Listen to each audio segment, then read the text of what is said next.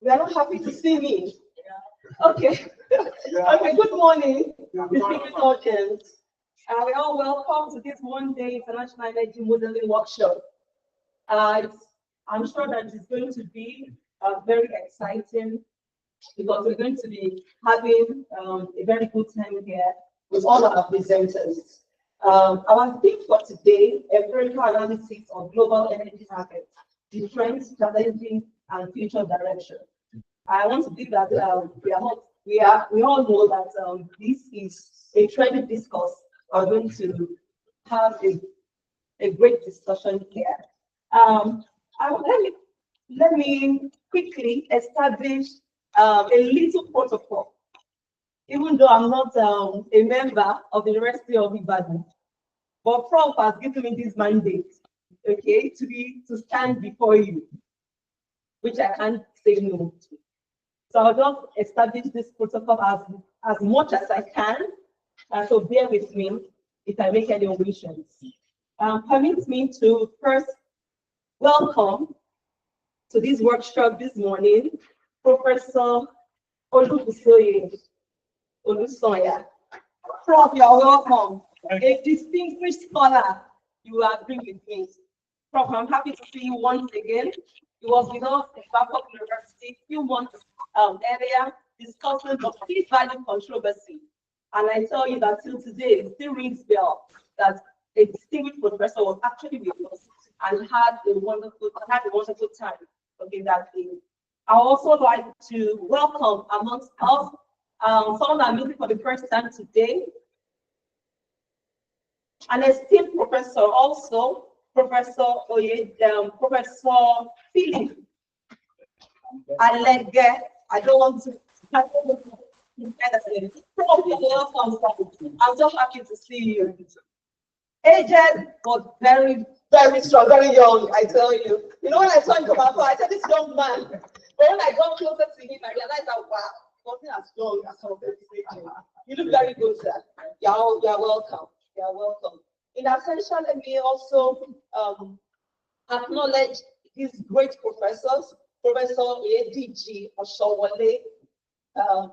He's not here, but I would like to also recognize him because I'm sure he'll be here very soon. Also permits me to also appreciate someone, Professor Afiz Badisu. It's not here. In fact, when I saw his name on this program, I was shocked because the last time I met with him would be like 7, 8, or 9 years ago. And when I met with this scholar, I wasn't expecting to still see him in Nigeria. So when I saw his name here, I said, wow, this brain, this massive intellect is still here. He said, yes, UI has it all. So I congratulate the University of Ibadan. You can give yourself a round of applause for having this great man amongst you. Thank you so much. I also like to appreciate all the presenters for today. We're going to be having 4 presentations. I want to also appreciate them for making themselves available, okay, to be here to have this great discourse, okay, with scholars like us. So you're all, I said thank you to all presenters and you're all welcome. Thank you, Dr. Yaya. You were with us also in Bangkok the last time, and I said, this is a man I never knew, but I've always read his papers. You know, his works went before him. So I'm not surprised that you're also one of our presenters today. Yeah, you're welcome, sir. Permit me to be selfish, okay, to also appreciate my very own Dr. Musa Dansa. He's also going to be presenting a paper today, okay, from Bangkok University. Dr. Musa, you're welcome. Thank you, okay, for being part of this discourse. Okay. Another presenter. I love this topic. When I saw that topic, I was like, wow, energy security, policy implications. Okay, I want to see the policies that we're going to be driving out, okay, from this topic. Dr. Ogbonna, please let me see you. Thank you. That was a very lovely capture, okay, that that you have there. Okay, I'm looking forward to hearing from you, okay, and having a way forward, okay, in securing our energy market. Okay. The last but not the least of our presenter, we'll be talking about energy price volatility and market dynamics. Okay, no. Renewable energy integration and market adaptation. That is where we are going. That's Dr. Peter. Dr. Peter, you are welcome. Thank you for leading us down here. Okay, today I'm happy to have met with you. Today I thought you were Professor Olubusoye's younger brother. They told me that you're also one of his mentees, and I'm so glad. He got his PhD last week. Wow! Congratulations! I was the supervisor and I co-supervised. Wow! Wow! He's working on the correction of the thesis right now.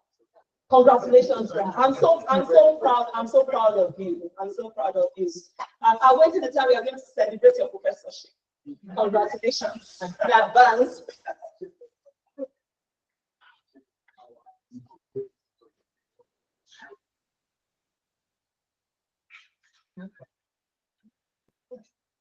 I'm sure you believe that. Dr. Peter, yes. God's grace is sufficient. Also, permit me to recognize our sponsors. Okay, and we have two of them online. We have Dr. Marcus Farag. It's online. Thank you so much. You're welcome, sir. We also have Dr. Thilo Zimmermann. He's also online. Congrats. Thank you so much, sir. We look forward to hearing from you today. For all our participants who have come here, okay, to be part of this discourse, you are all welcome. Ladies and gentlemen, please let us rise and have a brief prayer before we start off. Thank you. Are you all right? Thank you.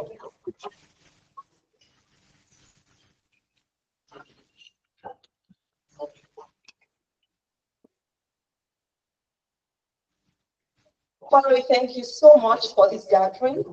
As we go into the workshop proper, Father, we invite your presence. Thank you for taking charge. Bless all speakers, give them utterance to function right, and at the end, let today be blessed. Thank you so much for answered prayers, for their praise requesting. Amen. Thank you for permitting me to do that. I just realized I was not part of the program. Thank you for bearing with my excesses. You can have your seat.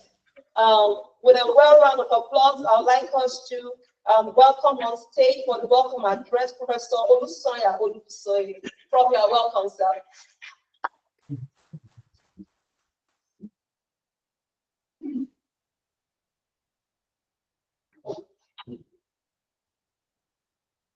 Good morning, distinguished ladies and gentlemen.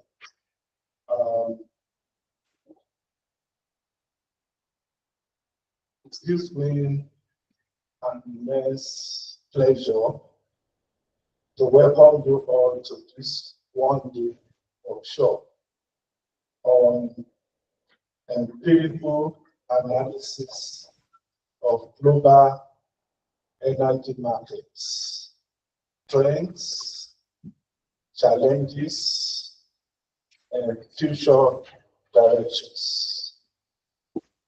This workshop is a product of collaborative efforts between the University of Cologne, Germany, and researchers from leading Nigerian universities, including the University of Ibadan and University of Covenant University, and of course,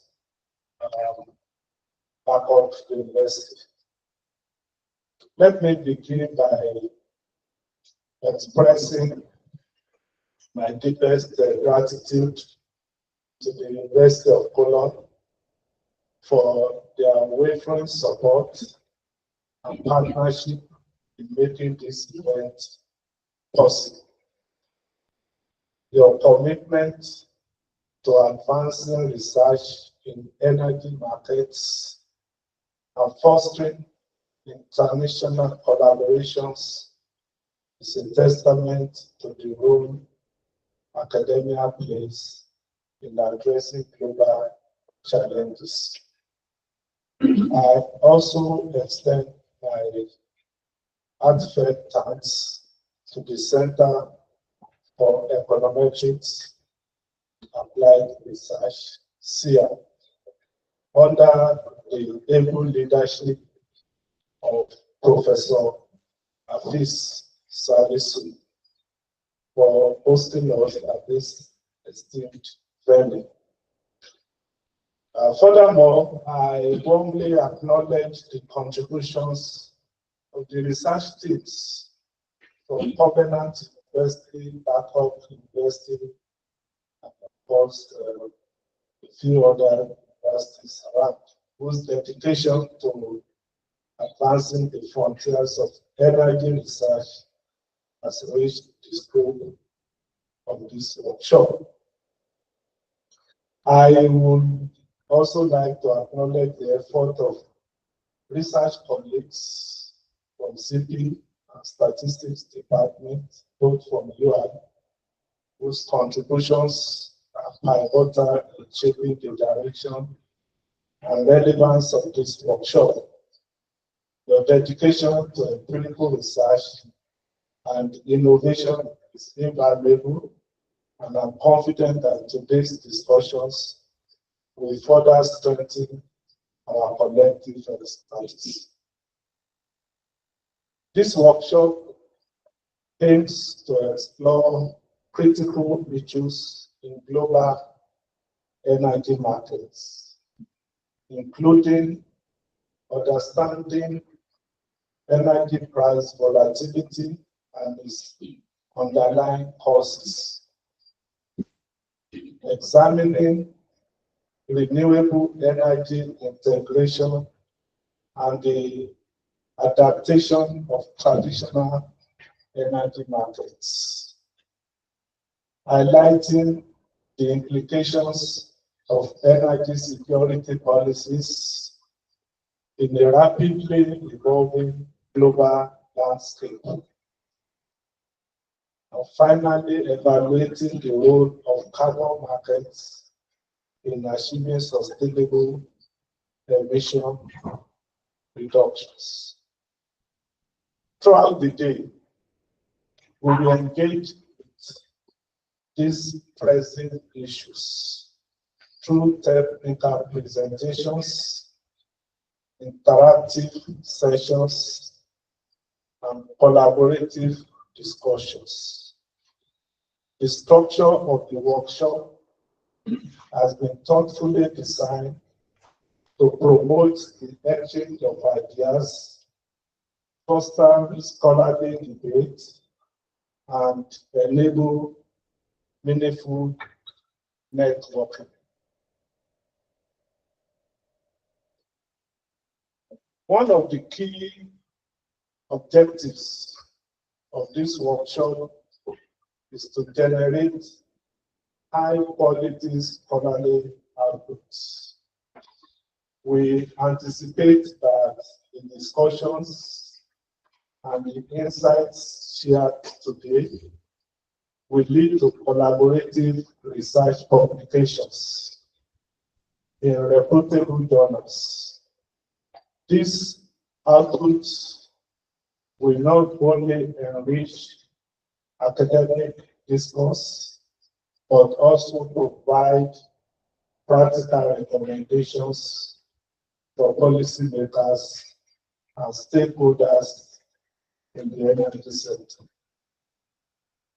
Furthermore, we hope this event serves as a springboard for future collaborations, both locally and internationally, to advance the frontiers of knowledge and address the multifaceted challenges of global energy markets.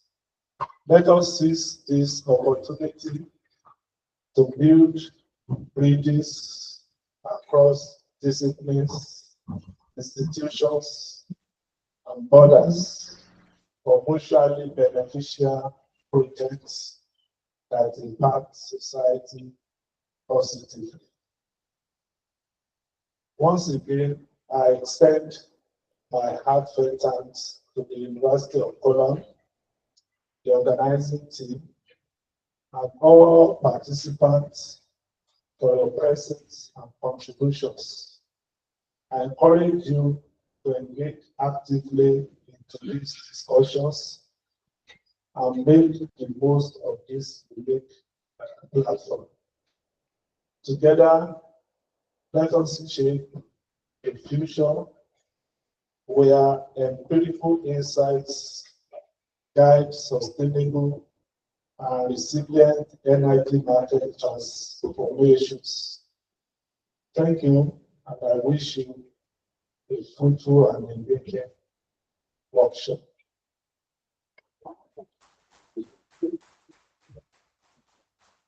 Thank you, Prof, for setting the tone for our discussion today. We'll hear briefly from our sponsors, from the University of Cologne, Dr. Thilo Zimmermann. Hello, can you hear me? Hello, hello. Here is Thilo Zimmermann from Cologne. So can you hear me?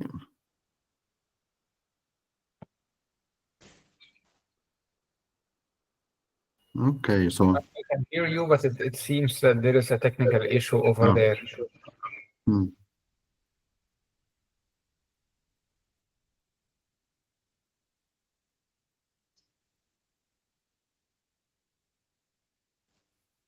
hello?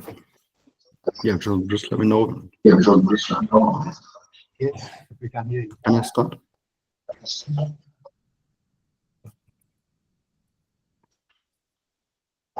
Hello?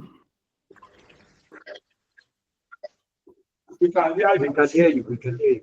Okay, perfect. That's great to hear. Perfect. So thank you all very, very much. We are very, very happy to be here today and to have this workshop today. I have a little bit throat problem today. I hope that's not too worse. Yeah, we are very happy about this collaboration and about the project that we were running with Ibadan, University of Ibadan, and to have today, of course, now also this workshop on energy economics. So thank you also very well, Professor Olubusoye, for this opportunity, for all the work you have done. As you might know, this my REMAS, the Adena REMAS project started actually 4 years ago in 2021. Actually, already in 2020, the former head of the international office here, Dr. Bildhauer, went to Nigeria and visited different cities, Lagos, Ibadan.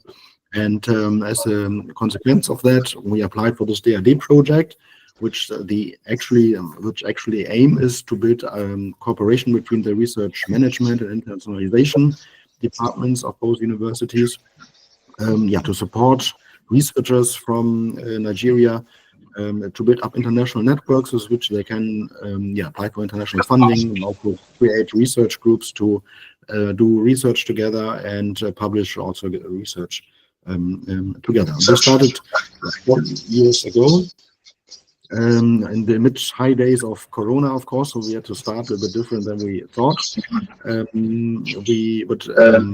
It's very broad. Yes.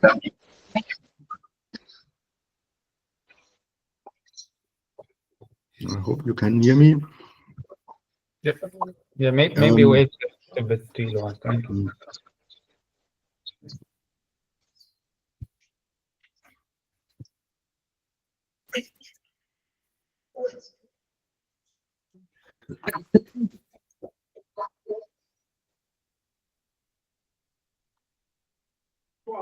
Can you hear us?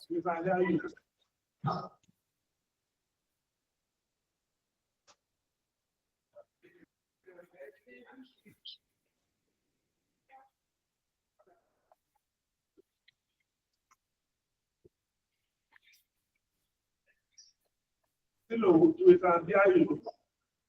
Okay, We can hear go ahead. Okay, can you hear me? Perfect. Yeah, so thanks again very much. We are really happy to have this workshop today. Yes, also one of the last activities of the Adena REMAS project, which we are running since 2024, which started 4 years ago. during the high days of Corona, with the aim to build links between research management and internationalization between Nigeria and Cologne, to support young researchers to build up international networks and to apply for funding and to do research together with on an international level. And we were able to identify different areas where we could create links between researchers. So it was in the natural science, for example, of in chemistry, where we could invite several researchers here and PhDs for a short research day. But one area where it was extremely useful was on the area of renewable energy, thanks also to the contributions of Marcos and all his work he did to build up this PhD online research group on topics of energy in Nigeria, which is, as you know, even better than I know, of course, a very important topic. We were able also to invite people from Nigeria here to some schools in the last 2 years. Also saw that you're presenting today, Mr. Bonner and also Mr. Dezoki, and it was very great to have you here to get an impression of the work here, to get links here, and then to continue the work with Marcos and with Professor Olubusoye. Were research published, and so this really shows the success of that.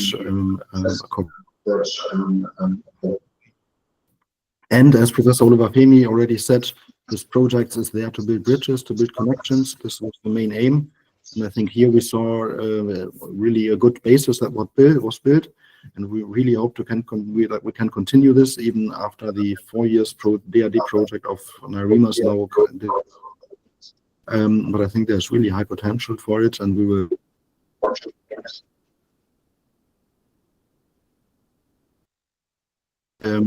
This will remain a big topic for Europe, for Africa, for Nigeria especially, and there's so much going on in Nigeria that is very important, to build these links and to do research together and to see how renewable energies will develop, but also the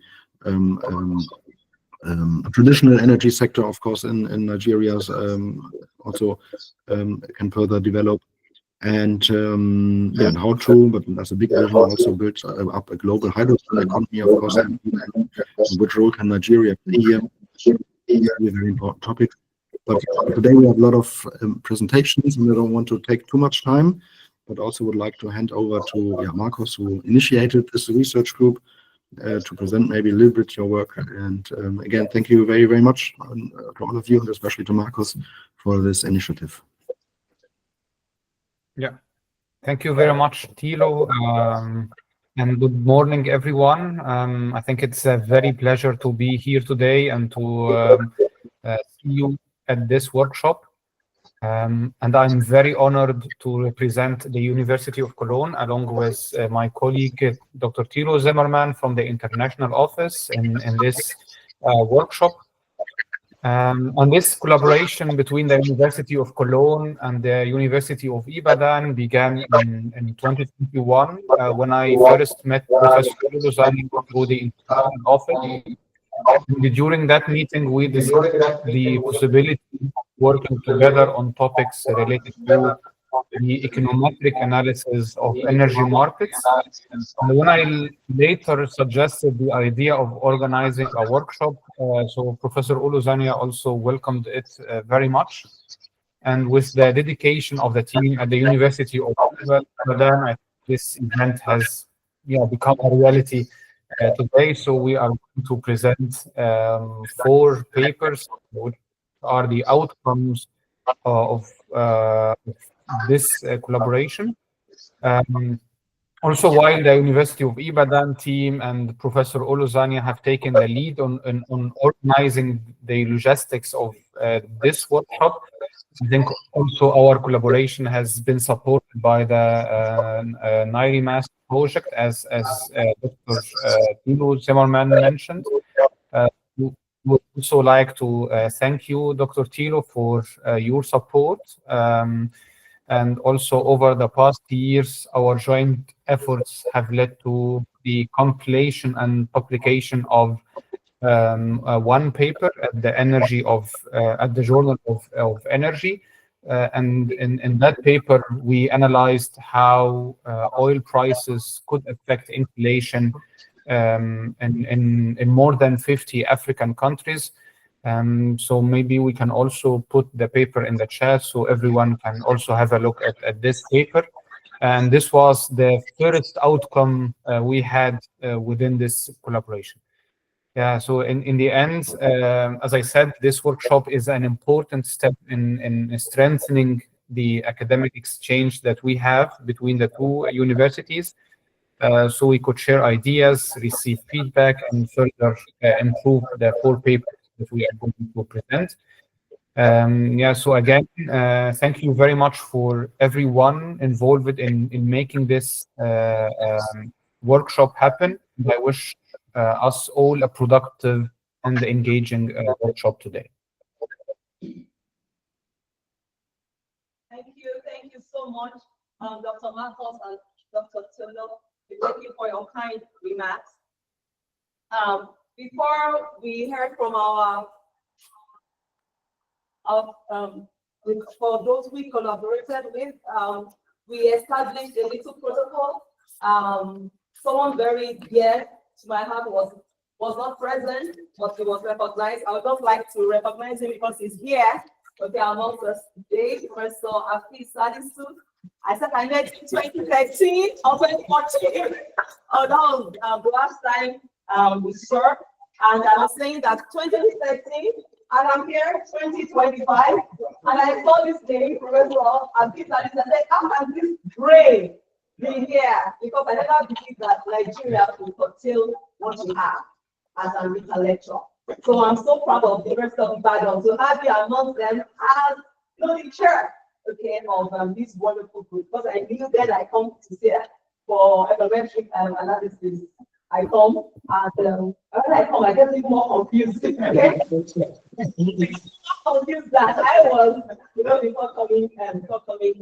I'm so glad to see you, sir. Okay, I'm glad that you're still here. No, but some people will have this mind and they'll be here. They'll be out there.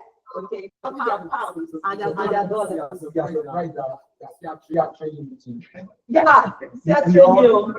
yes. I was there. That is twice. Okay, before I started saying, these people are they trying to help me? Or mommy. I don't have to make your mommy. Okay. So he decided to come over to Bangkok. That was when I left in 2013. I'm so glad you're still here. Because it's a privilege to have someone like you, humble enough to train us, okay, with the tools that are necessary to move mission towards development. Thank you so much. You're welcome. Our sister university, Covenant, the year Bangkok, the year Covenant. Year Bangkok, the year Covenant. PUCU. Strong controversy. Yes. Family to welcome from my sister university, Professor Philip. I like that. From Covenant. Of course, now you can carry down. Yes.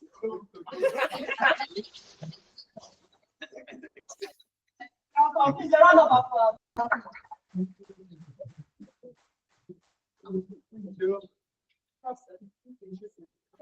Okay. Thank you so much. Good morning, everyone. Good morning. Good morning. If you don't want to see you, just raise up the hand. Okay, I want to thank the organizers for inviting me. And we're part of those presenting some capacity. Well, I want to stand on the already established protocol and saying that if you look at the topic for the workshop, you will know that it is very germane to the situation we have now, whichever side you look at it. And our able young lady from my sister university has already alerted them But I think we should understand our purpose as economicians, if you want, or modelers, in the sense that we are supposed to provide accurate policy indices for decision makers. I always tell my students that don't carry what is not on your head as your own. You are an economist, you are an economist. There are what is expected of you to be done. And that is you provide indications to policymakers or decision makers. In general, there are these also, it's the economy that is disturbing the economy. No, we are not. We have done our own. An indication is what is being done today. Look at the topics we are discussing. Now, papers will be written. Before the papers go out, look at what we are doing now. Everybody is examining what will be said and see how it is appropriate to our society. And that's what we are doing. After that, the paper is done, normally sent out, became public information, from which we expect the decision makers to pick. Hardly will you see an economist talking without a background information. He has facts. Not that I come to this place, I want to talk now, and I tell you that somebody is gone. It was not planned for, it was not in the paper. And we see what it is doing to the Nigerian economy today. But let's do once again for these well-chosen topics.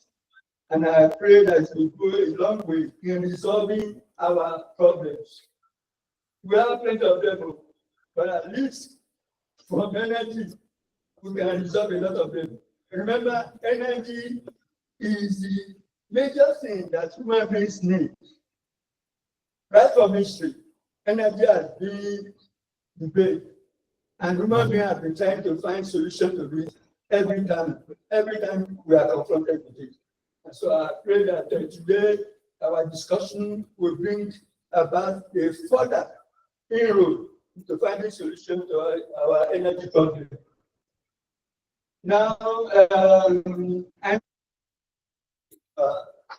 now conference, but I know Professor Olubusoye will not give me grace when I say. I want to seize this opportunity to say that we want to see more of you in our group. Is modeling. This one I'm seeing modeling here. Correct. So let's model together now. Yes. Professor, I agree with you, sir. we must model together. My brother is here. Yes. Yes. Why is the Professor? Yes. Yes. Aha. You are now a member of. Yes, sir. But the authority given unto me. Great. So please let's work together and bring Nigeria out of these dark days. The lady mentioned that he has met my brother about 14 years ago or so, and I'm surprised that it's yeah. Well, thank God he has not that bad. And he's trying to build a lot of people. Please, let's benefit from all.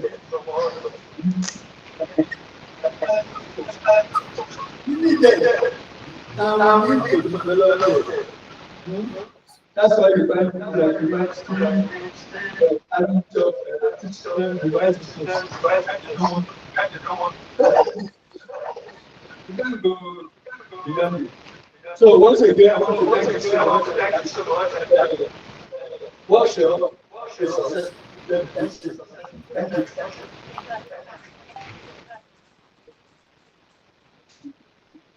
Thank you so much, Prof. Thank you.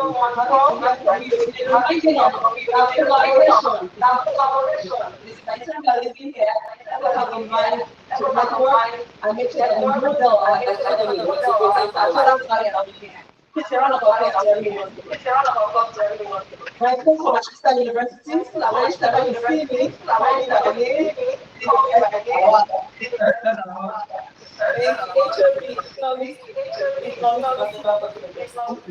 Thank you, sir. Thank you. Okay, before Professor Sadis runs off to that place, I want us to give him a round of applause as we hear from him, the CEAR Director, University of Ibadan. Please a round of applause as he speaks. That is the last remark to be heard before the tea break. Okay, so we can gather our energy to actually appreciate him. Please a round of applause.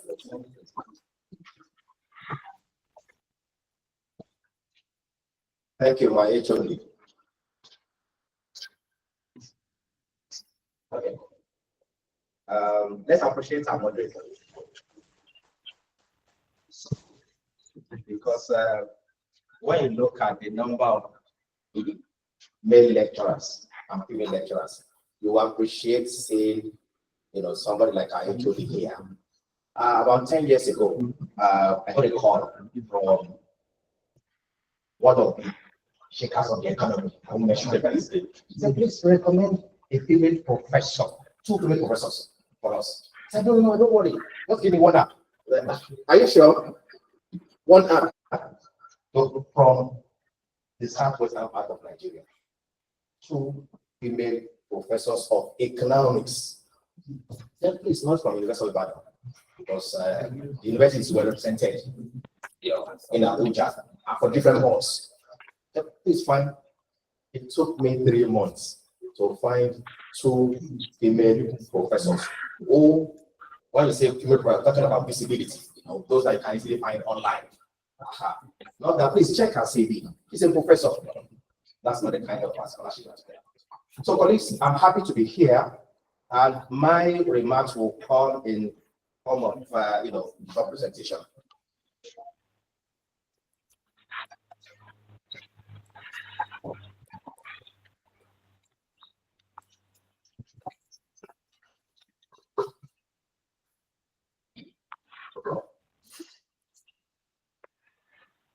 What can they see? Is this visible to our colleagues online?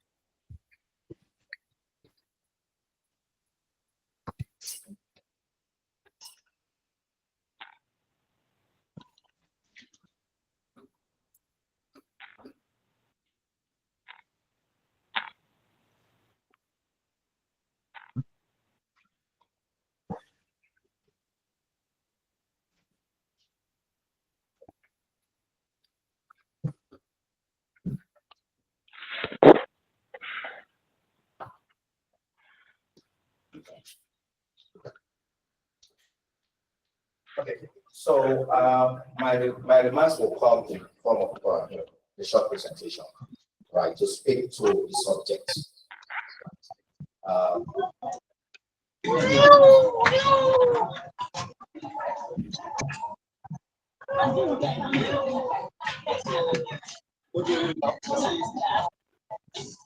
My president now, you mentioned something, why I was trying to close this. Energy is regardless of our status. Micro, macro, households, business sector. Just give me one economic activity that will not require use of energy. No. Even your work requires using this machine, you also have to charge it, in a way. You still have to activate it. So power, energy is everywhere, and it's crucial for development. Right. So, and in the literature, as academics, as professors, as researchers, check the literature. I did yesterday to see the contributions of scholars in the area of energy to the literature. Energy has dominated the field. In fact, last year, 2024, over 400 publications, 400,000 publications, over 400,000 publications that are energy related.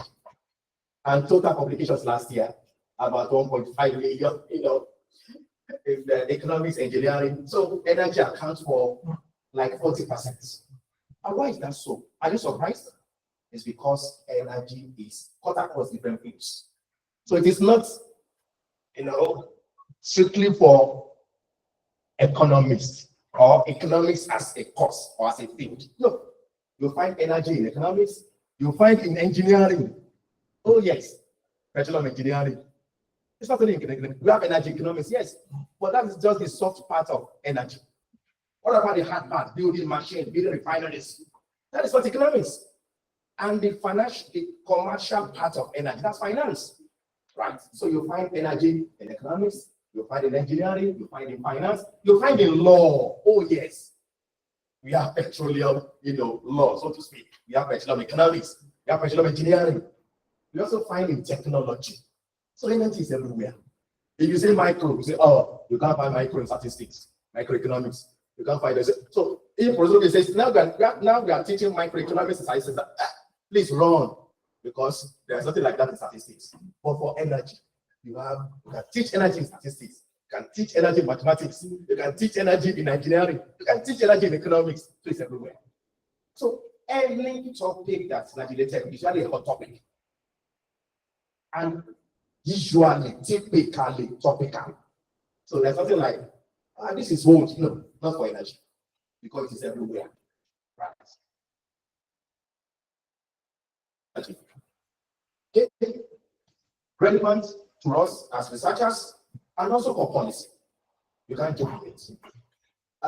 If you narrow it down to crude oil, whether you are a net oil importer or you are a net oil exporter, and that oil plays a major role.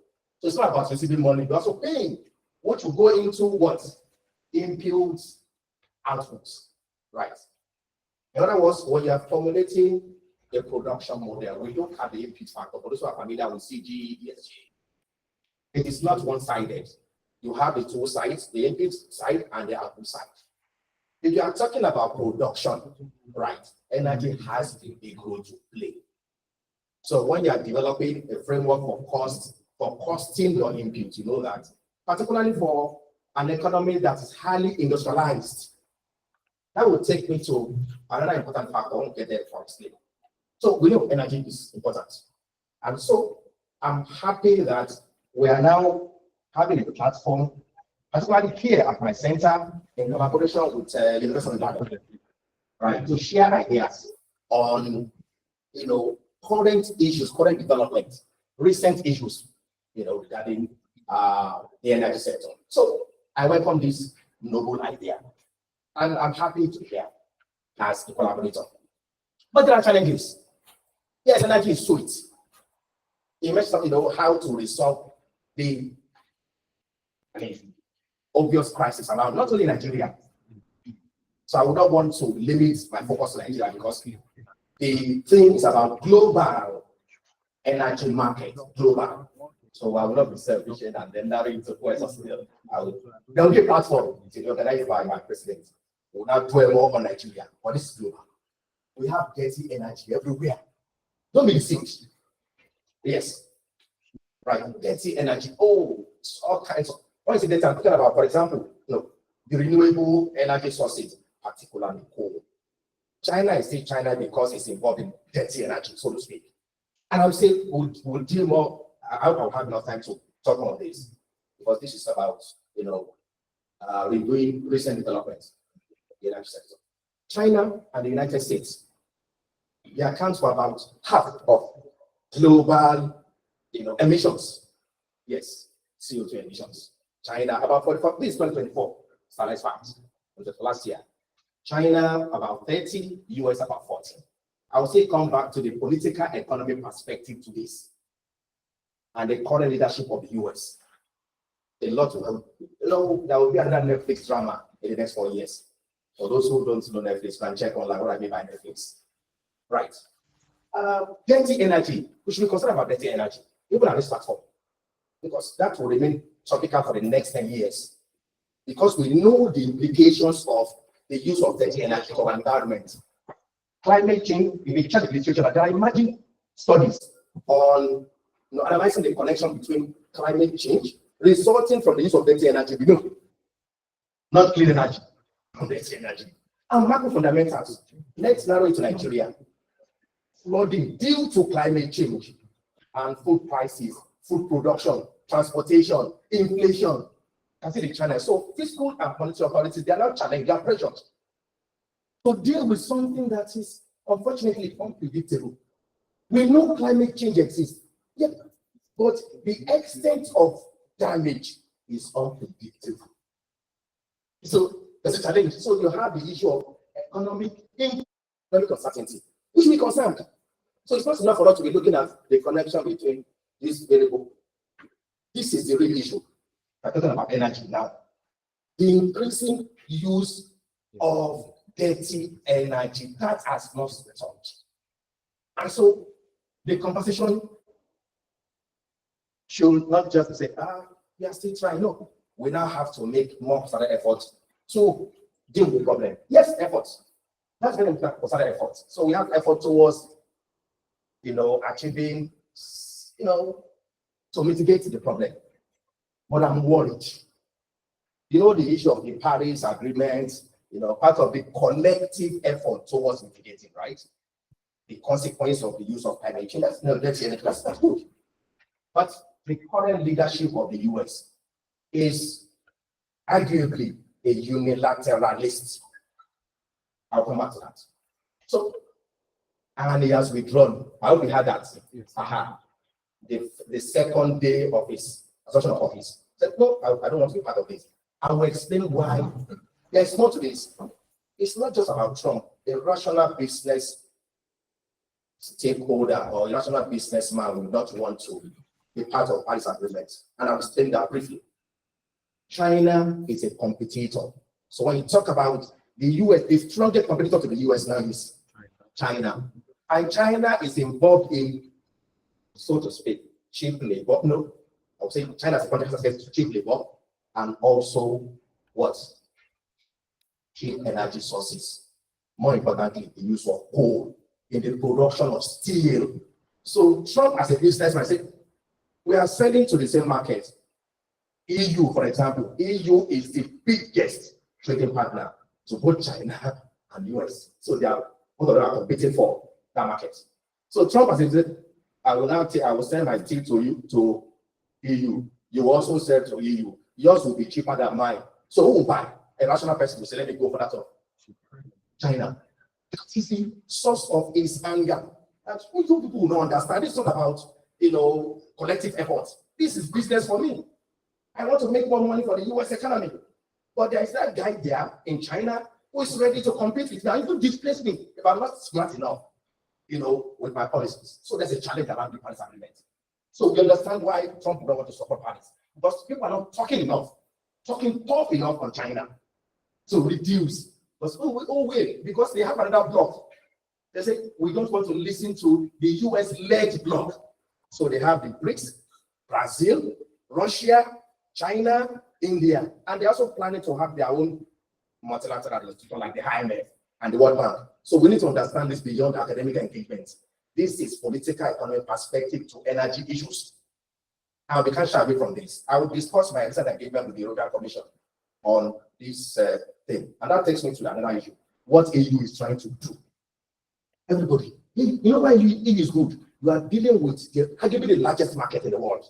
Because access to EU implies access to over 25 countries. And you see, access to EU is good as saying you have access to 25 developed countries in the world who will not want to compete for that market. So we understand why the US and China will muzzle for the next, because the leadership is a businessman. It's a politician, but first a businessman before. So that orientation is there, and it's going to drive the way he sees things. Right. So if he feels something, and that is CBAM. CBAM is going to be the biggest game changer in the next 10 years. What do I mean by people are about CBAM? Unfortunately, I'm surprised, I'm shocked. Nobody's talking about CBAM in Africa. Let me just highlight briefly to you what CBAM is all about. Right. CBAM is saying, EU as a bloc is saying, now if you are exporting to our economy, will impose what they now refer to as carbon tax on selected items. Let me tell you, selected items. You can guess the most the first suspect in this case, even without bringing the policy document of CEAR, who can tell me? Still coming from China and China. Yes, and then fertilizer, another item. What about CEAR? I know about CEAR because one of the leading consultants for Partnership for Economic Policies, a funded project. We just submitted our report. We looked at the CEAR policy from the global south perspective, funded by PEP. And, at the European Commission, we had a meeting last week on this subject. In fact, we are now concerned about, what these two countries, how they will respond, China and US. Because they export steel to EU, and you say, now, because we know you guys are best friends for our market, and we know steel production involves likely involves to do something. It's cheaper to use dirty energy, It's expensive to use clean energy. And so, in a way, you are tempted to use dirty energy for steel production. China is actively involved in that. It's not our politics. You can check online, the amount of coal used in producing steel. Right. So we know the country is being targeted by EU. But the current leadership of so the operation of regardless of the policies involved, the operation objective is to do what? Is to encourage or promote global emission reduction. Because if the guy is saying, if your use of dirty energy exceeds the acceptable threshold, then you pay extra. That's a way of encouraging people to use clean, because they have done some simulations and they realized that charging a particular rate, which would discourage use of dirty energy, will also in a way make the environment competitive. For example, for the US economy. Because if now China, so you're saying China will pay more, and paying more will imply that the price you will now have to sell your steel will be close to that of another economy that involves the use that utilizes clean energy, so to speak. But again, like I said, the current leadership of the US. Is it going to accept that? I'm not sure. Why? Because it seems to be a unilateralist, by saying unilateralist, my policy should remain supreme. And I should be in charge. I should take care of everything, whether global, international, regional. So you cannot impose on me. That is multilateralism. It's an opposite of unilateral. Multilateral. Collective efforts. All of us, like the Paris Agreement. And it's withdrawn from that already. Telling you that this guy, and the extreme of that is isolationism. That's, when you're unilateral, you see it's about your country. You see consult. But this one, the extreme of it is, even in my country, I won't listen to anybody. Yes. I'm not ready to. China is in trouble. EU, be careful with your CBAM because it's not going to favor me. I still want to. I can use dirty energy and then pay more as long as I'm able to sell more of my steel in EU. So that concern is there, and that might lead to this. So we are simulating. So even the future of CBAM is still uncertain under the current leadership of the US.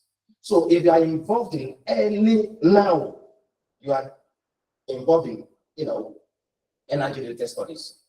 And this aspect is not captured, it's not complete, because this is considered to be the biggest game changer in our, efforts, towards mitigating climate change and consequences. So, future direction for energy market dynamics, colleagues, ladies and gentlemen. I would advise that energy issues for future research should be tied to economy, energy transition. We're not talking enough, honestly speaking. Empirical. Who's talking to the big guys? The big guys don't read empirical papers. So maybe by the time we now begin to reflect on more of policy issues than just modeling, economic analysis, this CBAM thing is also like an eye-opener for me, interacting with those that matter globally, particularly the EU, where I have to represent them on that platform. Wow, this is a process that's going to influence the way we now deal with, clean energy and net energy. The policy is only seen from the EU perspective, unfortunately. And you can't blame EU for this. It's like Nigeria, and so it's not like telling our government, you should not be begging your neighboring country to collaborate with you. The reverse should be the case. You are heavyweight enough to say, Mr. Ghana, sit down there and then listen to Nigeria. That's exactly what EU is saying. Although, yes, we know US matters, but US has got to listen to us. You still need our market. Ditto for China. It's a country. I say, I have the largest, I have the largest single country-based market in the world. So don't joke with me. So we got to get down where we can go. I just want to say, in Africa, Nigeria is the go-to market, regardless of the internal crisis. So that country, anything sells. Someone else will be like Lagos. No. Just understand how to market. Anything sells in Lagos. That's trying to guarantee, sales for you in a particular environment. Then you should leverage that. So, future, empirical studies to focus more on energy transition and assessment of strategies for net zero emissions. I mean, the language has changed from saying emissions, but some people are involved in clean energy, right? So the net will be, greenhouse gas emissions, and those that tend to degrade our environment, you find a difference. So now we need more of greenhouse gas emissions, right? So the language should now change from saying emissions to net emissions, because people are now making efforts, investing in ESG compliant assets, eco-friendly assets. So they should be, projected in a way that others are encouraged to invest more in eco-friendly assets. So another one that I would like to see in the next 5 years from our economists, the potential of CBAM. Like I said, this is CBAM.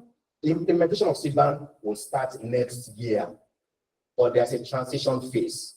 Go and read online, 2022 to 2025. And that, in a way, allows others to contribute. We, myself and Idris, we're engaged to capture the analysis from the global perspective. And we'll certainly to have multiplier effect. We know. Because if the biggest market is selling steel at a particular price due to the motion of carbon tax, then if you're also importing to your country, it will be applicable, because that is now the prevailing market price, just like crude oil price. You can't determine that locally, it's determined internationally. So that means carbon tax is likely good to create a shock. I would say homogeneous shock to import prices. Yeah, you may say I'm being too pessimistic about it. The target is steel, but steel is just a sector, right? But steel is it also sounds like an input, so to speak, right? So there are multiplier effects. There are spillovers, potential spillovers from that sector to other sectors. So you can't just belittle the discussion by limiting your focus to steel. Just like saying you pay more for fertilizer. What would that imply? As a increase in fertilizer consumption will imply increase in the cost of food prices, so to speak. And other things that benefit, that benefit from the fertilizer consumption. So you can see, so we are conscious of that in our report. Say, no, don't belittle the conversation. It's not just about steel. It's about greater multiplier effect that we'll see by the time we begin to impose the carbon tax. So I would like to see the potential of CBAM and possible spillovers, including the imminent trade war between the EU and its trading partners. I know the trading partners here, US and China. In fact, US is the biggest. Second biggest is China.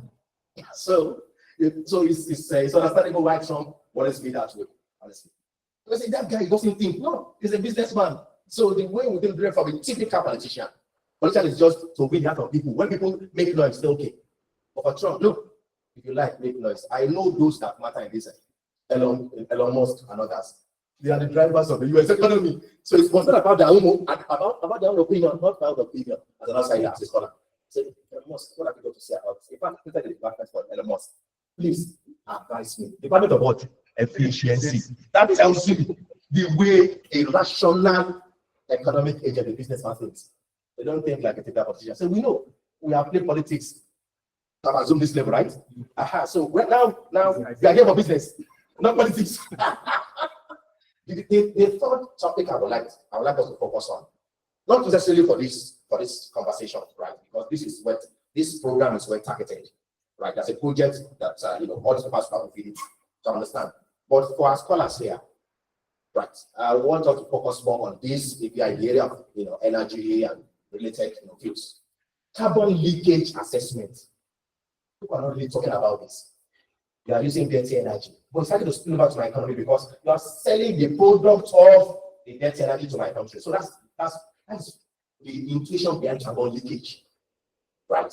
So people are no longer talking about emissions with the health concern about carbon leakage from the partners. That is the intuition behind the carbon tax, ladies and gentlemen. So we need to focus more on this. Carbon leakage assessment across countries, use of dirty energy, and possible mitigation strategies. Now, more of policy issues.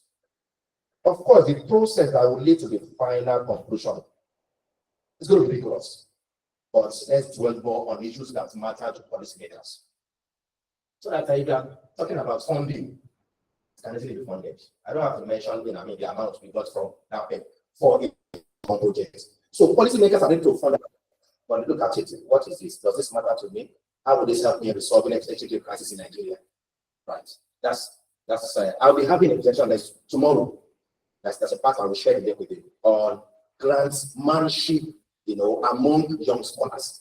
It's a grantsmanship workshop. That is how do we attract grants. It has changed from just checking online for calls. Do not now identify scholars to do the work to do the job for them, rather than seeking applications from random people, researchers. Honestly. So how do you benefit from this new approach where you can write a proposal and send to proposal to Africa 2 weeks ago? Nobody's talking about someone in Africa is unfortunate. Not even, I listen to this every day. Not even from our local news. Nobody's talking about it. That's a policy that is global, is going to be implemented next year. And they started the national base 2022. Nobody. Not even from AU. Not even from FDP. Nobody. So we look at this carefully. Let's see this from the African perspective. Because our countries are recipients of what? Commodity shocks. We don't give, we receive. So how do we deal with this? We don't have to wait until, our approach is we wait until that and then we start. So let's be proactive now. So they said, okay, I will reveal it and it will be funded. That's what I would like to hear. Because these days, spend less from here, get more from those that will benefit from the outcome of your analysis or from your research. That's what it should be. Research outcomes should be well funded. And so there is nothing like just publish it like that. No. Because you have enough to dig deep and do rigorous work. Colleagues, these topics are crucial to me, and I view them as transformative projects in the energy sector. They will shape our discussions in the coming decade because of the countries involved. Even tax issues within a country like Nigeria, you can see the debates, let alone a tax policy that will affect the big nations, the industrialized nations in the world. Okay. Future areas of research for graduate students here. I'm not talking about our gas, For those who know that for international collaborators, our gas are our senior colleagues. Future areas of research for graduate students and young academics in the energy field. Thank you so much, ladies and gentlemen.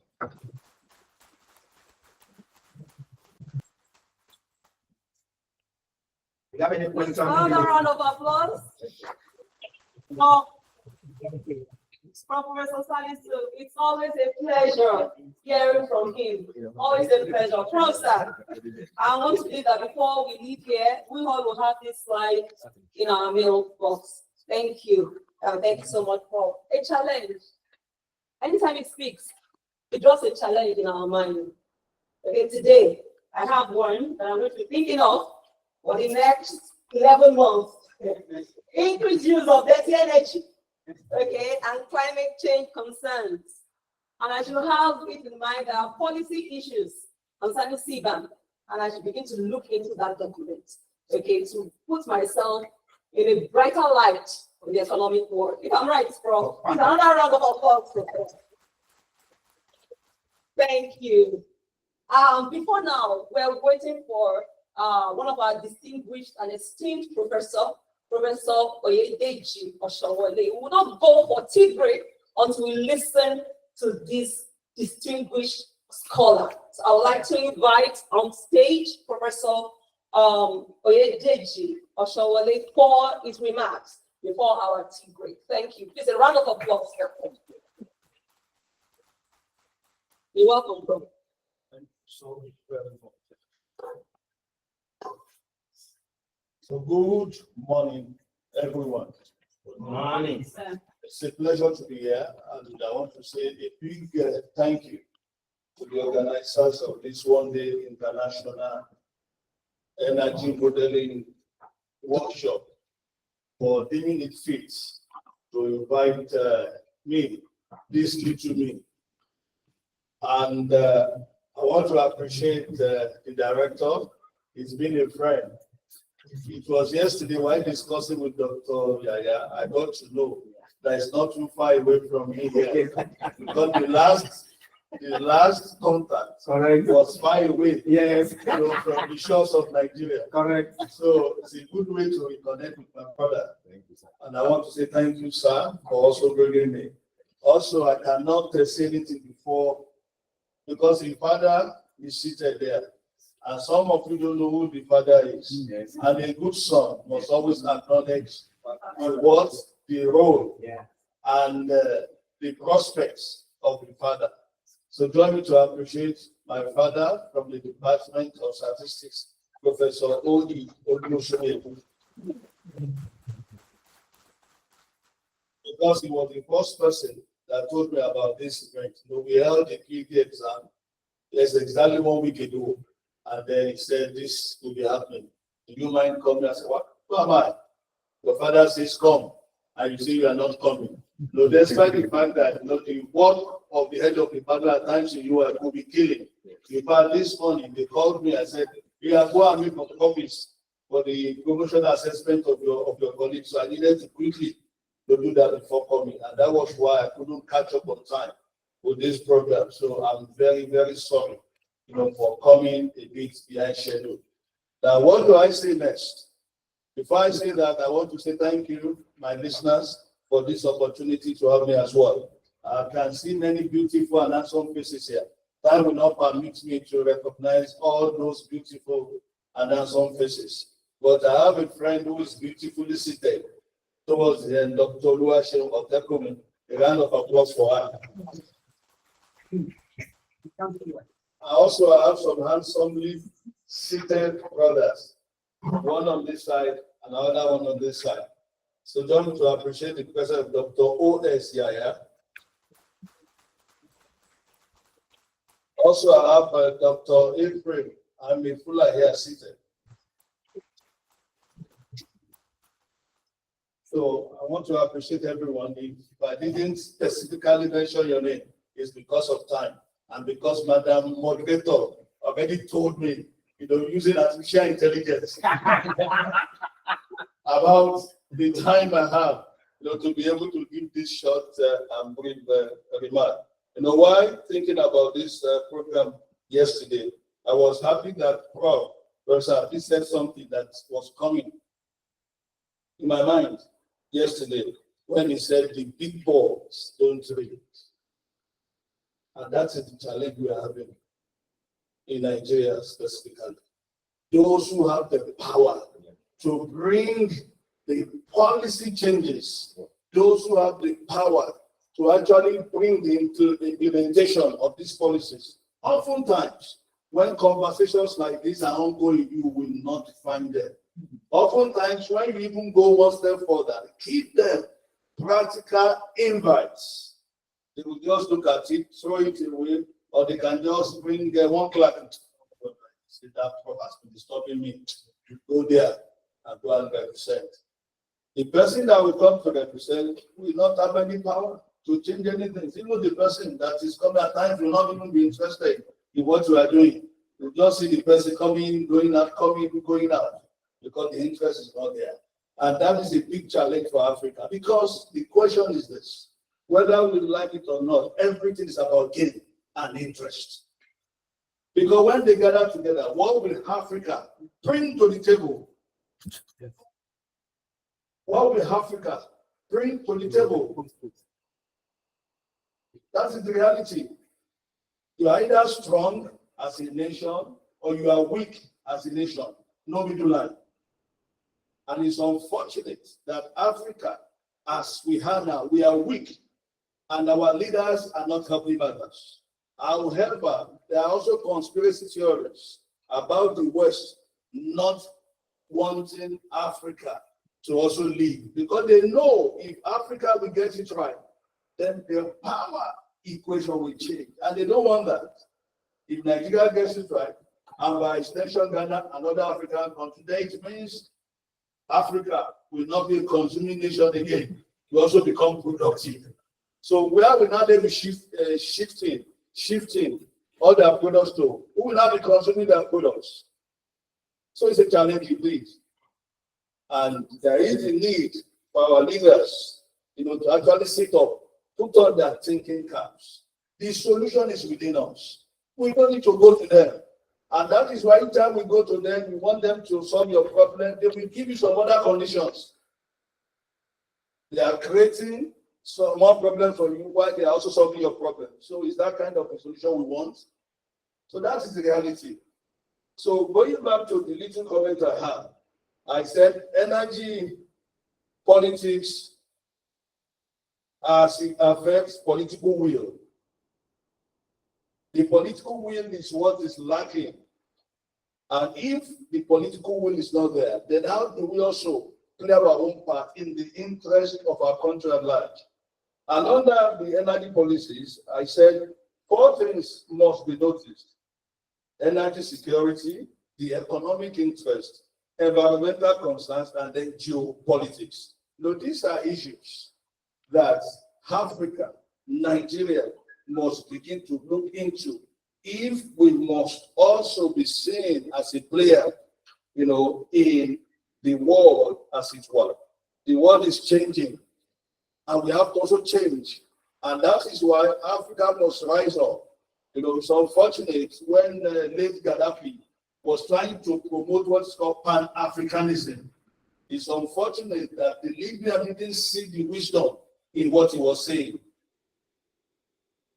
It's unfortunate that the West is so powerful when it comes to looking for potential leaders to kill in Africa. When they see a leader that seems to be going contrary, and by extension, if they allow such a leader to continue, the effect will not be too good for them. They find a way to get rid of such a man, or possibly a woman. The same thing can be said of the late Prime Minister of Belgium, Patrice Lumumba. We all saw, everything he wanted if he had been allowed to be and to continue with that policies, just like late Sankara. Those are leaders with transformative ideas to be able to transform our country. These are the kind of leaders we need to be able to transform our society. Africa must evolve. And I so much appreciate the fact that this conversation is continuing. And I want to please, sir, that this conversation must not end, because this is the way to go. Somebody say, keep saying it. Continue to say it consistently and be consistent with it. Because somebody once said, consistency is more important than intensity. So a conversation like this must continue. We must also enlarge this constitution more than this. We need to also bring in, academia from diverse fields, both within and without. We must also look for other minds, not necessarily within the academia, that can also go one step further to continue this conversation outside the academia. And I believe that one day, somebody somewhere will listen to this conversation and pick it up from somewhere. And also, another challenge, this was something I was telling some people yesterday. It is high time for the academia and professionals to show interest in politics. That is the reality. Whether we like it or not, we must show interest in politics. Because the truth of the matter is, if we allow the bad guys to continue to be there, we will continue to choose the best from the worst. Imagine a student after school starts at F9 parallel, maybe 1P, and then we are now showcasing that that candidate is the best out of 4. That best is always not the best. And that is the reality of our environment. So it is high time that the academia and the professionals begin to show interest in politics. We cannot allow and afford to allow these guys to continue to mortgage our destinies. Most of these guys have nothing to offer. And it is true that you cannot give what you don't have. So it's a challenge for us as academia and as professionals. We have to begin to think about going into politics. So let me just wrap up this remark by reading this. Overall, the global energy market is undergoing a significant transformation driven by technological, economic, and environmental factors. As the world is transiting to a low carbon economy, the energy sector will play a critical role in reducing greenhouse emissions. Just like Prof said, let me qualify this by saying, in reducing net greenhouse greenhouse gas emissions and promoting sustainable development. And I conclude this by saying, Nigeria, where are you going to fall in? Ladies and gentlemen, thank you for having me.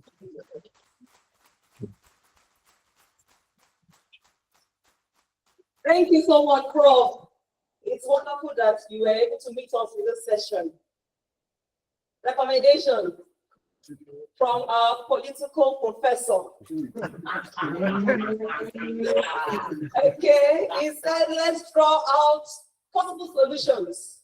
Okay, as Africans, as Nigerians, and we should promote policies that will eventually promote political will. Okay, I got that from you, and it reminded us that whatever it is, Africa will do what? Hey, did anybody listen to Prof? Prof said Africa will do what? Africa will lead. Prof, is that what he said? I'm the only one listening. A round of applause to me. Prof said Africa must lead. Africa must lead. We must move away from being a nation that does what? Consumes. Thank you. We are back. To a nation that does what? That produces. God bless you. Wonderful participant. So it's like consistency. We must say consistency. So every time when I wake up in the morning, I told myself, when Prof was talking, that I'll say Nigeria must lead. Every morning I'll say Nigeria must lead. When I'm going to bed, I'll say Nigeria must lead. But Nigeria will not lead by me just saying it. Nigeria would lead by me showing action. Not joining the political half, like Prof advice, but actually doing my bit, okay, at my little corner to make sure that I impact this world positively with economic policies that will move the nations from here to greater heights. A round of applause to everyone for being wonderful participants today. Thank you for joining us in this session. So it's time for our tea break, Prof. Okay, it's time for our tea break. From all the remarks you've had today, this morning, I'm so thirsty to hear what the 4 presenters has to offer. I don't know about you, but from the remarks, I just want to come back and listen to these intellectuals discuss about these wonderful trends, okay, in the market and the way to go. So we just have 15 minutes for our tea break. So we'd like you to move out. So that's where we're going to be taking the snacks. Or is it in your Amala? Okay, when we get there, you will choose. You will make your choice. The comprehensive is there. Okay, thank you. So we make our choices. Okay, when we get out there. But please, let us take our break as brief as we can and come back. Okay, for question. Thank you. Okay, for those online, Please remember to take your tea online and have some pies and donuts and please come back by 12 noon. You'll be excited. Okay, I can see Dr. Marcos really smiling. I'm sure your teacup is close by. Please enjoy, sir. That's Thilo. Okay, is that Dr. Thilo? Oh, Dr. Thilo, yes, I trust you. Oh, Dr. Marcos, where's your tea cup? I can see Dr. Marcos' teacup. Still looking for Thank you. So you can go on tea break. Thank you. So you can go on tea break, have some pie and donuts, and we'll meet here by 12 noon. Thank you. God bless you. So we can move out to our tea break, audience. So we can move. Okay, from the back. From the back. Thank you. Thank you. Let's appreciate our moderator too. And doing the pleasure job. So let's go, please. Let's go. Okay, I guess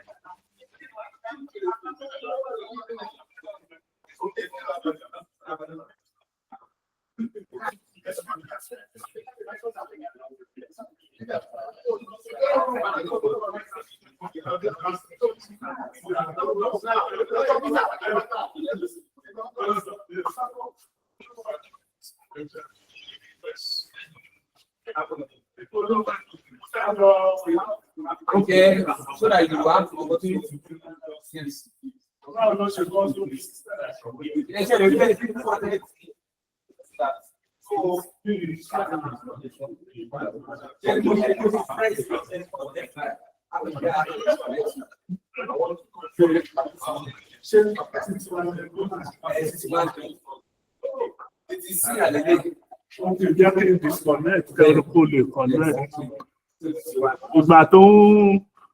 Ìgbà tó lè ṣiṣẹ́ ó ṣe wá ó bẹ́ lè ṣiṣẹ́.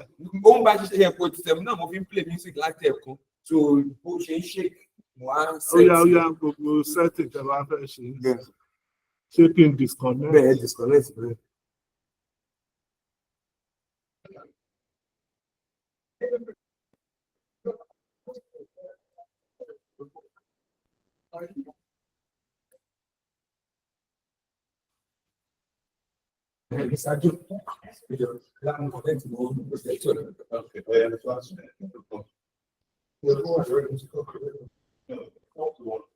Fọ́tò yẹn yẹ kó wà lórí flash yìí, ẹ ń check ẹ̀. energy security in the fourth way.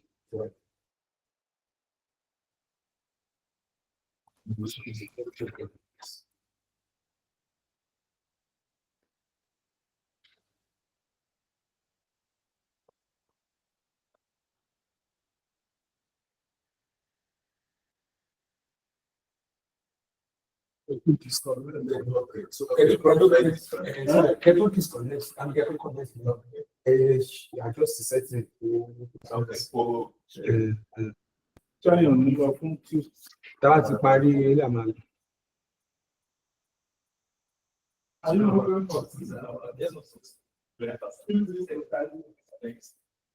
Okay. Àti lọ sí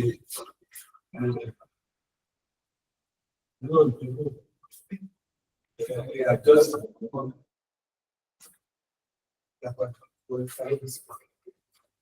ṣe ẹni lọ sí mo jọ àìpé tí wọn ṣe ó ṣá ọ̀rọ̀ tó dà. Ẹ wo ilé ìjẹ èyí ló ní kí wáyé. Ele whiteness is ele sharp. So they get the same lights, not the one that is in lights. Ẹ wo èyí fẹ́ funfun kan. Right. Ẹ wá.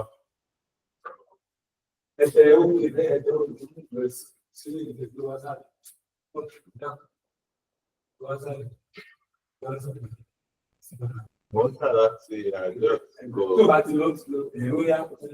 Ṣé ó lọ wá? Ẹgbẹ́ wọn ni mọ́lẹ̀. Apa. No, pé ṣé kìí ṣe. Ẹ ṣe dúró ọ̀dọ̀ wa. Ọ̀pọ̀ Bí àìsàn wá wáyé.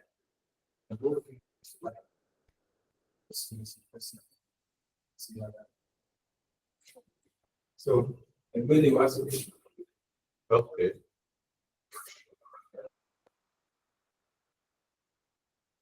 Apa. Kò pé So, ilé bá ń gbàgbé lè ṣiṣẹ́ sókè. Ṣé wá sí ìpìtẹ́ trọ́pẹ̀ ṣé tókè yẹn.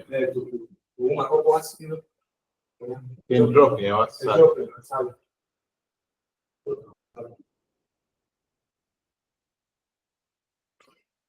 Okay. Ọ̀dà padà sókè díẹ̀ sí. Àwọn lórí ọ̀dà bóyá lórí iná dẹ̀ bóyá ojú mi dẹ̀ ló ṣe. Go to sharps. Okay, yeah. Sharps. Apa, so back. So, it's like ibi ṣìbù. Ó ṣe gan. Ibi ṣìbù. So, it's either they increase it or they reduce it. Wá sílẹ̀ àbí kó wá sílẹ̀. Àbí lẹ́gbẹ̀ẹ́. Ẹjọ́ wá sílẹ̀. Apa. Ẹjọ́ wá bẹ̀rẹ̀ sí.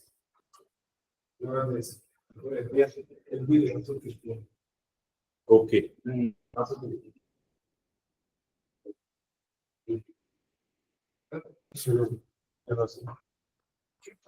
No, what's the pain, right? Apa ẹ̀ wò wá. Mo ti dá fún bọ́. Now, I get key. I just want to say that. Okay. First question. What's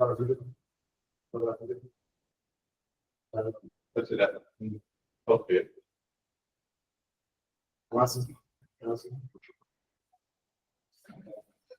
Okay, I mean. If he goes like, oh, shit, if he good, you be. And then, The way that we paid, I should go up there. Because I mean, if I phone put up with velocity, the man notices everything, center about push up that. Okay. To edge, Yeah. so we have to.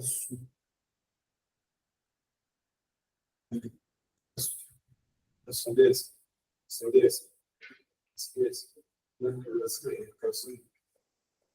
Said Bernard. Okay, mo fẹ́ ní classic how organize the story. So that we see Yes. Yes. Who is not by? No, was it? Okay.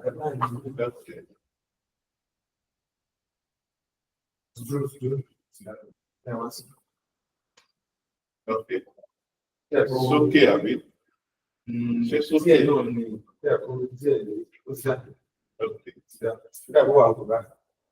Okay. Back.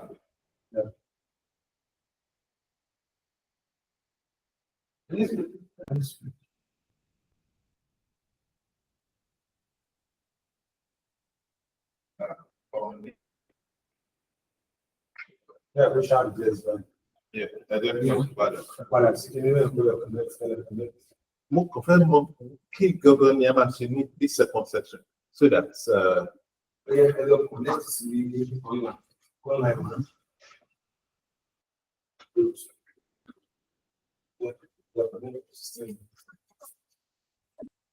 circumcision you may C'est pas présentation de coach. okay. Prof, this one. Money to go the pass. Connect us.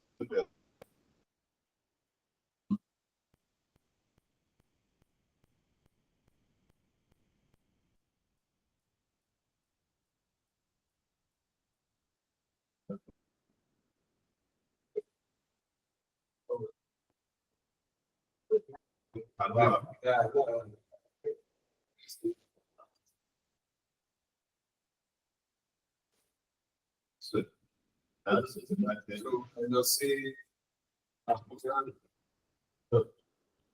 Okay.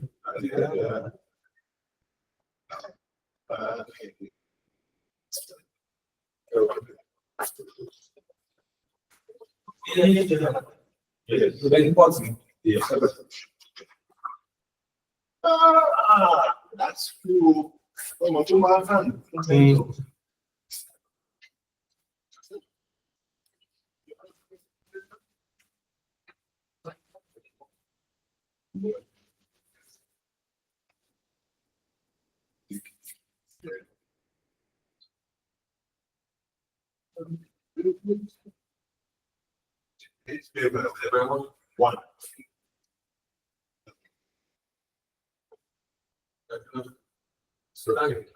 So we like to connect and move on. Sure, that's it.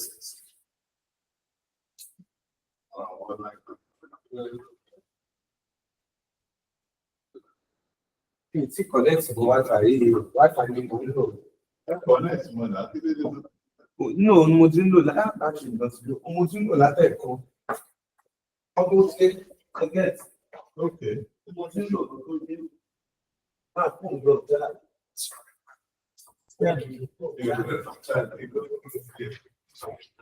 Oh, you charge instead of charge.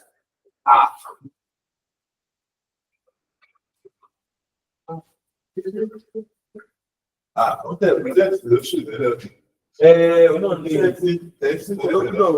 Olùkọ́ project. Why? So I need 26 to because of this sound. This sound.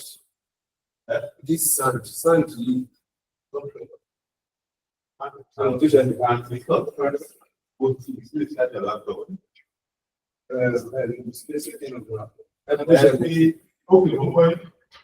I'm a cool because you see.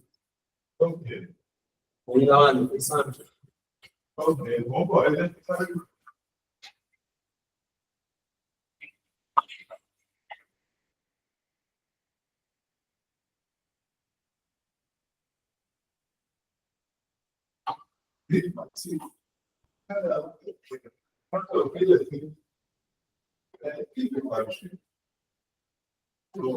Man.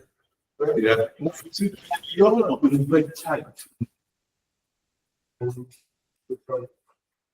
Okay, yeah.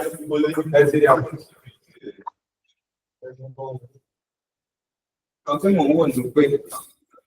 We have been based on the Okay, but we were Banking, Sandy. Okay. They are in the one city. Okay. Why? So that people that will connect, they will connect.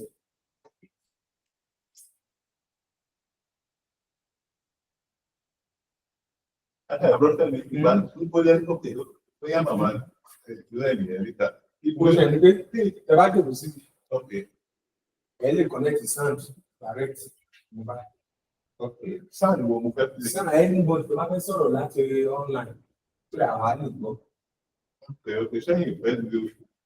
Timalo to them. It's more position camera see that. So Timalo was there. Okay. Manage a that's true. Then back to even my private cameras.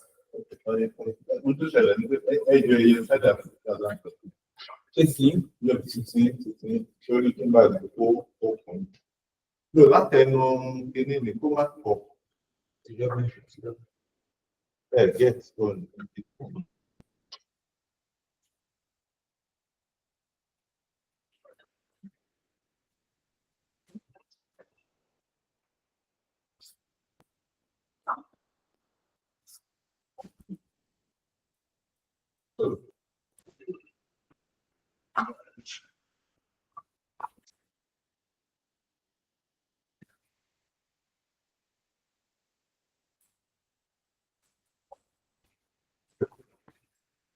So can you pay mo lè rí system? Mo lè rí table dúró báyìí síbi ọgbà tó mọ̀ sọ ní o. Kí table wà báyìí? Kí wọ́n á gbé system báyìí? Kí wọ́n á gbé camera báyìí? Ẹ̀gbẹ́ easily màá máa move. Easily màá máa move. So eléyìí mo ti ń wẹ̀ tó máa dùn tẹ́lẹ̀. Bọ̀gbà tí Prof sọ pé àwọn tó wà online wọ́n yẹ ká máa rí wọn lọ. Oníjẹ́ tẹ́ padà. Ọjọ́ mo lè ṣe sílẹ̀ rí o. But àwọn máa ní láti máa switch up and down. Bóyá ká ṣe meditate ìdí náà nígbà tí ìbá ti sí kéèkì ká máa dùn. Àbí kí lẹ àbí tó bá lè provide table fún ọ. Ó wò ó pé table yẹn náà. No, ṣe bá rí something like this. Ó wò ó pé table yẹn náà sì wà á máa fẹ́ sún. No, market lè gbé báyìí ó ti wà okay. But it's okay, I will manage this place. Ẹ jọ ẹ rán mi létí. Battery wa. No. Okay. No.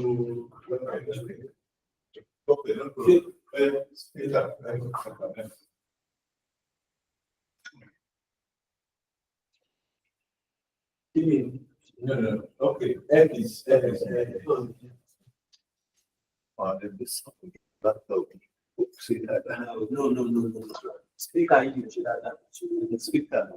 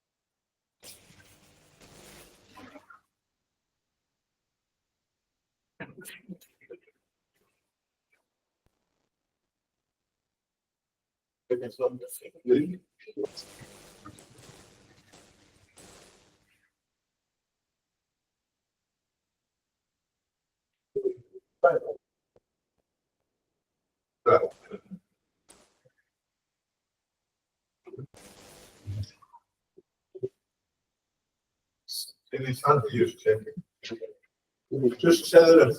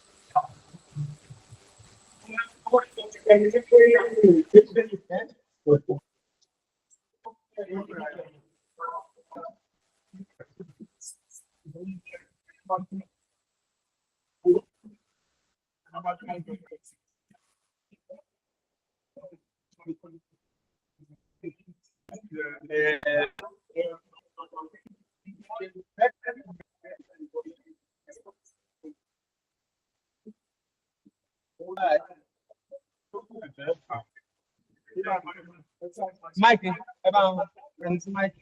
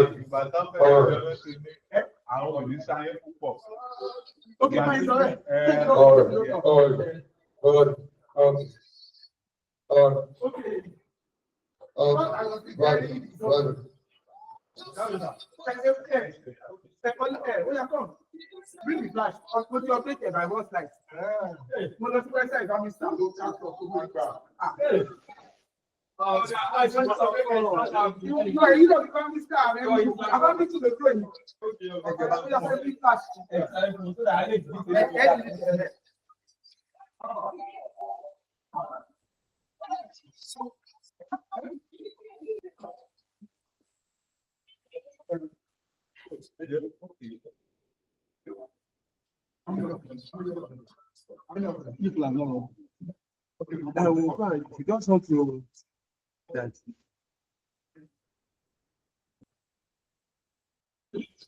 There's a connect tomorrow. And we use it as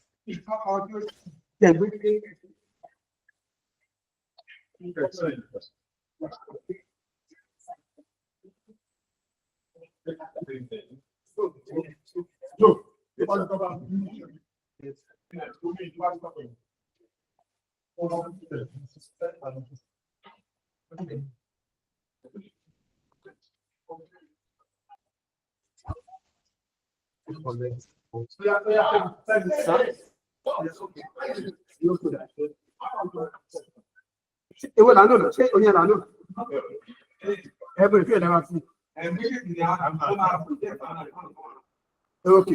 And you see the offer that show that you see something.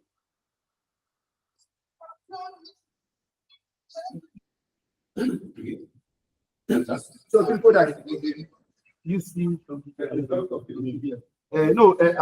No, no, but like I said, I have no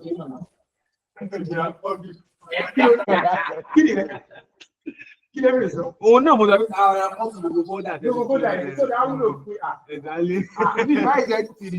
but the PA also. Because some black school they everything. So you only like you have to be around. Okay. We want to wow. Stop to move out.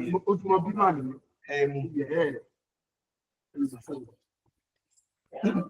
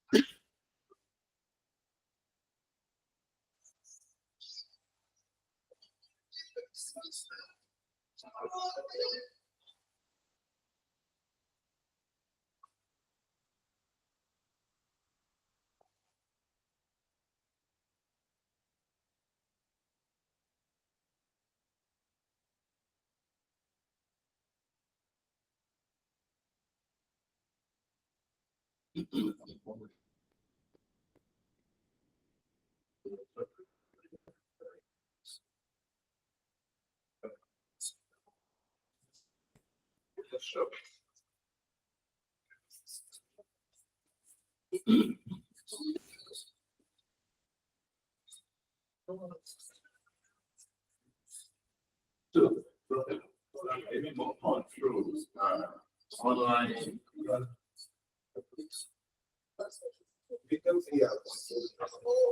Right. That we are giving us the view of online.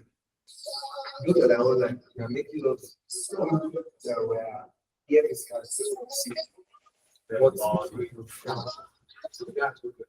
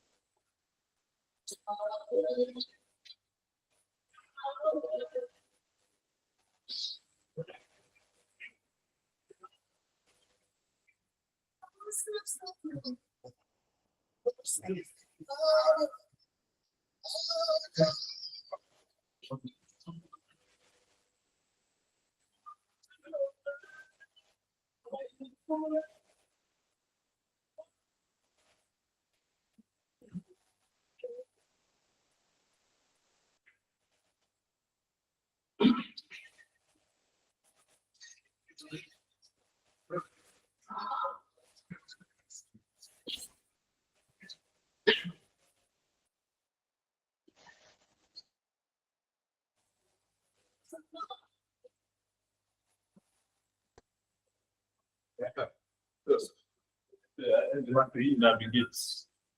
Okay, the floor is yours. Okay.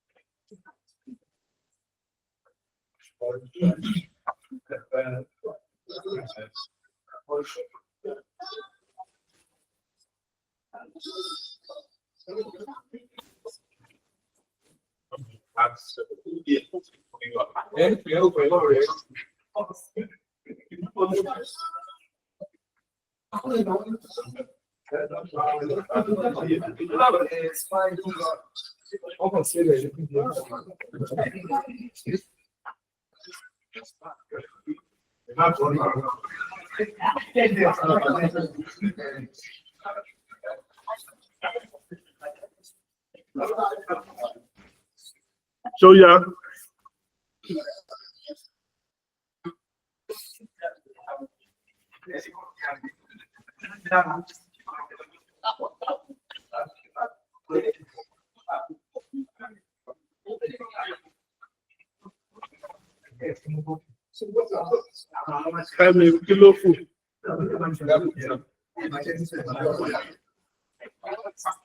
Screen a little also. Professor Yaya, pushing.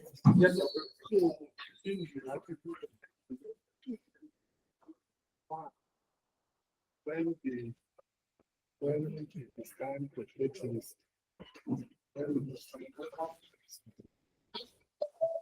people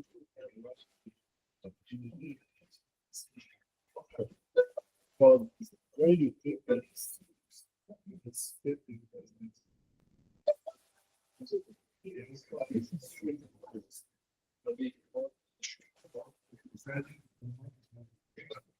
it's the counter is they want to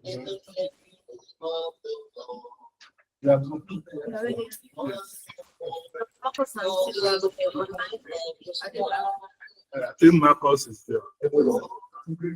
Once Marcus is there, I think Thilo too. Yeah, hello, Professor. Yeah, so Marcus, okay, yes. Yeah. Good.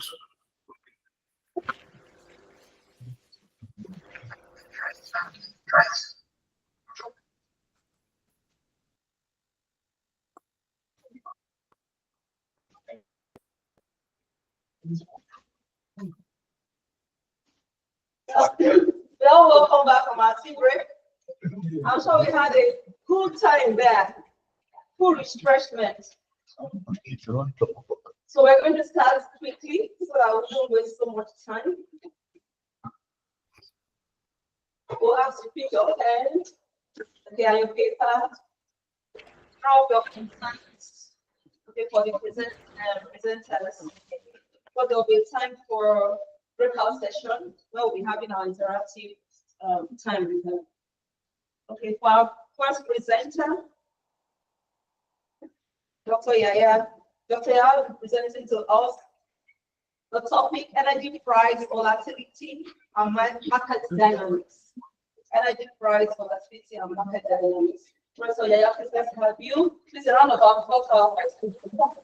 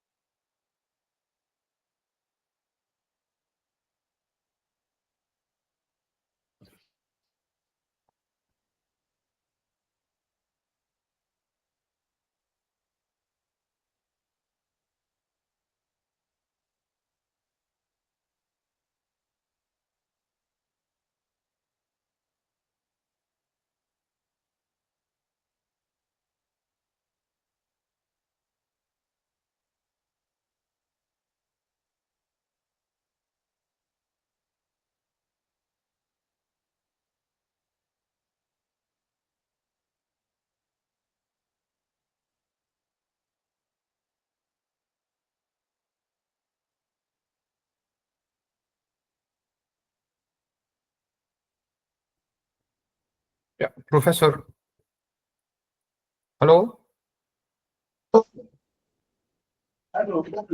Yeah, okay. So now I can hear you. Okay, yeah, thanks. Hello, can you hear Marcus? Yes, now yes. Okay, can you hear him now? Yes, Professor. Okay. Continue. Okay, thank you. You know, the first very day of our President Tinubu, that particular day, you remember what he did? Okay, so we are in the world of uncertainty nowadays. So that's why I have a topic again: oil shocks, uncertainties, and geopolitical risk. I'm trying to analyze the data using persistent approach, which I always employ: causality, granular causality, and wavelength coherence, which is still new, very new among us. So for now, we are four, though one or two others can still join if you are interested. Background: the global economy is highly interconnected nowadays. If there are changes to some uncertainty variables like economic policy, uncertainty, there is this new one also, US-China tension index. It measures uncertainty.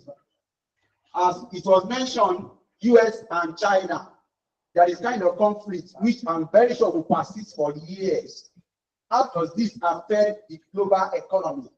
You can easily pick this variable and relate it to oil on some other variables. You have interesting stories to tell about how that drives the global economy. The global economy is highly interconnected, making the economy and geopolitical landscape more subject to global uncertainty. Currently, there is war in Israel and Palestine. Also, the other one, Russia and Ukraine war. All these we have index for this GPR, geopolitical risk index. That measure how does this index, what happened there, influence global economy. So I was just thinking about, I wanted to relate oil, blah, blah, blah, blah. What should I do? And my prof is highly interested in anything energy. Bring it any research, want to start oil and energy. But it's also very, very interested. So I started thinking about it. That why can't I look at all this uncertainty in those variables and how do this relate to oil shocks? So what I mean by oil shocks? Oil shocks might be thinking that it's just one variable. We have 4 different types of oil shock as I continue. When global uncertainties are pronounced, oil shocks impact energy markets, causing disruption in the market. If you often visit IEA website and some energy websites, databases, you will see what happened in the world of energy. Potential drivers of oil price shocks, such as what? Both international political conflict, terrorist attack, trade tension, as I mentioned, and pandemics are all capable of amplifying global economic uncertainties. Bannister and Amnesty in 2019 identified 4 types of oil shocks that have been impacted during period of economic lockdowns. And these have been considered drivers of changes among macroeconomic variables, according to Thilo and Prof 2019. These 4 oil shocks are identified. We have the EAS, myself and Empirical have worked about 3 papers on oil shocks like that. EAS, economic activity shock. Then we have supply shock. We have aggregate demand shock and precautionary demand shock. Some are demand, some are supply. Expectations regarding supply shock in the oil market are primarily influenced by the availability of crude oil and the uncertainty surrounding its continuous production. This market imbalance is contributing to oil price episode that manifests as oil price shock, reflecting disruption within the oil market. Let me just give this part and move on. A well-known measure of global market sentiment is CBOE Volatility Index. That is computed from stocks. And we know that if anything happens to the US, it will happen to the whole world. Nowadays, if it happens to China, we are in trouble.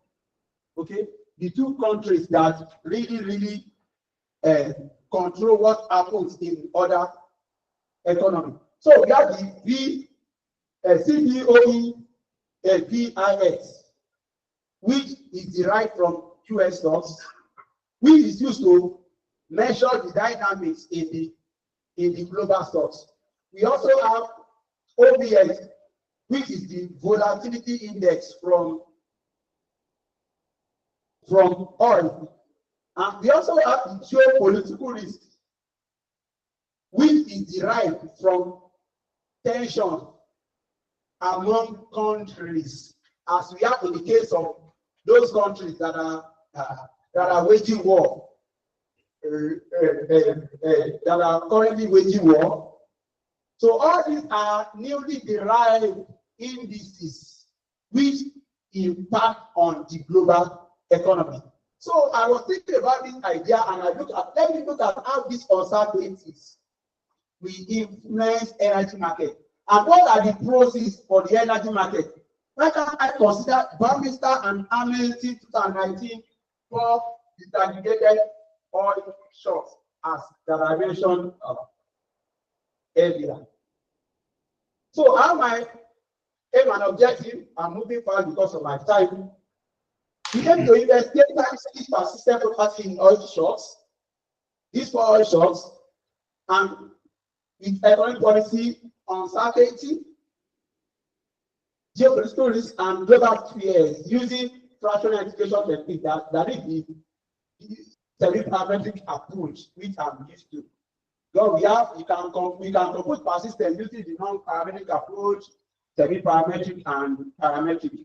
Semi-parametric is highly reliable. Even it is the most reliable because it estimates in the frequency domain.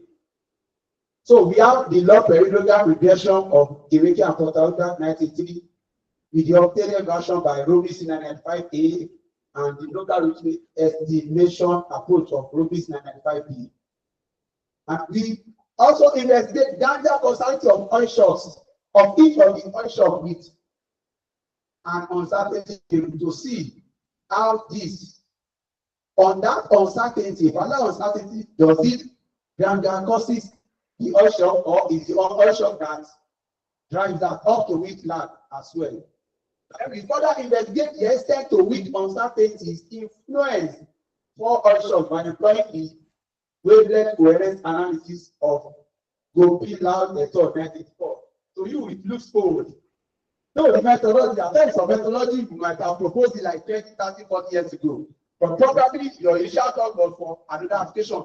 This is a wavelength coherence is very new. Sir, you know, I'm asking you, sir, you can say that it's very new. You can see you have started seeing their recent application. Is it that I judge my papers? So really, wavelength, that's what I'm asking you. You know, the method looks old. Yeah. As it was proposed, but check papers, you see that methodology is very, very new. When I say very, very new, 2-3 years, very, very new. In terms of application, probably it was initially proposed for other things, and people now wake up and say, "Oh, we have had a fantastic method that we used to use this." You know, it happens like that based on our experiences. So these are the three methods that I'm going to put together in this write-up: persistent, Ganja causality, and wavelength coherence. This is the persistent. Based on the log periodical approach, you can see log periodical regression. Log periodical regression, obviously, we expect to have dependent versus the independent. You can see the value of G coming in the model, which will be estimated. Then also the local Ritu estimator, which is estimated by minimizing what we have in the brackets. Okay, Ganja causality tells us if the relationship is unidirectional or bi-directional. It's bi-directional if both can go in the two ways. Unidirectional can only go in one way. The wavelength coherence proposed by Gopilal method 94 is now gaining more interpretations in examining the time frequency correlation between economic and financial variables.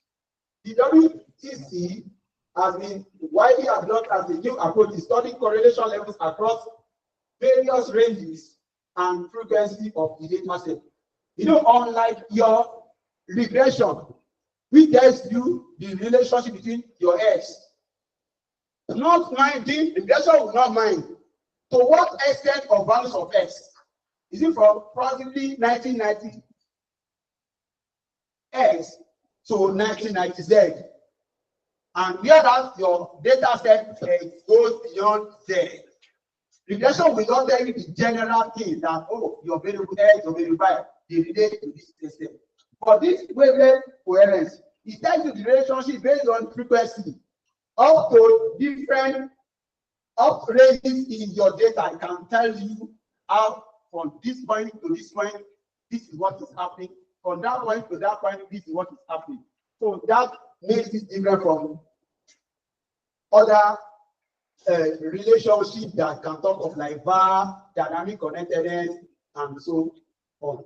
Traditional time domain methods, they sometimes give misleading conclusions because they fail to account for structural rates and reaction within data. By contrast, the WTC addresses this limitation according to Adebayo 2021, making it a robust tool for time series research and multi-scale decomposition.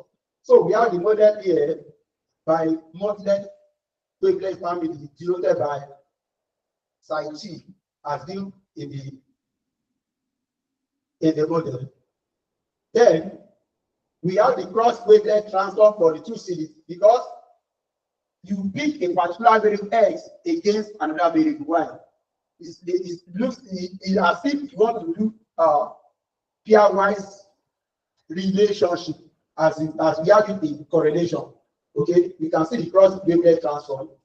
Then we have the wavelength coherence, which is defined by what we have here. You can see obviously it's an extension. You can see it's loaded by what? R squared. So we can easily say that it's obviously a kind of extension to our correlation. Okay, Pearson correlation given by this. Then this is my data set.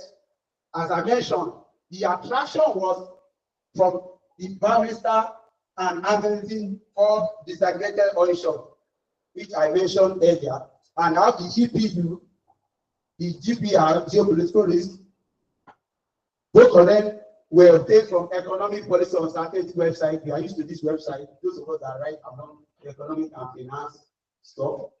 Then we have the VIX, which measures the global, which measures the overall behavior of turbulence in global stock, computed from US Standard & Poor's 500 index.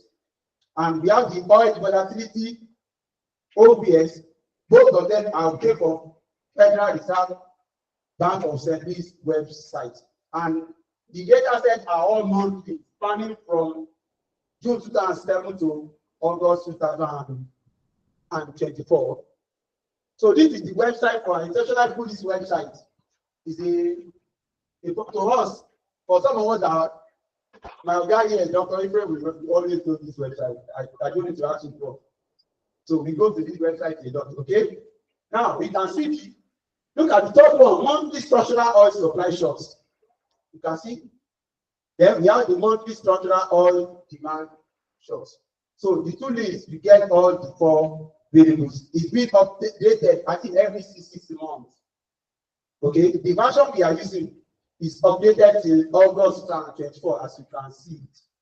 Okay, so it's a very interesting website that we need to be visiting. So that we need to be visiting, and I'm expecting President to show us his own goggles. We make him design it. We need something like this from YouTube.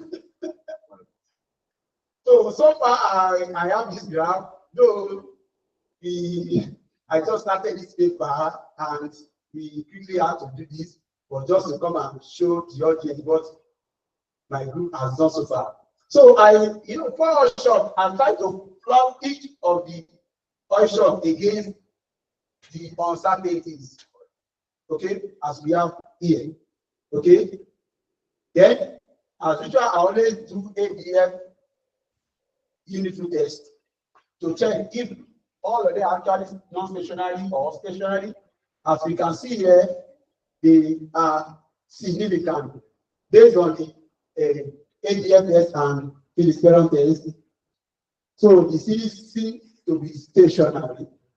Then what I always do, I use the fractional D, and I mention persistence. As you can see, for the EAS, we have negative value of G, which is called it anti-persistence in time series. And EAS, OCDS, OIDS, OIDS is long memory because the values of these are less than 0.5, which is 0.5, okay, and so on. They are up to EPU, they are both long memory, or we can say fractional persistence. We have the gradual causality results.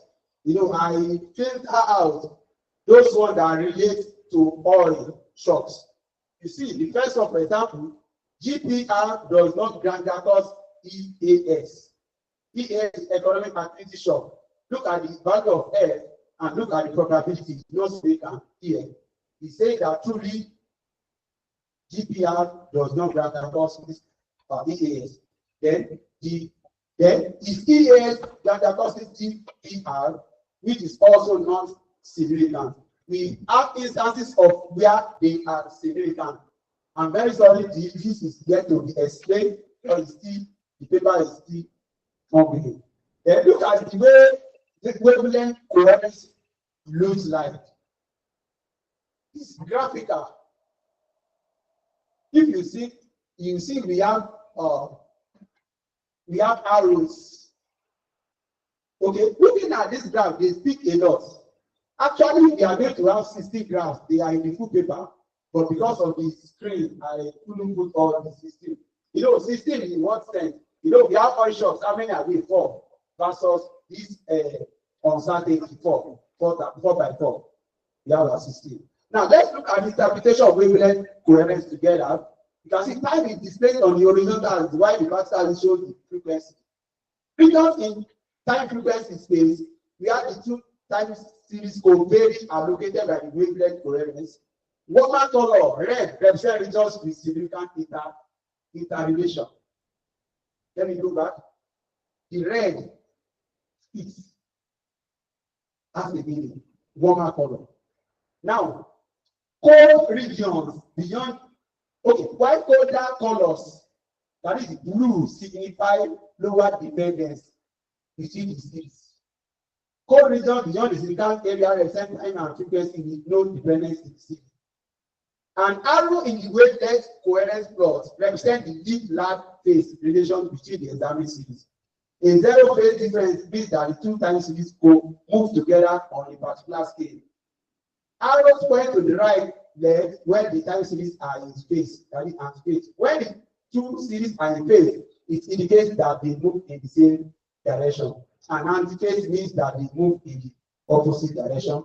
The lastly, arrows pointing to the right down or left up indicate that the first variable is leading, while arrows pointing to the right up or left shows that the second variable is leading. So far we are able to put analysis that we have together, and we hope to complete this paper in the next 2 months based on the target given to us by our sponsor. I have my references here, so I will say thank you for this. Thank you so much, Dr. for the presentation. Thank you. So we see that we're buying Professor Hafiz your side. I don't know why you did that. I noticed that. Okay. It's some of the politics that So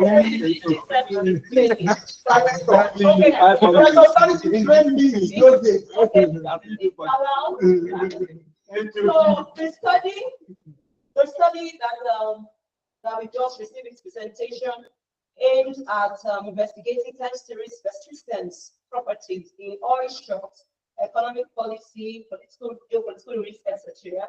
It also investigated the gradient causality of oil shocks with other uncertainty, and the last objective was to extend to which uncertainty influenced the 4 oil shocks by employing the wavelength coherence analysis. I'm proud to let you know that your 2 co-authors are available. Dr. Rufai Korede is one of them, and Esther Nawal is the second. Okay. So for because it's an academic discourse, we have just 2 people to indicate if there are questions, concerns, because this work needs to, be developed beyond what it actually looks like now. So we invite, yes, including those online, Dr. Marcos, Dr. Thilo too. We would love you to have 1 or 2 comments if you have. We would like to hear from here. Please, we need to make this work more robust than it is already. So we would like comments from the floor. Comments from the floor. Okay, Professor please. Okay. I can see his hand. Oh, Professor, young people to make sure this paper is great. Okay. Everyone online, just one.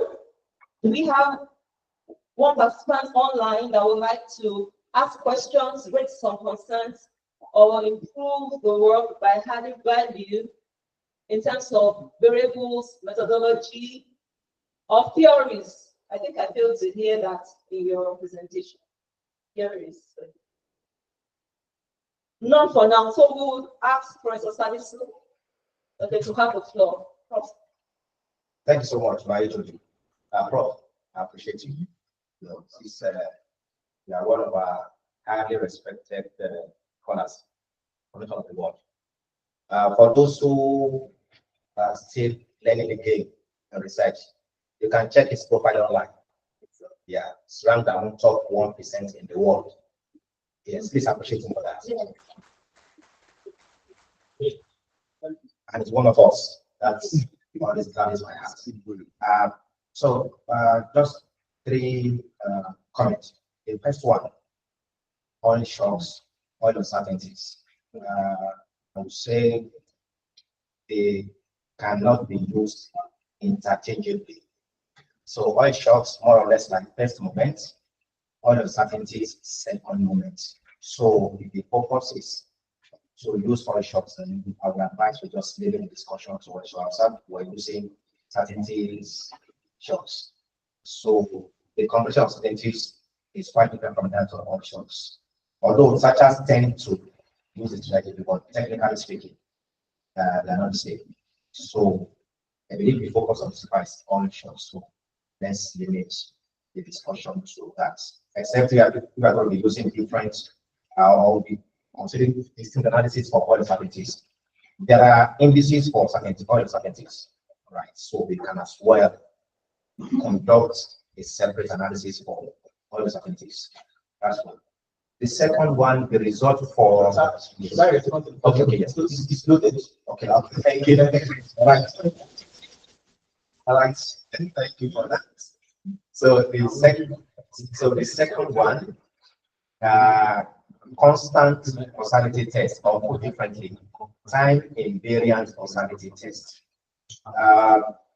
What I observed, given my little experience dealing with techniques of this nature, is that you get the video results with time invariant causality test. By the time you do time invariant causality, you find some level of significance across, over time, rather than just taking a scalar value. I know wavelength coherence is to do, give you, but it would be nice to also include time invariant causality tests. It's one of my papers. In fact, that section of our paper was meant to justify the use of time invariant causality rather than the constant coefficient causality test. Right. Yeah, you will find some level of causality by the time you do time invariant, but not necessarily for the entire period. You could find maybe pre-GFC, showing some level of relationship between the two areas. So I would advise you to explore that. With the third, the choice of geopolitical is fantastic, but from the academic perspective, honestly speaking, Prof. Because let's look at it globally now. Can we mention two countries with evidence of geopolitical tension to the extent that it will now affect oil prices? Syria now is relatively safe. So which country? So I would advise, so the focus on geopolitical risk as a predictor of oil volatility is gradually declining. So we should now focus more on the variable that is now prominently captured in the literature, which is climate risk. So I will advise, because the noise now is around climate risk. So you can still slightly modify this. Geopolitical risk and then maybe climate risk. Everybody's talking about climate risk, internationally, regionally. Let's focus on geopolitical tension. Israeli, Afghanistan, Pakistan is not about it's not going to affect oil price volatility, so to speak, right? I'm just being empirical in my comments. So I was thinking about the Russia-Ukraine, which is Russia, energy, and Russia. Correct. Yes. Go together. Yes. So I thought along that. Yes, I understand you agree to it. Thank you. So then for the wavelengths, if there's a way we can reflect some policy issues, that is why you mentioned something about 1984 that the technique has been there. The concern around wavelengths is that it always appears mechanical. So you really have to be strong to be able to reflect the policy content or the policy implications of wavelet results. So, and I want us to focus more on that. There should be a section for discussion of policy implications. If you download 100 papers on wavelets, hardly you will find 2 with sound policy recommendations. It's always about check the blue line, there is high level of dependence. What does that mean to an investor? Should I invest more? Should I be worried about my investment? So I want us to also dwell more on investment and policy implications of the wavelets for results. Thank you so much. I appreciate you, Prof. People for all your comments. I can promise you that all these comments will be put into and put in the paper to put the points. Okay, thank you, sir. Thank you for the presentation. Actually, what was on my mind is what our director just said. While you were presenting, I noticed that the policy implication was not coming out significantly very well. And just like we said at the beginning of this gathering, that there's a need for us to reduce the gap between the town and the town and the town. And one thing I've also realized in some of my interactions with the town, oftentimes they have condemned us in quotes that some of the things, some of our findings are too academic than practical. That oftentimes they can't make sense out of some of the things that we write. So I want to plead as an extension of what Prof said, if there is a way you can make that policy implication to come out more significantly. And again, it will also be nice, assuming somebody who has nothing to do with academia is here. I'm sure the person will not actually understand the drift as far as this work is concerned. So it's for all of us really that anytime we write, we should always remember the very few who are not within our community, so that they can follow exactly what we are saying. Because often that those few usually have the power to actually translate, theory to practice. Okay, thank you, my Prof and my employer. I'm not an employer. Prof, I'm an employer. When I started, I mentioned that people actually were giving the target of probably this program supposed to is also have this program next month in February. So it's still very sketchy. Just to come and present. Today I've come. Let's just see it as if I've come to present the proposal. Okay. So I'm quickly okay. Some of these results will still change. That's why I want at least 2 more of us to join the paper to improve the quality of it. Thank you very much. Thank you for establishing the fact that I made in the morning. That I knew him, I knew his papers, I knew his work. I read his works before meeting with him physically.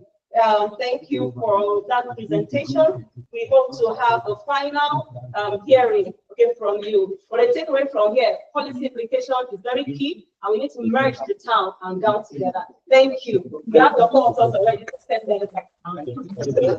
Okay, we move straight to our second presenter, Dr. Peter. Dr. Peter, we're talking about clean energy now, not dirty energy. Renewable energy integration and market adaptation. Please give me a round of applause as we present this paper to us. I think I'm correct. This is clean energy. Yes. So,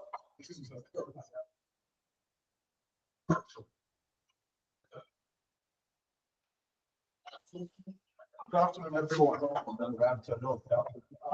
Those listening outside this space, my name is Peter Ogwe, and I have the PhD. Yes. It's not easy. I have the enviable task of presenting something that's futuristic. Yes. So I want to remind us of the theme of today's workshop. Empirical analysis of global energy. Energy markets. Strengths, challenges, and future direction. So I don't expect you to agree with me when I say the future direction is AI and machine learning. Yeah. So permit me to hand this over to my friend to help me conclude. So this is an ongoing work, and this is our outline. Next slide. So in the next couple of years, the capacity for renewable energy will be such that what you have will surpass what you have had in the last 100 years. And this is empirical evidence by Renewable 2024. So get ready for so much impact within 5 years, which is beyond what has happened in the past 100 years. Secondly, you can't neglect machine learning, because what it does is it's able to give you real-time demand response. Human capacity, as fantastic as it is also limited. So this is not about replacing human capacity with machines. It's about collaborative work, where your work becomes more effective because you have embedded something that has no limit. The other thing is, in terms of accuracy of electricity pricing, relying on AI models is something that we must all consider. However, there are arguments that AI models don't follow normal paradigms. But the earlier we begin to learn how that paradigm is, better for all of us.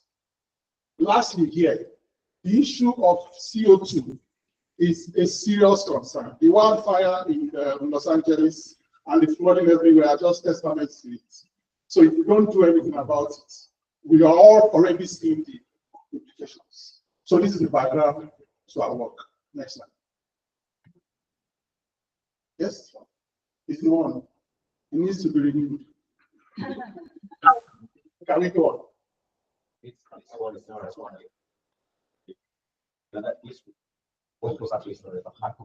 Good.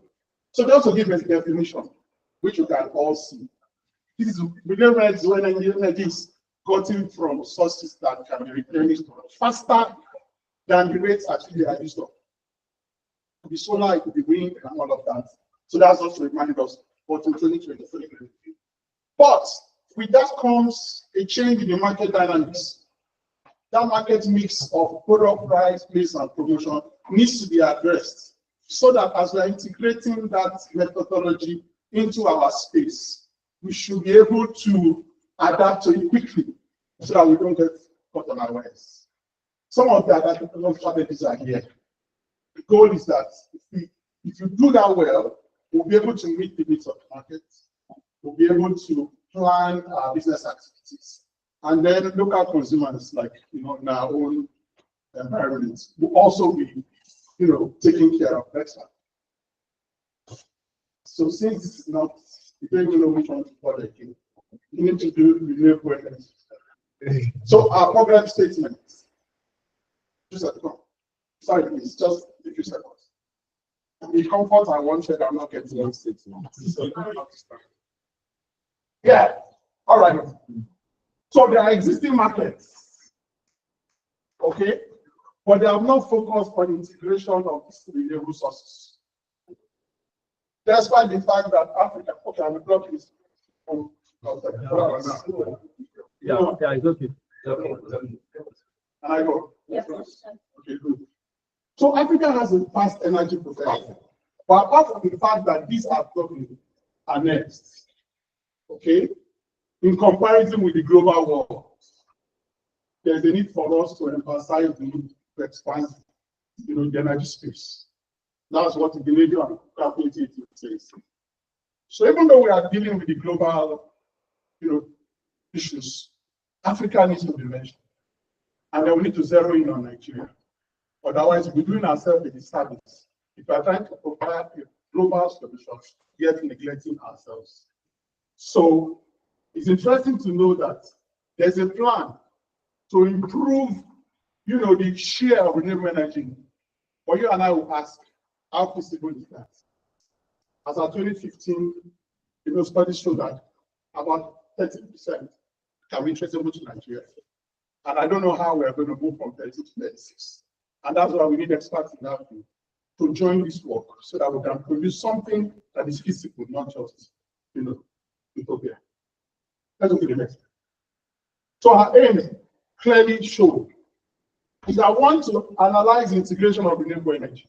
It's not about knowing those sources, but how do we introduce it into the market, and then how do we adapt to the use of renewable energy? The other critical objectives, breaking down our aim, first is to forecast the impact of renewable energy penetration on market price and volatility, which is my brother's area of specialization. Then also to identify the challenges and then policy intervention. Remember that the goal of this workshop is to understand the trends, challenges, and their future direction. So this work will try to touch on each of those key themes. First, the trend, the challenges, and then the future direction. Let's look. So why then do we decide to use this approach? First, it helps us to have higher accuracy at its well, despite the challenges that go with it. Secondly, like we said at the introduction, it gives us real-time processing. And finally, it's able to give us policies that we can simulate and expect them to be real as its well. Excellent. So we got our data from my end at 2024. And then we did a casual look at the data over a period of 20 years or thereabouts. And then we discovered that the debate about climate change, whether it's a farce or a reality, can be shown in this graph. This graph shows that, yes, there's an increase in the temperature level, but there's also an increase in the finance that is put into that field. So the goal of this work is to look at that mix between the fact that energy is on the line, there's a market there, how do we benefit while ensuring that we don't overestimate? Then you need a technique that gives you accurate results. Yes, next slide. Some of the literature will be shared with us, but it's interesting to look at the area of the gaps. Yeah, the method 2019, they didn't pay attention to the infrastructure sector. Then in 2021, Manfresh et al. Could not account for the need for investment in storage and transmission. Go to the next slide. And then you can check all of this. Go to the next slide. Okay. Yeah, about methodology. Okay. Our methodology is data driven, but your work is as good as your people. And that's where Africa and Nigeria, we have a challenge. Integrity of our data is always the question. So we will not get data from there. So we have to rely on global data. And at the end of the day, when you get data, for you to use our methodology, you need to process, you need to convert it to a format that's useful for our methodology. So the data sets had several variables, especially the energy market data and electricity generation, installed capacity, profit flows, and quantities. Then we hope at this point we begin to talk about the future. Yes, we've done some literature, we could do better. This work is still at its infant stage, but we've been able to predict how the work is going to pan out. So there's need for us to have experts in the field to guide us with the theories in economics and finance, so that as we build our models, we have domain experts who will guide us and say these results they are getting are inconsistent with what exists in reality. However, we took samples of the data, we pre-processed it, and then we matched some variables, feature engineering, and we could do more. Let's go. And then decided to use a model, because generally in our methodology, the kind of data you have actually determines the best model to use. Okay, the need also determines the best model to use. You hear of several machine learning models, but because one is sequential, time series data. So we have to first rely on a methodology that takes care of time. That's why you see long, short-term memory. That's the methodology that we have approached, I've used up to now. We are hoping that we'll bring in neural networks and transformer models in the future, because there's still time for us to work on it. So that graph shows us how the NSCM looks like. You have the input layers, and then intermediate layers or middle layers, and then finally the full connected output layer. Some of this will be implemented in final work.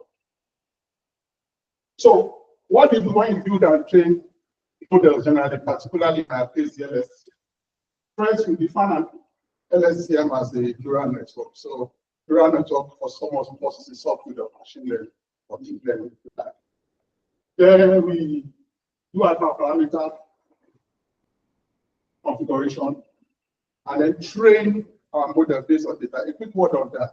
So when we say training our model based on data, the goal is that we want our model to learn the hidden features in data that we're supplying. Because if we don't do that, it's like taking a child to school and the next thing you do that child is an examination. Don't work. So what we do is train our model over time so that I can learn those hidden patterns. So that when he now sees new data in the future, he's able to say, okay, I've seen this before. This is what's going to happen. However, in recent time, there is validation sets also.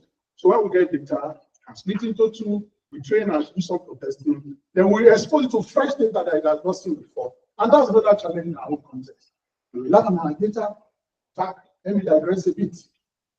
I wonder how Elon Musk's self-driving cars will perform on our roads in Ibadan.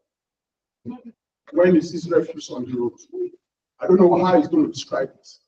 So what am I saying? I'm saying it's now time for us to begin to have our own data. So that at the end of the day, when models are built, they are models that understand the hidden issues, the biases in our own data. Then after building and training the model, the next thing is to evaluate. Then for a moment, you wonder, where are the hypotheses? Where are the research questions? This is atypical, yes.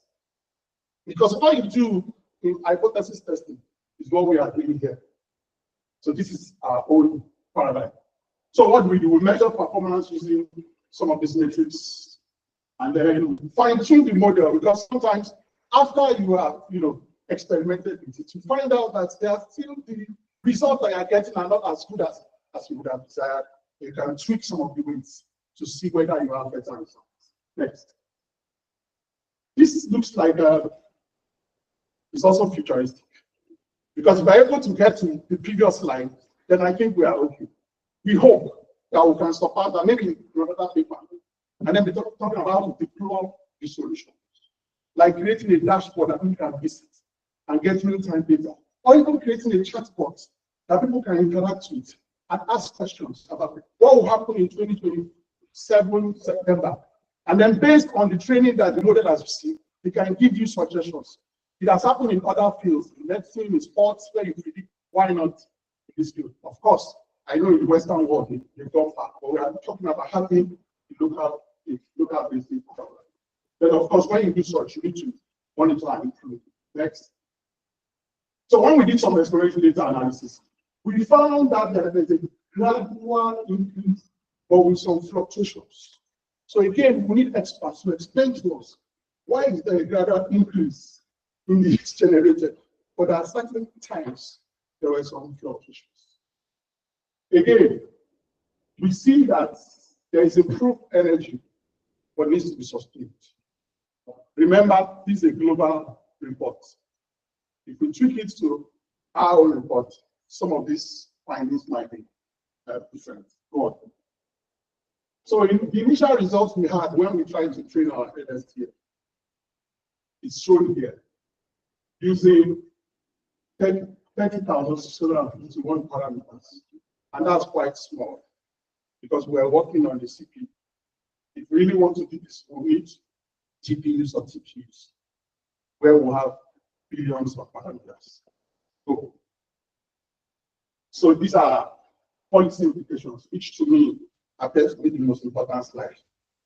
So the rise in electricity generation capacity and output suggests, because this variable is about electricity generation per year globally, there's an increase with a lot of noise. So it suggests that there is expanding energy infrastructure globally. Then also there is demand. It talks about markets. And lastly, there is need for sustainable energy policy and efficient grid management. take note of these slides when you are this one, when you are supporting us in this work. Last slide. These are references. Go on. One more. Thank you. Thank you so much, Dr. Peter, for that thought-provoking exploration into the topic that's just delivered. In fact, I'm so excited hearing from you on this topic. It's another round of applause. I also appreciate the fact that you stated very clearly the problems, okay, associated to what we're going to be looking at. Then you delve into letting us know exactly what we're about to hear, for the fact that you the study, okay, would forecast the impact of renewable energy penetrations on market prices and volatility, identify challenges, and eventually are going to evaluate. The most interesting thing I must say that I got from your paper is the methodology, okay, that you said you'll be using the long short term memory approach. Beauty that could have brought out of this paper is if we could get data, locally. But thanks to you, you've informed us that data integrity and data engineering in this part of our world is far-fetched. I hope that economists would grow out from here, okay, and begin to gather data that we could actually rely on over the years. But that is where we are today. Thank you for the implications, okay, from this study, okay, that you actually highlighted. Okay, so I'll not be a rapporteur. I will just quickly go online. I'm beginning to subscribe politics too. Honestly. No, I'm just trying to help us summarize all that the presenters have said so that we'll be in tune with with what we are actually here for. Online audience, we would really love to hear from you. Online audience, we really love to hear from you because it's not about us here, it's about everyone. Online audience, if you have any comments, questions, if you want to be part of this paper, but there's a lot of technicality going on there. So we'd like people to come up and be none from our online audience. While we're still waiting for them, I think I saw Professor Afis and okay. And I'm sure you want him to talk. Yes, yes. We all love you to hear your voice. Any other presenter? So we don't want to leave professors having something to say. Okay, a comma, a full stop is also good enough. I like that. Okay, I think you are the only word, Professor Alice. But there's a lot of technicality out there, I tell you. So let us give it to the complex minds, okay, to speak to your paper. Professor Alice. Thank you, my moderator. I appreciate it. Look, thank you so much. And this is, I must commend you for the commitment. I tell people, let's give research the seriousness it deserves. So this is good, but we can do better. Right. My first concern from the title, renewable energy integration, we really have to be clear about the measures of renewable energy. So there are several sources of renewable energy. Listening to you, I only heard electricity, right? There are several sources of it. So your under data issues, you have to dwell more on that. Why the choice of electricity? Right. That's the first thing. The second part of your title, market adaptation. In economics, the way the title is structured, we'll be looking for proxies for renewable energy, proxies for market adaptation. In your specific objectives, fantastic. You mentioned something about market prices and volatility. That part is yet to be seen. I would say market prices. What are these prices? Are we talking about electricity prices and the volatility? So that's some fluid in a way. You have to be clear about what constitutes your market prices. Okay. Now to your analysis. I agree with your choice of the LS. But again, statisticians will always like to start small, yeah. Or you start with a known baseline. You know the baseline for forecasting. You will be it. For any machine analysis, AR is usually a baseline. So you've got to compare the result of a sophisticated model with AR. Economists, you have reviewed that for any model to beat AR, really have to be strong. Yes. So I want to demonstrate to me. I've written 2 papers on machine learning, explaining about 12 of them. Check this. Stock return predictability using high-dimensional models. I considered about 450 predictors. There's another one I did with Ephraim and Gupta. Remember Ephraim, machine learning, financial uncertainties, and macroeconomic uncertainties. I encourage you to read the 2 papers on machine learning. So the predictability part, I'm still not impressed with it. Machine learning is good, but some level of competitive analysis will strengthen the quality of the work. To say my choice of machine learning is better or the best. If you are strong enough to demonstrate that. If you are saying the best, then you have a lot of. So I was trying to say this here, if they prefer these 2, they want to consider me in my paper. So it's not necessarily the best. Right. Now, a major concern, Prof, and you are very smart enough. This guy is, I like you.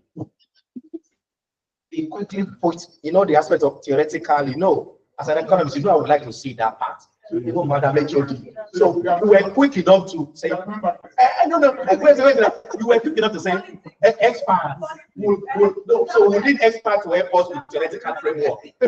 Yes, your work is not complete without that section because of the 2 variables involved. These are economic variables, more or less, energy economics and energy economics. So, because we deal more with renewable and non-renewable, right? So, create a second framework. What are your expectations? So that you are not just doing, I tell people, be careful with statistical artifacts, which machine learning just generates something, then you begin to rationalize what the system is giving to you. So, you should guide the system, right? So, you know that what the system is telling me is that there are variants of what you expect. But this one aligns with this, and this is the reason for the outcome. Otherwise, anything goes with machine learning. That's a big concern around machine learning, right? How do you justify the results? Without any framework that helps us to guide the process. So as a statistician, it just, like what they say even in economics, that don't bring I2 to us. It doesn't make sense. You can say I2, yes, but how do you explain change in a variable? Right. So that part is important. If you really want to sell this idea. Another important aspect, Prof, is it's not enough to say renewable energy. Convince me that that non-renewable here is the culprit, is the suspect. Why adaptation is weak? Because people still believe in the use of dirty energy. Show me that result, and then I will believe and I will trust the judgment on renewable energy and adaptation. Thank you so much. Thank you so much. Oh, Dr. Thilo, do you have any comments to make? Yeah, no, thank you very much for this presentation. It's really, it's very interesting and good to see what came out of this cooperation. What I would also maybe like to know, because you said as a policy advice, more investment is also needed, more infrastructure. But what role would international cooperation play? So what could Europe contribute? How do you see the prospects also of a European-Nigerian energy partnership?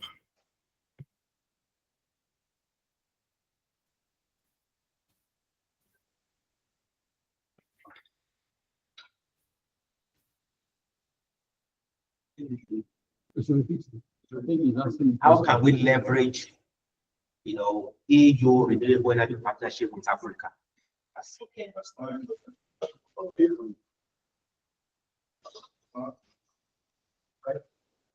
I think this presenter has a response. Yeah, so thank you so much. I got some of the things said, and then my Prof clarified. This is an ongoing paper. I'm taking notes. We will get back to you on that. Thank you very much, sir. Thank you very much, Dr. Victor. By the time we'll be hearing from you, once we believe that your machine learning will actually be the best. We are told to guide our system properly with an appropriate theoretical framework, again, to make sure that it is obvious that non-renewable energy is actually the suspect. If I got Professor Fitz right, I think that's the summary of that. Thank you. A round of applause for Dr. Victor.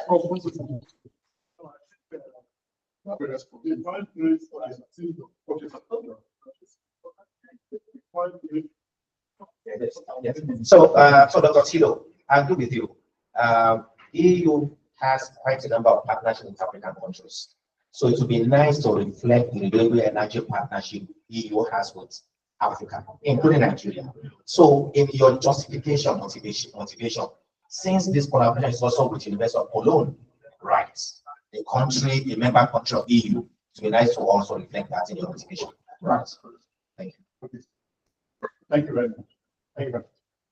Thank you very much. Please, can we all be on our feet? Please, let's be on our feet before we go to the third presentation. We've been sitting for a while. We've been sitting for a while. God bless you, honestly. Okay. It's a good moderator. I'm sure you've been sitting for a while. Yeah. Okay, if you're with me, you are going to do exactly what I'm doing. Yeah. I want to see everybody can see me. Yes. I'm not so tall, but I'm not short. Yes. I think I'm just right side. Okay. So our right hand first, your right hand, we're going to count 1, 2, 3, 4, 5. 1, 2, 3, 4, 5. Left hand. 1, 2, 3, 4, 5. Right left. 1, 2, 3, 4, 5. Left. 1, 2, 3, 4, 5. Beautiful. So we're going to count in the reverse order. 5, 4, 3, 2, 1. Okay. Right. 1, 2, 3, go. 5, 4, 3, 2, 1. Left. 5, 4, 3, 2, 1. Right. 5, 4, 3, 2, 1. Left. 5, 4, 3, 2, 1. Beautiful. So we're going to release ourselves. And we're going to breathe in. Okay. We're going to breathe in and out. Yes, ma'am. Okay. To make sure that we are ready for the next session. Good. Are we ready to go? Yes, if I say breathe in, you breathe in like that. Okay. You raise your hand also. I'm sure that you're breathing in. Okay. Let's go. 1, 2, 3, go. Bring in. Professor Farag, Sorry. Okay. 10, 9, 8, 7, 6, 5, 4, 3, 1, 0. It's wrong, you know. Let's go one more time. Let's go one more time. Bring in. 10, 9, 8, 7, 6, 5, 4, 3, 2, 1, 0. Thank you. Okay, so we can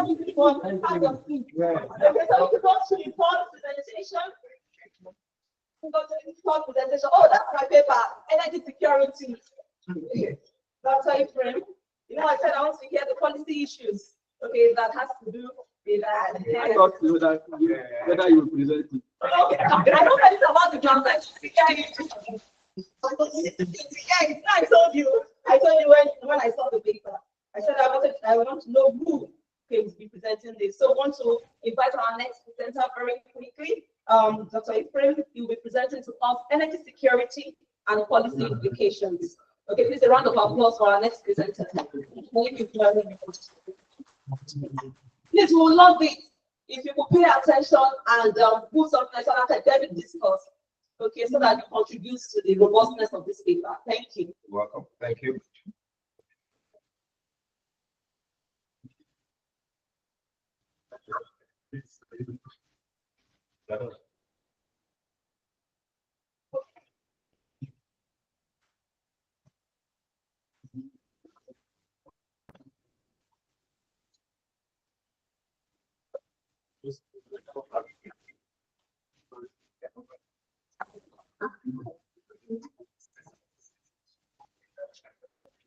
Good afternoon, everyone. I'll stand on the existing protocols. to make the third presentation. This work was actually done by my boss. I'm just here to represent the group in the presentation. And we'll be working on energy security and governance. So I'll be guided by the outline, introduction, the background of the study, the aims and objectives, the methodology. In this case, we'll be looking more on the data issue and then the expected results. And some references. So when we talk about energy security, what are we actually implying?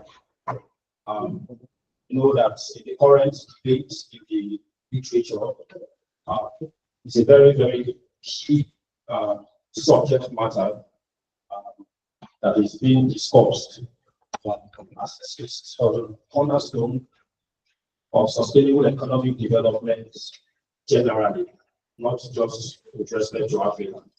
But one of the reasons why we want to focus on it is because Africa, some of the challenges that we face in Africa with respect to energy security. And by that concept of energy security, we are looking at it from the perspective that it hinges on three major things, and that is supply, reliability, affordability, and sustainability, as we have in 2009. Now, recent crises have underscored the vulnerability of energy supply. And we will see that that has raised some concerns with respect to answering some questions about the policy measures that will ensure the stable, affordable, and sustainable energy in the nearest future. Now, we have a problem that is very, very much prevalent in Africa, and which the economists have given a particular terminology, and that's the terminology of resource cost. We have abundance of the things that will help us to be energy secure in Africa, but it looks as if it's a cost instead of being a blessing. So it's looking like a cost. The abundance of the things that should have made Africa a secure region in terms of energy is looking like a cost to Africa. It's just like the case of Nigeria, for instance, with oil. The fact that we are among the top producers of oil should have made it a blessing for us as a country, but in reverse of the case, it looks like a cost because the general populace do not see the impact of being a world or a top producer of oil. So that is the problem that Africa is facing currently. So we grapple with persistent energy poverty, infrastructural deficits, and governance challenges. So that undermines the growth in the African region. Now we now look at governance. We cannot say too much about energy security without bringing in the concept of governance.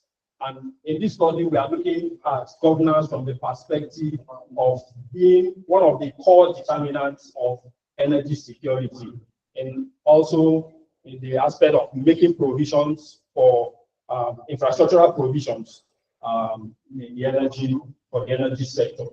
Okay, so prominently in the literature, we have several indicators that we want to look at, because when you say governance, what is governance? It sounds abstract, but there are variables that can be looked at to say, okay, is the governance level good or is it poor? So some of those indicators that are prominently used in the literature are what we just listed here. You have government effectiveness, you have rule of law, you have control of corruption, you have political stability, you have institutional or regulatory quality. So these are some of the indicators that have been adopted generally, globally, to assess the level of governance for any country. Now, the establishment of adequate institutional reform, which is supposed to be one of the core duties of any government, is key to achieving sustainable energy system. And these are some authors that have looked at it to pinpoint that actually governance plays a pivotal role in ensuring energy security. So if governance is weak or poor, then you will have the problems of energy inequality and access deficit, which again is very prominent with us in Africa, where a large proportion of individuals still do not have access to electricity, as we'll be looking at as one form of the energy. Now, we'll be examining the role of governance in ensuring energy security while focusing on some regulatory frameworks, strategic results, and cross-border energy trade collaborations, okay, for this work. So our key interest, while looking at the nexus between energy security and governance, is to also look at the regulatory frameworks. The key one we'll be considering is the cross-border energy trades or collaboration. Okay, by way of stylized fact, we try to generate a graphical presentation of what happens with respect to energy security and governance. So we are looking at the just like a preliminary case of assessing energy security and governance in Africa. And so we came up with two indexes, one for energy security and one for governance. Now, the procedure from which we got the two indexes will be explained shortly, but with those indexes, we are able to generate this graph. And when you look at the graph, you will see that you have circles, okay, on different countries, and then you have different shapes. So they represent two things. So the size of the oval or the circle gives us the measure of the ESI, that's the Energy Security Index. Okay, while the color, in terms of the shade, we have the red looking, or let me call it maroon. Maroon color is the least, okay, while the blue, the navy blue color is the top governance index. And the way the indices are constructed, they have been normalized to fall between 0 and 100, 0 and 100. So you can see. Now, if we look at this, which is not too visible, but when you look at the size of the circles, you will see that for energy security index, no African country exceeds, on the average, no African country exceeds the 50% mark. So that is giving a kind of clue that the African countries are still not energy secure because they are below the 50% mark. Now, when you look at the color for the governance, you can see the blue. When you have it on the blue, you are having almost, I think, 94.82. So that's the highest. So what the figures you have here are actually showing you the least, which is 5.84, and the highest for energy security for 48%. And then the governance index, you have the least and the highest. Okay. So when we look at the graph, we can see notably in this case where you have Libya, we can see that the color there is shaded towards the maroon, light maroon. Though it's not the least, okay, but it is towards the lower part of the scale, okay. But the circle is large, so the size of that circle is telling us that in terms of energy security, yes, they are energy secure. In terms of energy security, here, if we neglect the fact that no African country gets to 50%, but from the look of things as it is here, they are more energy secure than the other African countries. But because of the color, governance, okay, so they have poor governance. And so when you look at South Africa, you have seen that the circle here for South Africa is not as large as the one for Libya, and also then the color in terms of governance. So they have good level of energy security and also good level of governance. So that's what this chart is trying to reflect. Okay. So but like we said, this chart is actually generated on the basis of the indexes that we generated. Okay, so we may have to juxtapose it with, well, it's on the basis, since the indexes are computed from data from reliable source, and those gave us the different measures of governance and then the different measures of energy security. For energy security, there we had access to electricity, the population that has access to electricity for each of the countries. You have the total of the final electricity consumption for each of the countries. You have the total electricity generated for each of the countries. You have installed capacity, both comprising of both renewable and non-renewable source. So those variables were combined together to form a factor which we use as the index to measure the energy security stance as well as the governance stance of the country.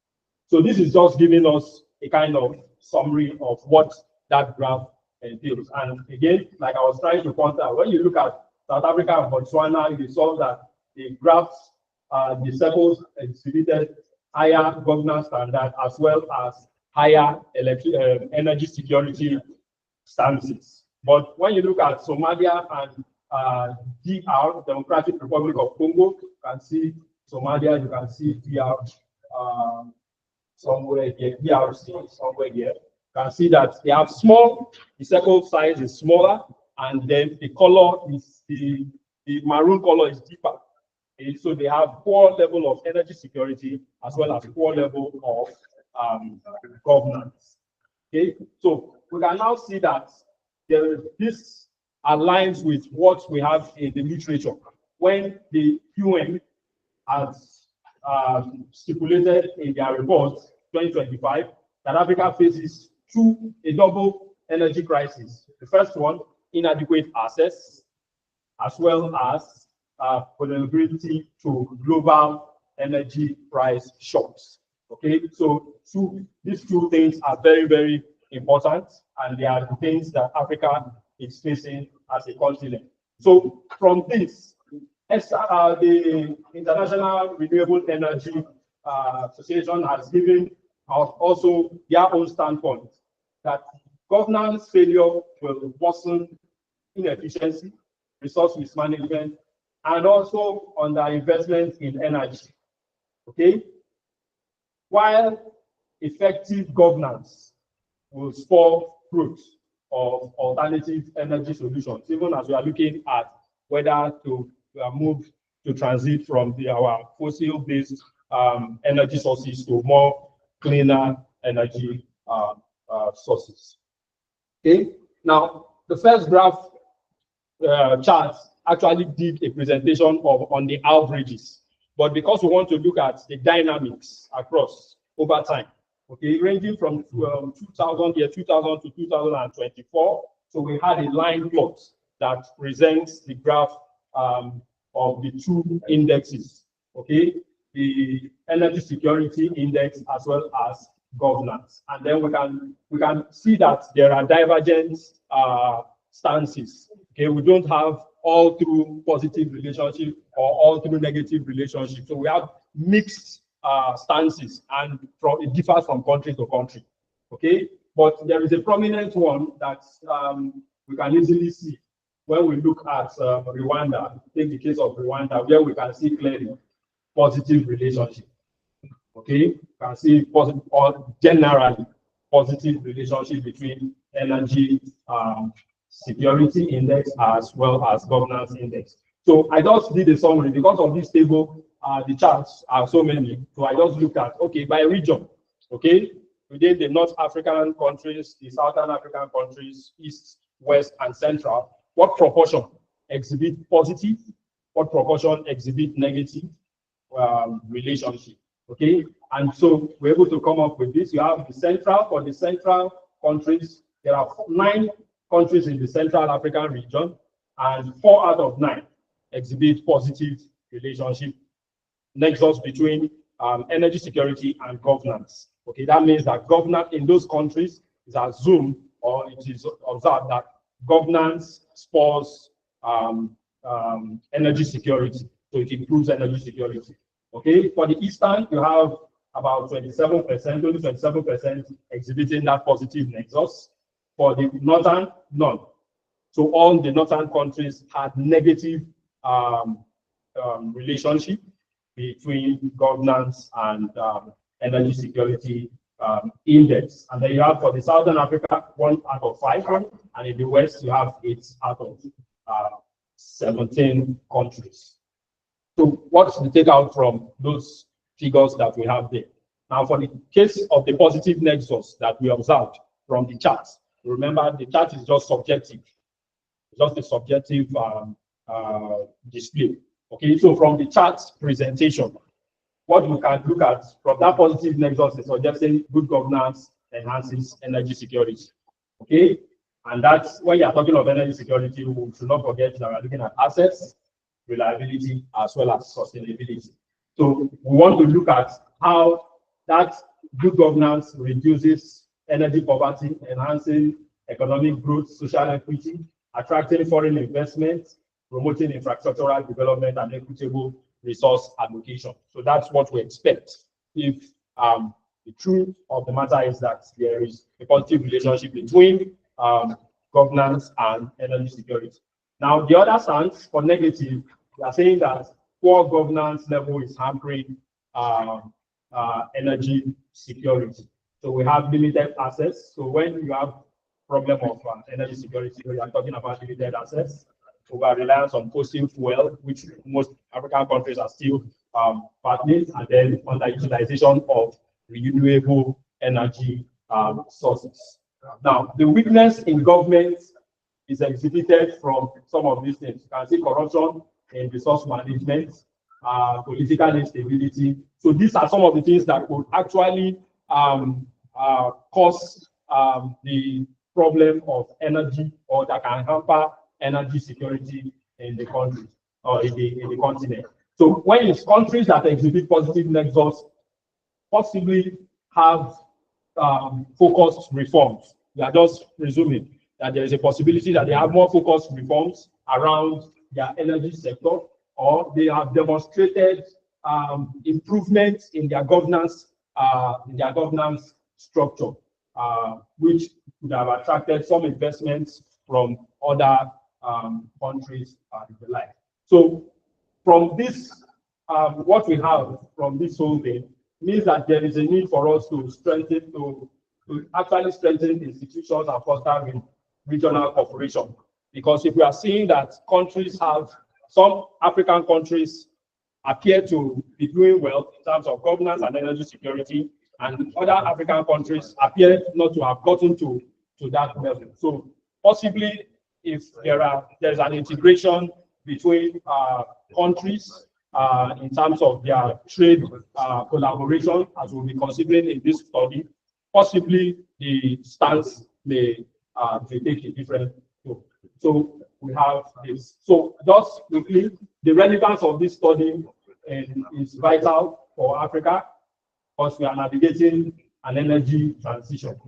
Because gradually, the concept of going renewable energy, going to clean energy sources is now becoming a debate. So if that's something we want to transition from fossil-based energy source to cleaner energy source, then we should be able to look at what's that nexus between governance, what role should government play in enhancing energy security, what will also be the impact of collaboration, cross-border trade collaboration among countries within the same region.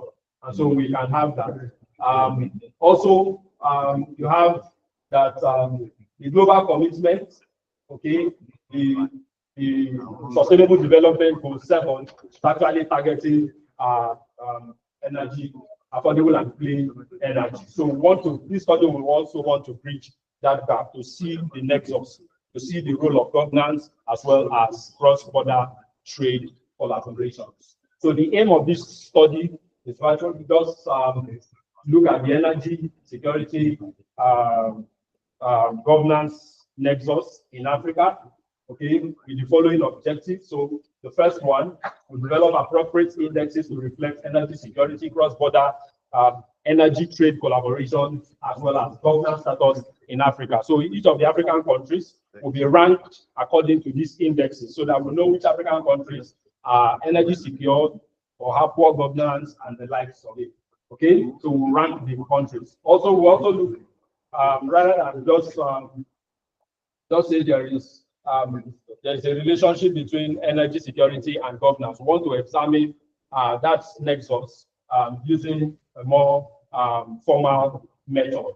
Okay, so while controlling for some other salient features, data features. To also assess the model robustness for sensitivity to proxies, because in economics you have that's one of the things that needs to be taken care of, such that we can say whether the model is performing optimally, so that it's not sensitive to the choice of the variable that I have used. So if I have other proxies for governance index, because generally, globally, there are different scholars who are coming up with different indexes to measure one or two economic fundamentals. So we could use, even with our own index, we could look for other proxies, okay, that measure governance or energy security and see whether it alters the stance of our results when we are done with our. So data issues. This is one of the places where we ran into trouble because of our peculiarity in Africa, where we have paucity of data. Okay, so the data set we will use spans 2000 to 2024, and the data was sourced from the World Bank, World Development Indicator. Okay, so for energy security, you have these variables: access to electricity, final electricity consumption, total generated electricity, total installed capacity. Okay, but most of the studies that I have gone through, when they consider using this, most studies actually use these variables individually on their own. Then some have tried to put them together, averaging them together, okay, but fail to account for something. All the African countries are not the same in terms of size. So in our own study, we decided that rather than just averaging or putting these values together, we'll look for how we will bring to, we'll take into cognizance the population sizes. So instead of the actual values, the total values for the countries, we take the per capita, okay, so that we factor in the per capita, the values at per capita terms, rather than just generalizing, because we cannot compare a country like Nigeria to a country like Togo. The sizes are different, so we need to factor that in before combining these variables to form a single factor, and then we normalize. And when we normalize to the range 0, 100. 0 means the lower, okay, for energy security, 0 means poor, yeah, and then 100 means very high. And also for governance, the same thing. This governance also, we have indexes for them, the World Bank, the World Data Development Indicator. And these already are indexes on their own that ranges between minus 2.5 to 2.5. Okay, so each of them, where minus 2.5 is showing that the level, the poor level of that measure. So we also combine this. We consider them individually, but also combine them to form an index, governance index. Then the control variable we want to consider cross-border energy trade collaborations. This gave a problem also because in Africa there are several power pools in Africa. You have the Eastern Power Pool, you have the Western Power Pool, you have the Southern Power Pool. But the issue is that while we may get some data for the Southern Power Pool, we are unable to get data for Eastern Power Pool and the Western Power Pool. That would have been a very good point to be able to assess the cross-border collaboration, because the power pool is actually giving us measure for the countries within each of those regions. So, and because we're not able to get that, so we resorted to looking at these variables: private investment to energy. Okay, this is net import, net energy import, and then tariff on energy import, so that we are not just having private investment. Yes, if you take private investment, how are we sure, or how do we say that the private investment has spurred energy security? Okay, has spurred improvement in infrastructure. How do we now say that that enhances cross-border trade? So it's deficient on its own. If we look at net imports, energy imports, okay, we look at what the country is producing to export and what it imports. So we can be able to measure its dependence on imported energy sources. And then the last one, tariff. Like Prof was saying in the morning, okay, there is the US-China war, okay, and that war is going to be around tariffs. They will start imposing tariffs on things coming. So that's a way for policy to come into this, and that's why we took these three variables to combine them to form an index for cross-border trade collaborations. Each of them on their own is deficient, but combining them, the information coming from the provision of infrastructure within the country, the dependence of the country on imported energy, as well as the tariff imposed on those imports to reflect policy stance of the data. And so what we expect at the end of the study is that at the end we should be able to develop useful energy security index, governance, and cross-border trade indexes. We are going to try to validate that with what is existing to see whether it is in conformance with reality, rather than just generating some set of numbers. Okay, so on the basis of that, rank the countries, and then we'll look at the relationship, that nexus amidst the cross-border trade collaboration, and that's where the policy implication will be drawn from. What that implies for the countries within Africa. These are my references. Thank you for this. Thank you so much, Dr. Woman, for enlightenment. Thank you so much. I wouldn't talk too much because I've been hammering on this topic since the beginning. So I don't get I'm targeting this topic. But I must tell you that I really appreciate the insight into this work that has been done.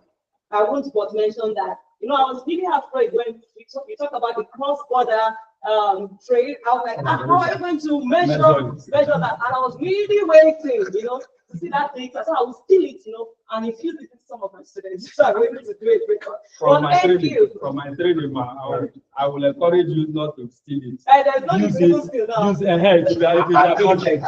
and acknowledge it. There's no use to steal now because we also acknowledge that we have a data problem. Okay, and analyze on the other way to go. Okay, when we have such problem. I appreciate this one. I want to say that where I got smiling, most especially in this one, is the stylized facts, because I love the presentation of that stylized facts. But I was expecting to mention Nigeria, so I will know where we are. Not Botswana, South Africa, no countries. They are far. And we believe that they are developed economy. You know, according to us, we believe that they are developed economy because they are better than where we are. So when we see where we are in terms of governance, when we see where we are in terms of energy security, because in the layman, we believe that we are nowhere. Energy security is zero because we don't have energy access. because we cannot even afford energy. In both cases, Okay. energy security We and government. can't afford it. Our government, we can't afford it. So we have also, I wanted you to, I like that. Look at Nigeria, we are very far off in governance and energy security. And it's really, if we don't wash our electricity outside, how are we going to cover it up or wash it clean? Okay, thank you so much for this enlightenment. I'm so excited to be here to listen to this. So if you are here, we can make this work more robust, even though it has gone so wide, but I'm sure that we can still add 1 or 2 things to this work. If you want to make your comments, please, I would like to acknowledge you. Thank you, Professor I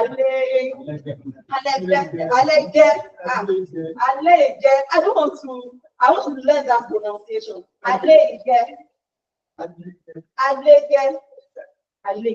Yes, it has stayed here. Okay, so Professor Alege, you have acknowledged your hand. Anybody online? Anyone online? Okay, our online audience, I know they are Professor Oyedeji. Thank you. Professor Olubusoye has put me into this tight corner. Okay, I want somebody from the back, one person to say something, anything. Only say thank you for a wonderful job. Okay, something, thank you. Okay, Dr. Rufai, and to be capped off by Professor Hafiz. If you realize that over time, from all the presentations we've been having, there is this problem of data sourcing. Okay, so I don't know when are we going to end, especially when we're talking about energy economics. Okay, it's a problem. So I don't know how we're going to handle that, but I can see that for every paper it has been occurring. And then for every paper that Professor Olubusoye has been using so much data treatment. Okay, we are discussing. So much data treatment. Okay, and I appreciate that. Okay, because I can't do most of those things, so I appreciate those that have actually done that. Okay, so we're going to start with Professor Alege. Okay, thank you, sir. So we'll listen to you first. Okay, before we move to other. Thank you. Thank you, Madam Moderator. Barbara, I want to thank you for an excellent presentation. And it opens our eyes to some of the things we don't know. But that's the purpose of coming to workshops, seminars, and so on, to learn what you don't know, or learn what you do. Exactly. So, my only worry is this, and if I could now please correct me. Now, I saw the picture of the paper right from the beginning, and even the presentation as I said. But then I didn't see the model. I don't know whether it's there. No, not good model. Oh, because what the study is going to be, because we are dealing with the African countries, we are dealing with 54 African countries, so it's going to be a panel study. Exactly. And because it's going to be, because we have about 25 time data points, we are considering using a panel, heterogeneous panel data model.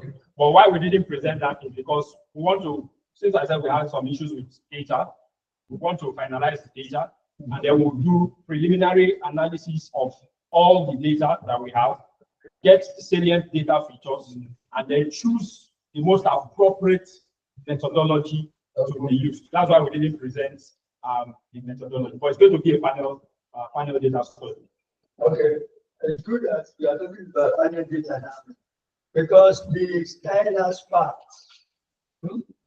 is a pointer to how powerful the model is. I mean, yes.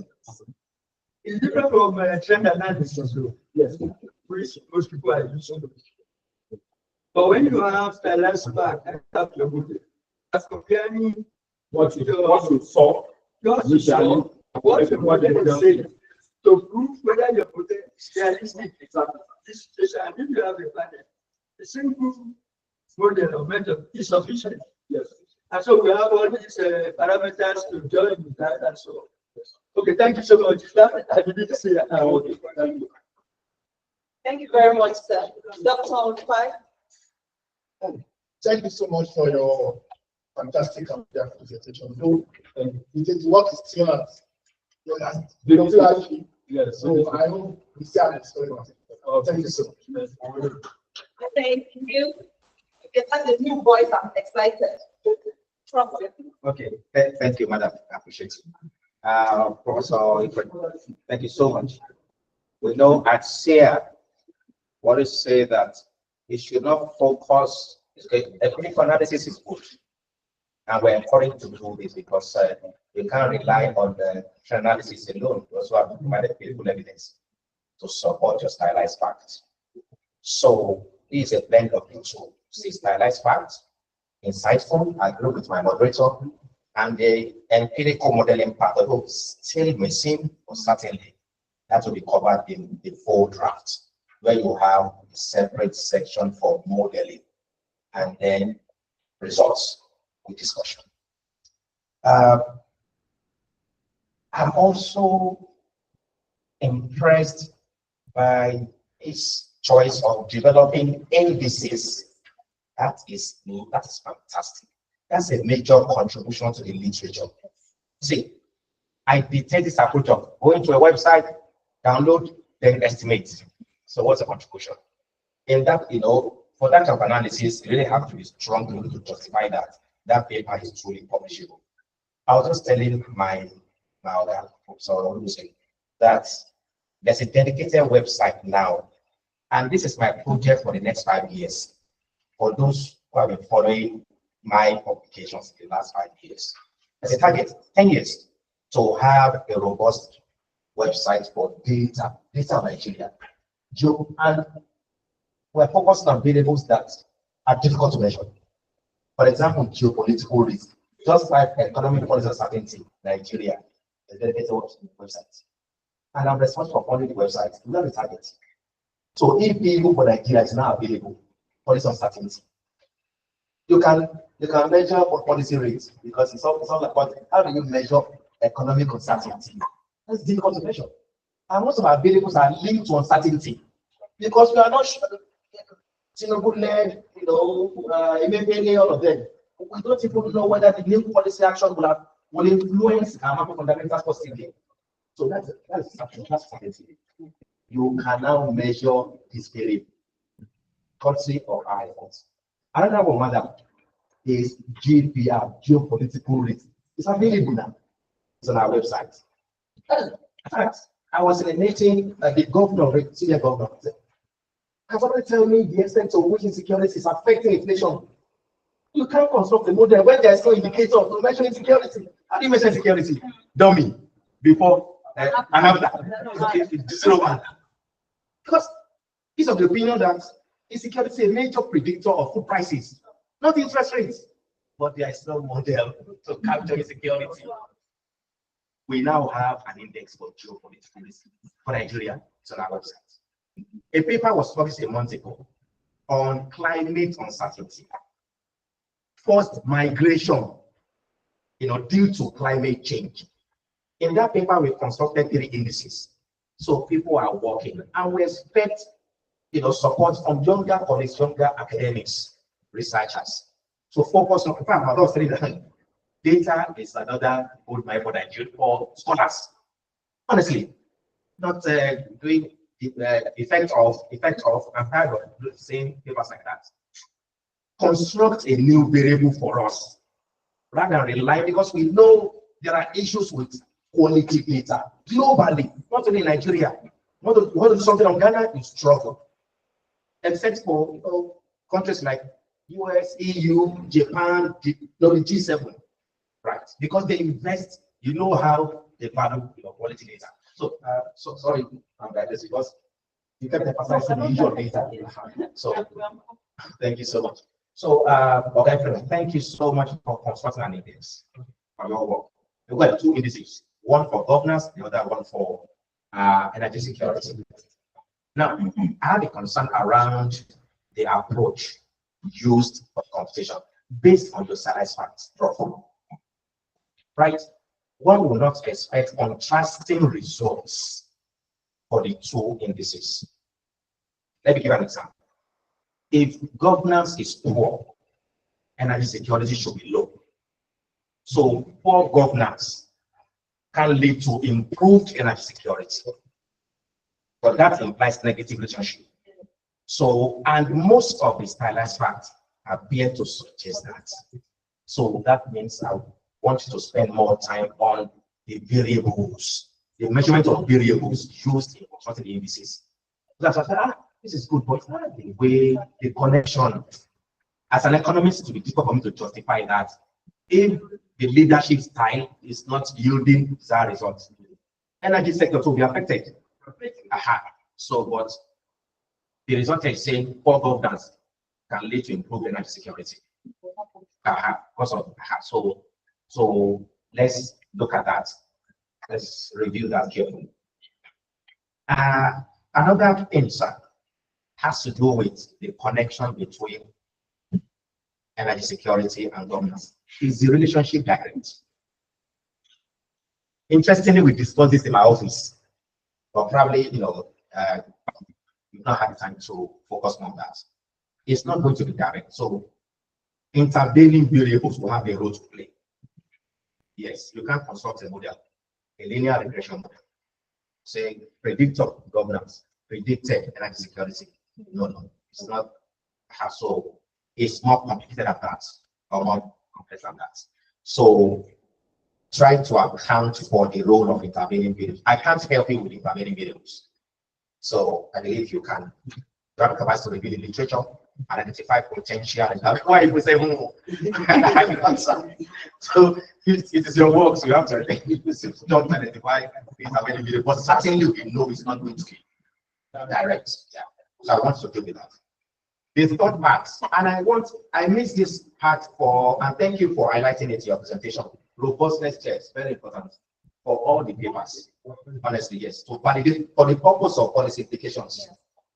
No robustness, no policy implications, because I can't trust your result. Anything, in fact, let me share this thing. This some of you would not,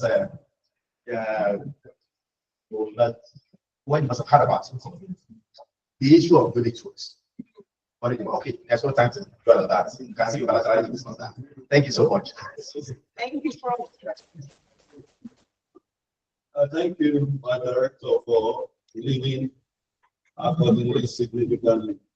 I read an article by relating on this get together and discuss, and the title says, "Governance is everything. Everything is governance." Now, when you were presenting, I was very elated because some of the things that you have espoused are some of the things documented in that write-up.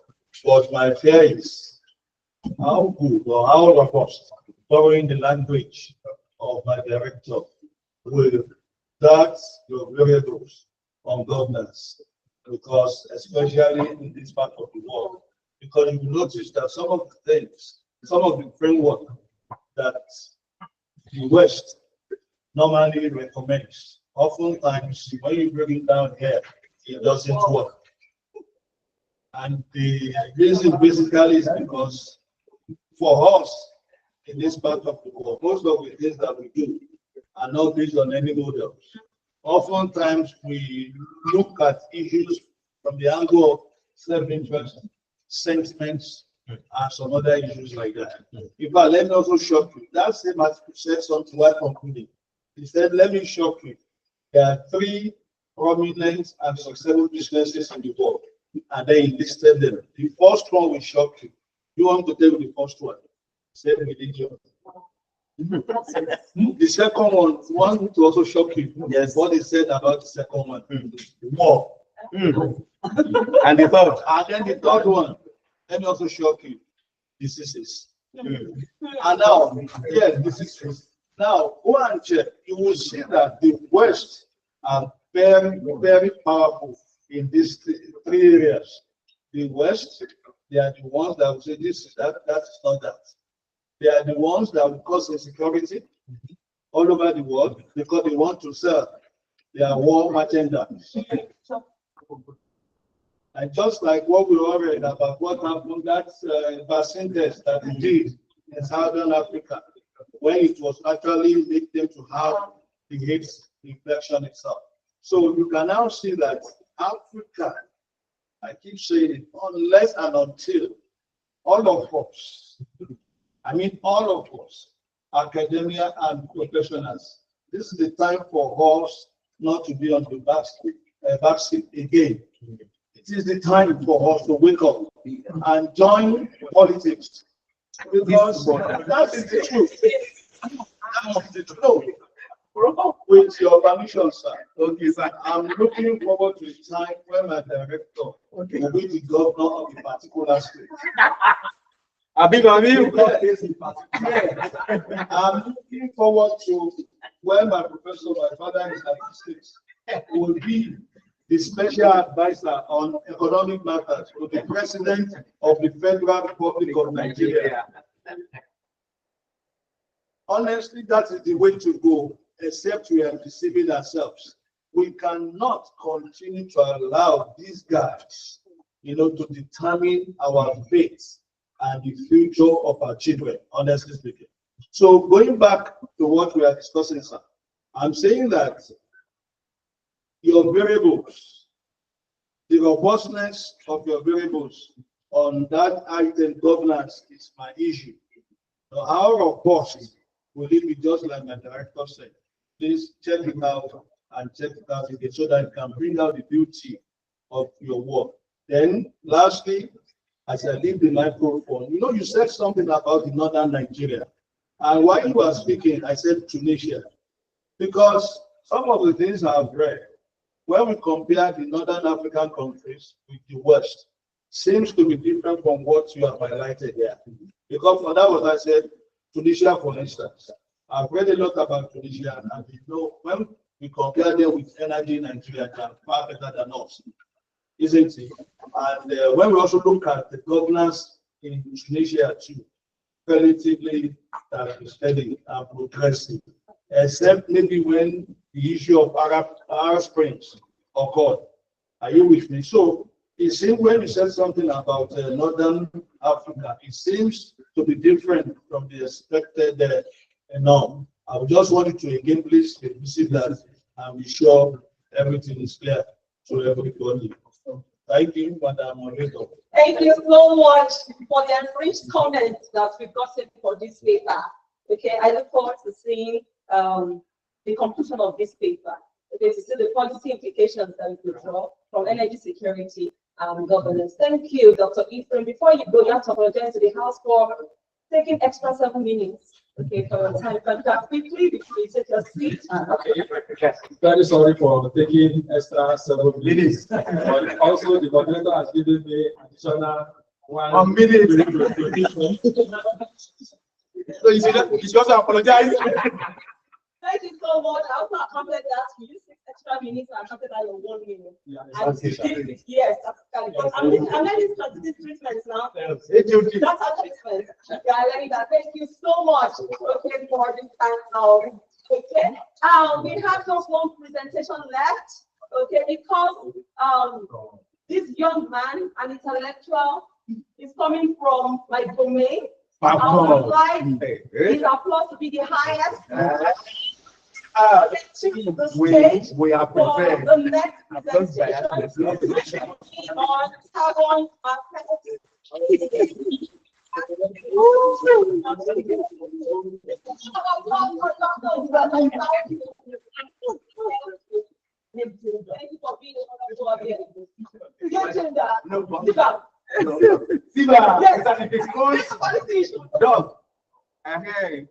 Your work involves carbon. Yes. No comment after presentation. Comments bring from Professor actually.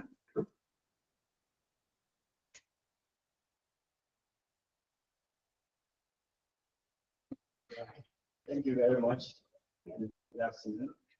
I want to thank Professor Olubusoye and organizing team for this workshop. Dr. Marcos and Thilo had the privilege of meeting them last year.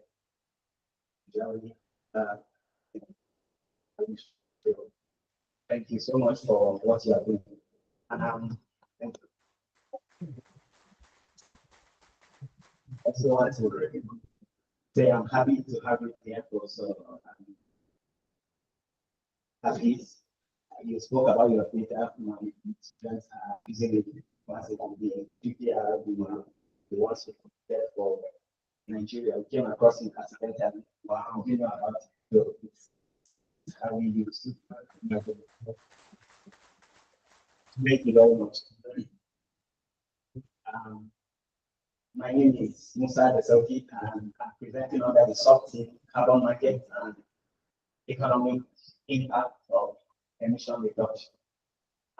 My topic is guns of climate. We're investigating the environmental consequences of militarization in the top defense spenders in the world. Dr. Prof. Gave some of the introductory information that I wanted to give. You mentioned rightly that the climate change is a fundamental problem confronting us in the 21st century, and it's a serious issue. In the Arctic Ocean, massive mountains of ice are melting, adding significant amount of water to the sea, raising the sea level, and that has implications on flooding and many of the other natural disasters we have. And human activities are responsible for this. Humans compose fossil fuels for the purpose of fossil fuels like coal, oil, and other biomass for transportation, industry, and even the military. The military is known to be one of the biggest consumers of fossil fuels. The impact of climate is seen in terms of temperature rise, heat waves, sea level rise, as I just mentioned, floods, and affects rainfall, affects food production, leads to food insecurity, hunger, starvation. It depletes the natural resources. The water reserve is declined. Even the greener pastures also exhausted. And because of that, you see higher tendency of conflict. In fact, climate change has been linked to conflict. Most of the conflict we see around is linked to that, especially here in this part of our world in Nigeria. The Time magazine also captured and mentioned that climate change impact is everywhere. It's felt everywhere in every part of the world, although some parts of the world suffer the impact more. It's disproportionate, and Africa suffers most of it. Countries that contributed the least or contributed least to the climate change suffer the most, and that has not been explained. The statistics show that out of 10 countries most impacted by climate change, that 7 of them will be from Africa. There are serious global efforts ongoing to address this matter. Conference of Parties have brought several countries together. They've made commitments on how they will decline their production level to keep emissions below certain limits and reverse it back to the industrial level. And although, despite all of this effort, the military emissions are hidden. The military is not allowed. Nations are not required to report the military climate pollutions, even under the Paris Agreement. Nobody knows exactly how much they pollute. And many experts disagree on this, although we can have a hint of it when we look at their defense spending portfolio, how much they spend on this. Since the invasion of Russia Ukraine by Russia, Ukraine has received tremendous amount of financial aid to help them defend themselves against the aggressor. And that is mostly from US and the EU countries. This has completely reshaped the global defense expenditure landscape. And you see that Ukraine's increase in expenditure has totally dwarfed the spending of other countries. Ukraine, in a single year, in a single war, they increased their defense expenditure by 640%. This is the highest increase ever recorded by a single country in a single war in the history of mankind, ever documented. If you look at the statistics by country, The United States dominates in the world defense spending. They spend over 876 billion in the military, followed by China, and India as fourth. But because of the changes in the landscape, that has raised Ukraine. Ukraine has never been in the top 15 defense spenders. Ukraine is currently the 11th in the world as a result of this effort. These same countries you are seeing, they also rank high when you look at arms trade. It's the same people that export arms. US export over 40% of the arms in the world, followed by Russia and France with 16 and 11% respectively. In terms of arms import, India is the biggest arms importer in the world. Yes, followed by Saudi Arabia and Qatar. It's quite, I think it's interesting to note that India, Qatar, Saudi Arabia are in a their environment is quite tense in terms of in the Middle East, because that region boils easily. So probably to stay guard and also send signal to their enemy that we can defend ourselves, and this is a potential driver of their own defense spending. But I noticed that South Korea increased their spending by over 74%, among others, the highest increase. The same people, I will look at it, the ranking by pollution, carbon emissions. The same people rank high. China is the biggest polluter in the world, as you mentioned in your statement, followed by the US and India top. So this suggests some kind of one will want to imply and suspect that, oh, since these people are the biggest spenders, they are the biggest traders in arms, and also when it comes to pollution, they are also there. And it drew our attention to want to examine that. The military relies heavily on consumption of fossil fuel, and that level of consumption has tendency to jeopardize most of the successes already recorded in terms of mitigating climate change through reduction of carbon emissions. So the primary goal and focus of the study is to analyze the time-varying environmental impact of military expenditure on the world's top 15 defense spenders. Specifically, we would like to just examine how this impact, in addition, how this impact varies across time and scale among these top defense spenders. The EKC hypothesis, environmental quotient score hypothesis, is a very dominant, it's widely used in literature to explain the connection between environment and growth. It says that as countries grow, the relationship between growth and pollution is not linear. It does not increase monotonically. It's a curve that in the early days of development, pollution grows with income, but a level of growth is reached, an optimum level of growth is reached where pollution peaks, is at its highest. And any further increase in income will lead to decline in pollution. And this is very, very important. When you look at this graph carefully, instead of increasing monotonically, it means that policy can be effective in actually mitigating pollution, either with technology or with, you mentioned taxes. When taxes are introduced to the market for trading of these things are introduced, it adds to the cost of operation, and the law of demand says when the price goes up, you buy less, demand reduces. So it has the tendency to decline that pollution level. And that's why even the endogenous growth model emphasizes the role of technology. That technology is endogenous to the model. We have to incorporate technology. And it emphasizes innovation, knowledge, skill, or even human capital growth as drivers of growth, not just drivers of growth, it can also be drivers of clean growth. So military research and development can drive technological innovation, which may spill over into cleaner and even more efficient technology that would help reduce this environmental degradation. We looked at a number of literature. The findings are quite mixed. There are different results we observed. The methods used vary.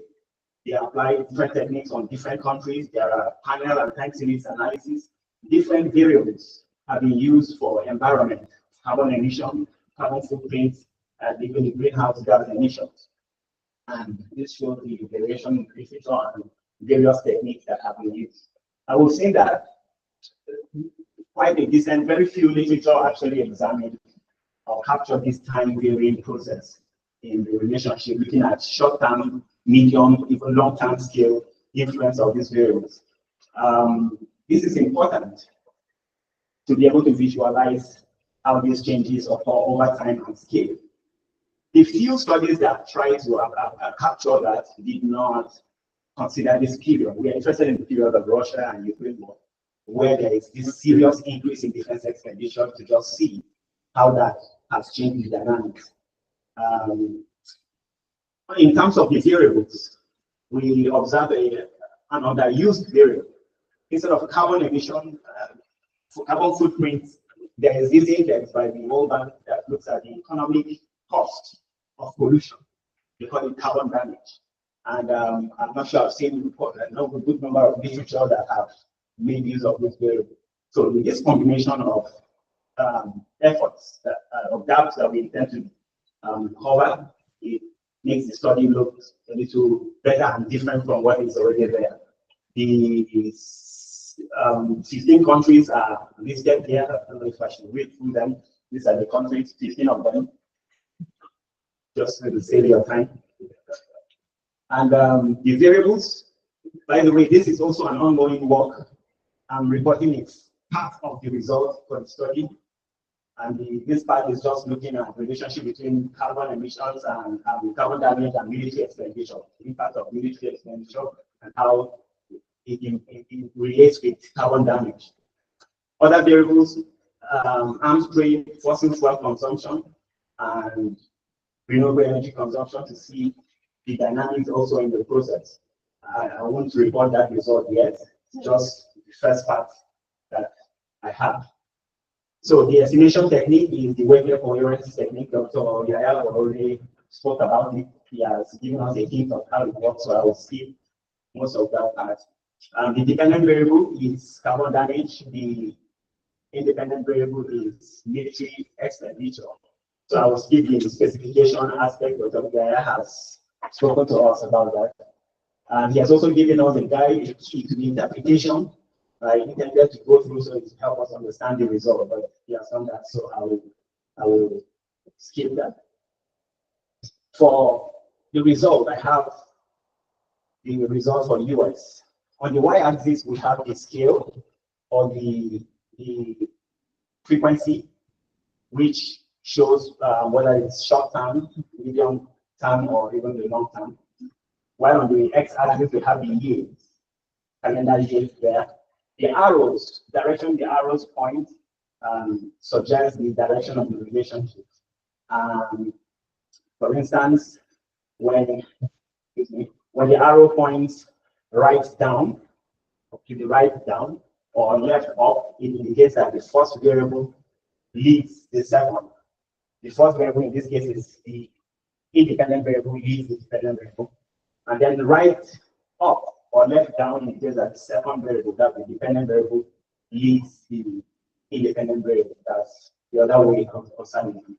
So in this case, we have a lot of left up, that the first variable leads the second. That's military expenditure leads carbon damage. And that's also suggesting a negative relationship, that as military expenditure increases, carbon damage reduces. Carbon damage reduces the cost of the impact of pollution is less. I have the result also for China, it's similar to that of US, and the other countries as well, in 15 of them are here. I have a little summary table, just so we'll not be looking over this. We'll have a picture of the result. The summary says only 3 countries appear to have a positive correlation. 3 out of 15, that's 20%. And majority indicate negative. 12 out of 15 have a negative correlation, that 80% of the countries covered. And we can further look deeper into the results to see if we separate it into the direction, impact coming from military to carbon or carbon to military. You know, I must admit that initially this result got me worried, because I was expecting to see that the dominant spenders should see a positive impact, heavy impact on growth. Yeah, and that made me, we left this work for a long time. I was worried too for you, because your highlights back on your results. Yes. So I like that. I struggled to almost carry the box. So it shows that only US appears to have that. If I split the results further into these categories, whether positive or negative, in terms of military expenditure to carbon, in terms of carbon to military, we'll see a different picture. So here is showing majority of the countries have negative correlation. Majority, both from the military to carbon and carbon to military side. 4 out of 15 shows negative. In this case, 10 out of 15, 66, 67% also indicate another negative relationship. And maybe experts will also help us figure this out. If you look at the result in terms of scale as well, in 6 out of 15, 13 countries out of 15 exhibit a lot of short-term relationship. The correlation is more in the short term. And in the medium term, I have 6 out of 15 they have that correlation in the medium term, and long term also 6 out of 15. Then I try to summarize them also further. The countries that have the variables are correlated in short term up to the medium term, but not in the long term. I have 4 out of 15. Then medium to long, 6 out of 15, and then the ones that are correlated all through short term, medium term, long term, indicating persistence. I have that in just 4 out of 15. That's United Kingdom, Germany, France, and Ukraine. So, possible explanations. It could be climate-induced conflict. But by the way, this I'm just trying to see who can explain, especially the other way. I expected the causality to come from military expenditure to carbon emission, but I have a lot of evidence showing that it comes from carbon to military. So that's actually one of the areas that got me worried. And so that carbon to military direction could be due to carbon-induced conflict. When there is climate-induced conflict that are linked to climate, for instance, may lead to rising carbon damage. This will fuel more conflict. When you have, and then you have more people competing over scarce resources as a result of that conflict, and that will lead to the deployment of the military to go and ensure stability in that place and prompt higher military expenditure. So conflict as a result of climate can induce that spending. Potential explanation, it could be due to border control. Trump wants to move more people to the border to ensure strict prevent immigrants from coming in, and that will raise their expenditure as well. They're going to spend more on those people that will go to secure that border. So out of border security quest or need of that country, that will support more defense expenditure. It will be due to geopolitical tension. Like I highlighted earlier, India and those countries in the Middle East, that is quite sensitive. They might want to galvanize. If there is any tension that is related to climate as well. That can also lead to boosting of the military expenditure. And another notable thing is we are aware that, like I said in the introduction, that most of the impact are not felt in the countries that spend the most or countries that pollute the most. It's felt elsewhere. I don't know, nobody has explained the science behind that. Why will the thing come from there and we suffer it here? So maybe climate change is greater. We know climate change impact is greater in those that contribute the least, not in those that contribute the most. That probably, for me, it's an indicator. We didn't see much impact in those countries that produce because the impact is elsewhere. There are a few studies with some of the similar findings, the other ones, the few ones I expected, like this one. And I will conclude then for now until maybe I have to out that we've seen evidence of that there is predominantly a negative relationship, over 80% between military expenditure and carbon damage among the top investments. And sustainability, it indicates sustainability efforts, and such efforts should be sustained by those countries. Military expenditure induces carbon damage in just fewer countries based on evidence, and we've seen evidence, mixed evidence of bidirectional causality from military to carbon, and some evidence also from carbon to the military. I'm just thinking maybe further studying this, if it's possible that one can examine the impact of pollution elsewhere to be able to establish an valuable linkage that the pollution or the spending, military spending abroad of these countries actually has impact in Africa, because my evidence looks otherwise.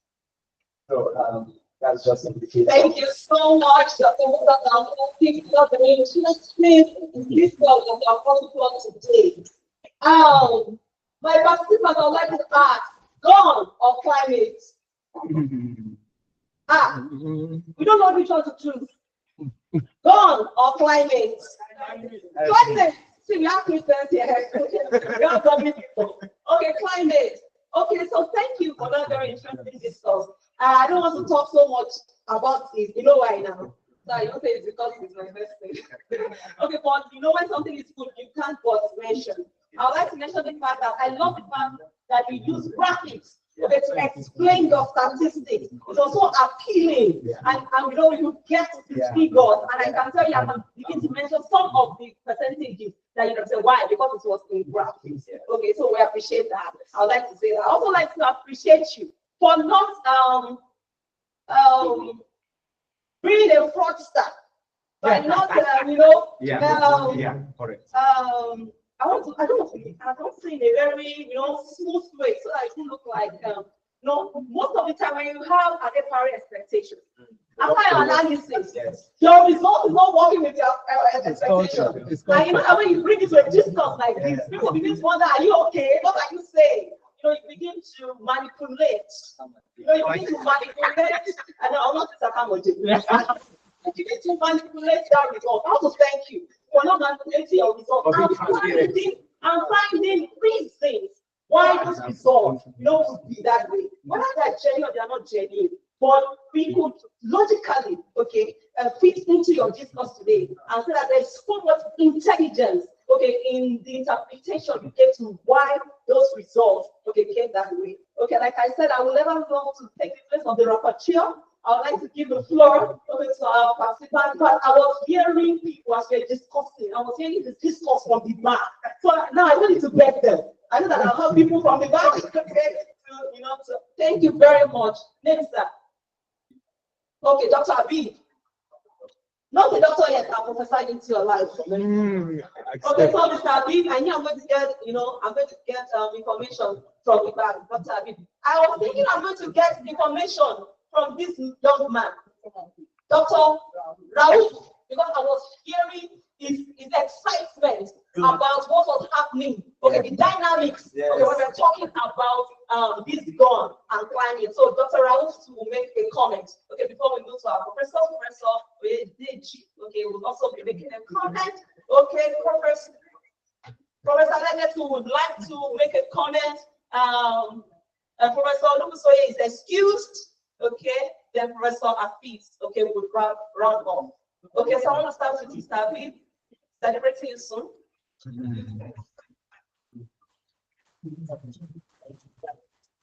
Thank you very much for the presentation. Sorry, Dr. Musa. Yeah, and again, I want to actually highlight the fact that has been highlighted by the monitor for highlighting the weakness in your results. And actually, I highlighted that to comment on that before you actually mentioned it. Again, before I will go into some issues to raise concerning why Africa has been the ones suffering the fallback from climate change issues, even though they are contributing less to the emission. I would first like to go into the politics of all these climate change issues. See those high emitters going scot-free, even though we have the organization that serve as auditors. So what these people are doing. But in Africa, it's what it is. We depend so much on them for so many things. And whatever happens to them there, through trade dynamics, definitely you can't expect anything less. You will definitely suffer the effects. Take, for instance, the issue of Russia-Ukraine war. We actually suffered the impact from inflation because it depends so much on them on food import, even though we have the potential to produce all those things for here. So what would like you to include in your discussion is actually this debate around who should pay what when it comes to the fallback from the climate change issues. We know the big emitters.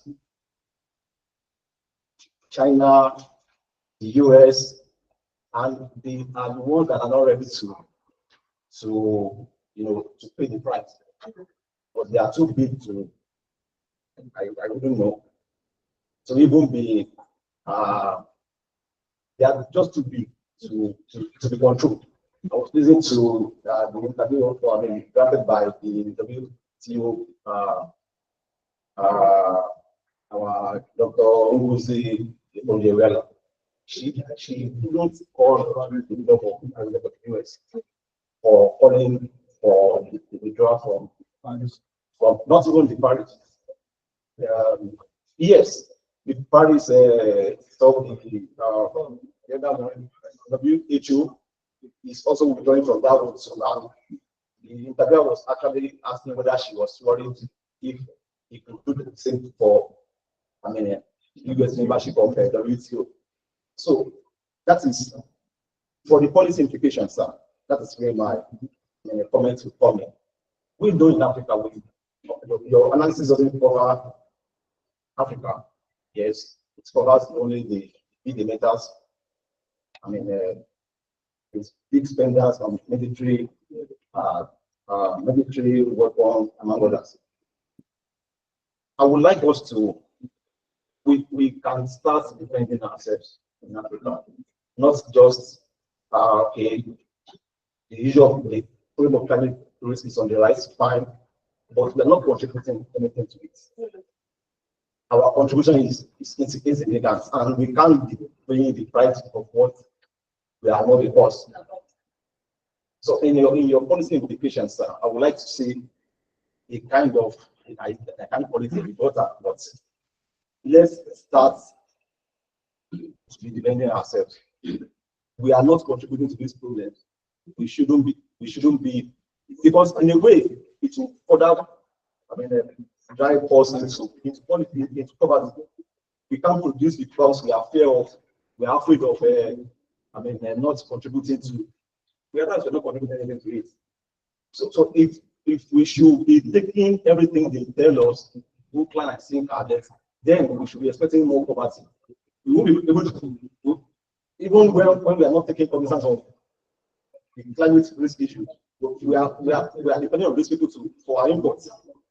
So when we are now trying to take what they are telling us, our production level will reduce in a way because we only depend on all this. Fossil fuels for the generation of energy for our production processes. The purpose is here. So how do we circumvent the issue of trying to listen to what they are saying about climate change and the detriment of our continent? That is one. On why your resource, you pose a question on the behavior of the resource over there. Why Africa has been the ones contributing this? Yes, we are feeling so much heat. It still boils down to preparedness. We don't prepare for all these things enough. We always believe all is well. The shock absorbing tendency is very low here in Africa, so we can't expect anything less than what you have shown us, definitely. So, and that is what I have to say. Thank you. Thank you. Okay, Dr. Raul. Good afternoon, everyone. Good afternoon. What I did say. Or the last thing that I want to add is that the sitting of today to some of us that are upcoming emerging economists, if I use the word. So it's an high opener to some of the area we have not been able to even enter into. And in fact, with that, our other Professor Salis was trying to tell us that the Twitter website has been created on the data on our own country. Probably assist us to have a link to that. The last thing that was said by other speaker was the issue of fire is burning in a country, another country is feeling it. So it's a very, somehow, don't know, probably scientifically, economics may not be able to ascertain that. So there will be a kind of collaboration in that regard that the country that produce least carbon emission is now being affected largely. I don't know, economically. Probably collaboration combined in that direction. So thank you. Very much. Thank you very much. I follow that smokers are likely to die young, but those who stay by the smokers are likely to die faster. Okay, that's the smokers. So I think that when that theology is actually coming from our professor. Somebody brought up the big standards. Yes, so the ones that are the one did not run. Yes, so thank you. To go to our professors, we'd like to hear from Professor Alege and Professor Yohan first before proceeding.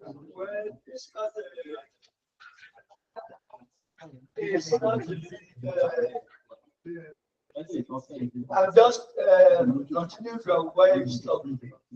You realized and announced the sincerity of the presenters. I think we must go beyond that. When you present any research paper, the purpose is to show where you are, so that other people can come and continue from there. Never you try to falsify any result. When I was younger, I'm still anyway. Somebody presented a paper at the village level. I think it was the post-production. And he had an answer that was very hard. And everybody was saying this is a very good paper and so on. All of a sudden, I just look at it. This guy is talking about panel. And you know the panel, your answer is composed about two groups. The T, that is the time, and constitutional part. So there's no way it can be very hard. He was talking about 0.8. And I said, oh, that's sorry, I am small, yeah, but I think something is wrong here. That was when even the supervisor now began to look at it. What happened? You are trying to insult people. I think all of us who are young researchers must avoid that. There's no way you can always get the results you expected in whatever you are doing. In this world, you stop where you are and say, this is my result. Somebody else will come and continue from where you are. So I want to just sound that note. It's very important for us. Thank you so much, Prof, and thank you for the presentation. Thank you, Madam Moderator. I want to continue from where Prof just stopped, and I want to commend our presenter, for being able to show courage to tell us something that seems to be a detour from the expected standard. Just like the Prof shared an experience, there was also an experience like that in our Department of Statistics. It happened during a PhD defense. Now, the students quoted the result, and that result seemed to be a complete detour from what was expected, in literature. So then I was the PhD coordinator. I was at a fix on what would happen. But I was happy with the external examiner. The external examiner said, yes, it could be wrong, based on what we knew, that if the presenter can defend what to us is not correct, that you will be happy. And lo and behold, the candidate that particular day was able to explain what brought about, that strange result. And the external examiner passed the candidate because he was able to explain, what happened. So once again, I want to comment on your courage, and I say please continue in that spirit. And again, what you presented confirmed what I said. I read yesterday night when the man was trying to say there are 3 top businesses in the world. He mentioned war. War, religion. Religion. Now you can see what is happening now. Every industrialized nations, top industrialized nations, they are also the ones invested in war. Now, why are we having insecurity around the world? They are also the ones spreading the insecurity. You are producing arms. You must create markets, for the arms. And that is why, I keep saying it. It is now the turn of Africa to evolve. Africa must rise and let the world know that now we are awakening. We are still sleeping. We don't know where we are going. Because just like my brother was saying here, what do we offer? What do we bring to the negotiation table? That is the problem. For instance, the West to be careful to do anything that will make Russia to say, better be careful. They must always watch what Russia is doing. Why? Because they know in the Committee of Nations, Russia is not a country to be toyed with. So the same thing is happening. Africa must demand, African Union, must come up with a policy that is pro-Africa, 100%. For instance, how can you have resources? That same article said, the CEAR, Democratic Republic of Congo, is the world's largest resources base in the world. And they were giving description of the amount of the resources. In fact, they mentioned cobalt, and they said the deposit of cobalt in Democratic Republic of Congo is the largest in the world, and yet the country with the resources is not benefiting from that same resource. You know, France and some other countries are benefiting from it. So, and that is why, whether we like it or not, this is the time for Africa to stand up and say, this is the way we want it to go. We cannot, we have the resources, the natural resources. No, we have a say. But the unfortunate thing is that because of what is happening up and down, because our leaders go up and down to sign, you know, so many documents, you know, that condition them, you know, and that is why oftentimes they don't have a voice. They want to do something, remember what you have signed. Remember what you have signed. And that is why some of us will begin to wonder what is happening to our leaders. It's as a result of some of the, you know, conditions they have been given. You want them to be president, we support you. But mind you, when you become, you must not touch this, you must not touch that.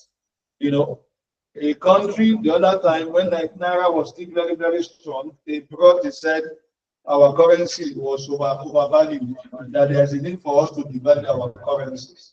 And the government of the day then didn't take it fit to bring the academia for us to have a national discourse on what they have brought. And whatever come out from that discussion should be the way to go. You know, even if we do it just like what we are doing now, the government will just throw it away. Why? Because oftentimes these our leaders are not so much interested in the interest of the country. They're only interested in their pockets. And just like Dr. Ephraim said when he was speaking, he spoke about the recourse cost. Yes, resource cost in Africa. You know, that's another dimension that we must need to address. You know, if not now, it must not be too far away. So once again, I want to commend what you said. So maybe it is high time for Africa to also cause insecurity in the world, so that we can also make you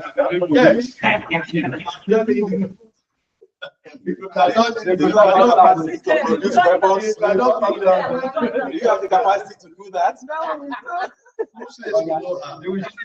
Not enough. Okay, maybe you can begin to explore African science. Yes. Thank you so much. Africa was emerged. Africa was arrived.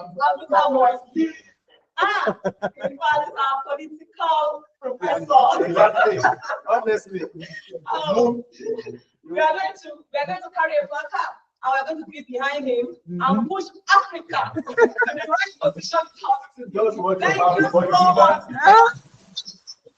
I'll be my husband's house, the email of my children. Thank you so much, Prof. Okay, I've really enjoyed your comments today.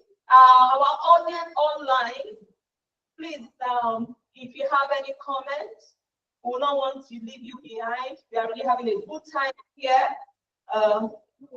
Kule Salami. Okay, Kule Salami. Thank you very much, my HOD. Thank you.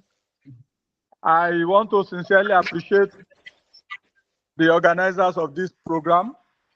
It has really given a great enlightenment, and I've learned so much. The level of discourse today has really shown that we have materials in Africa, and it is high time we take our place. I'm happy we have an interdisciplinary panel in the house. I doff my hat to all my professors there. Thank you very much for sharing your knowledge. The angle to this energy modeling, by the grace of God, is new to me. And I'm happy that we have the likes of Professor Salisu, who has been taking us in CEAR to think in this direction of new insights. It will be very important for us as economists and the statisticians to find a way, just like Professor Salisu has come up with an organization getting data. Data has been our problem. I remember one of our professors telling me, why do we always have to rely on World Bank data Are they really relevant to Africa? Are they talking about our own issues? I think this is angle I want to also implore us to team up together and see how we can begin to develop database for most of these variables. Thank you. Thank you so much, Dr. Kule Salami. Do we have any other online? Do you have any other? Okay, if that's the only person we have, then we could conclude with the Professor Afisa's process. Thank you so much, actually. Let us join my colleague for this. And thank you for making you for the presentation. I think it's fast paced, so I will just quickly summarize my comments. The first one, you know this, correlation does not necessarily imply causation. Your stylized part on say select section essentially focuses on correlation. How high military spenders and then being high polluters. That's correlation. So don't expect that causation will also follow the same trend.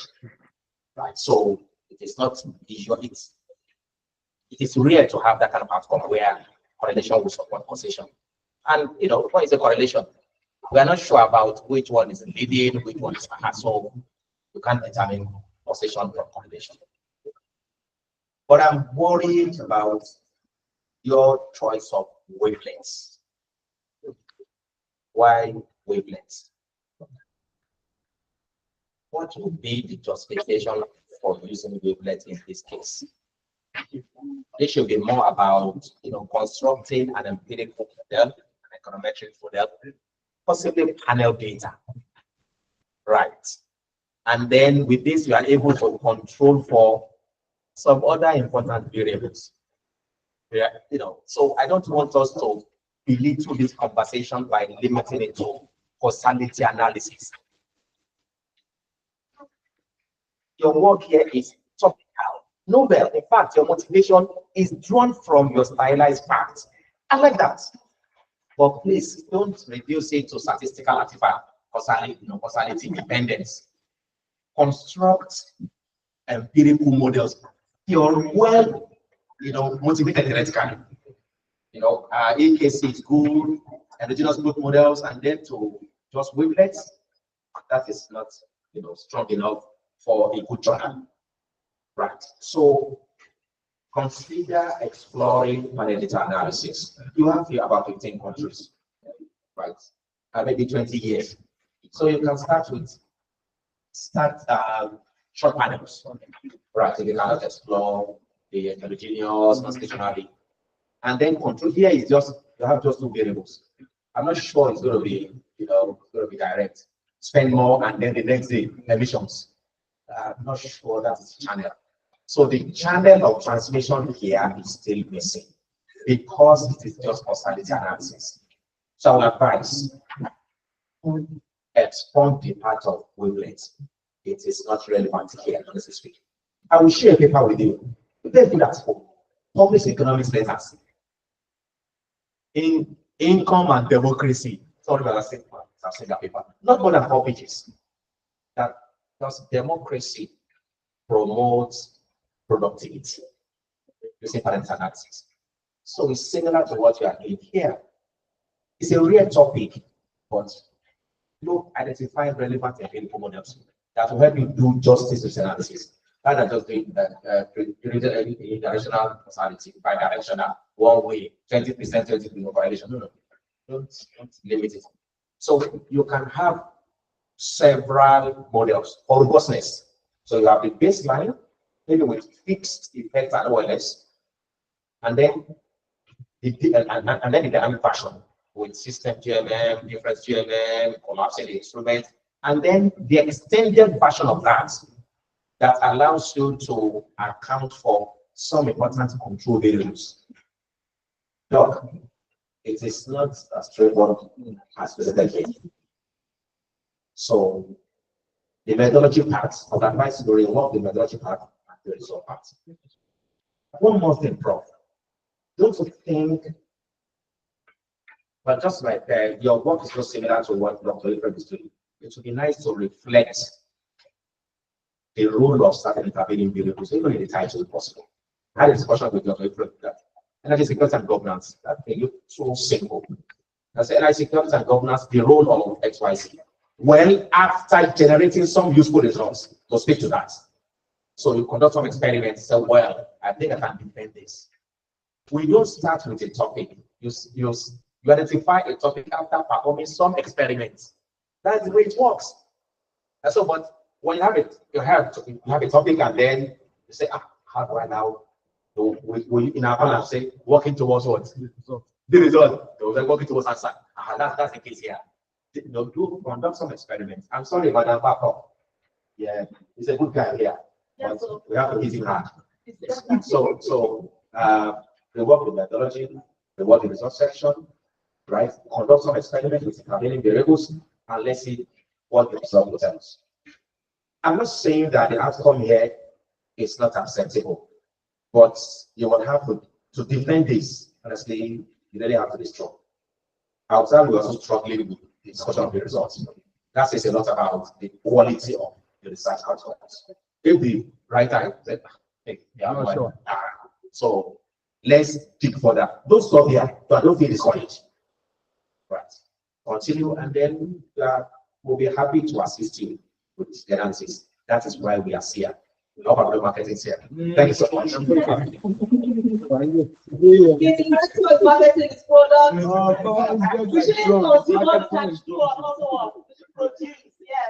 right. Market your product. Thank you so much, Professor. Hafiz, we're always glad to hear from you. Thank you, Dr. Musa Dalsafi. They put out from here. They talk that the different analysis might bring a different result. Okay, I think that's what we're saying right here.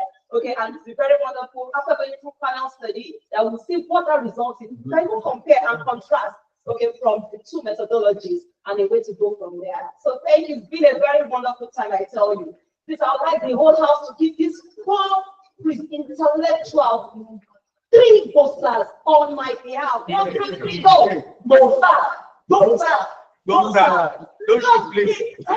presentations. I tell you, not the presentations today. My house has been open to several things that I would have taken for granted, methodologies that I've put my mind into. Data treatment that is so complex, but yet that is something necessary for us to go through and link data that actually speak of the Nigerian situation. I said that it's been a wonderful time there. I'm glad I spent that time to be here. In fact, I'm so excited I'm actually here. So I've been, no one can tell me the story. Yeah. Nobody can tell me the story. So it's better that I'm here, and I'm glad to be. I want to also say thank you to Professor Olubusoye. I've never done this before. I've never moderated before. I couldn't say no. Wow.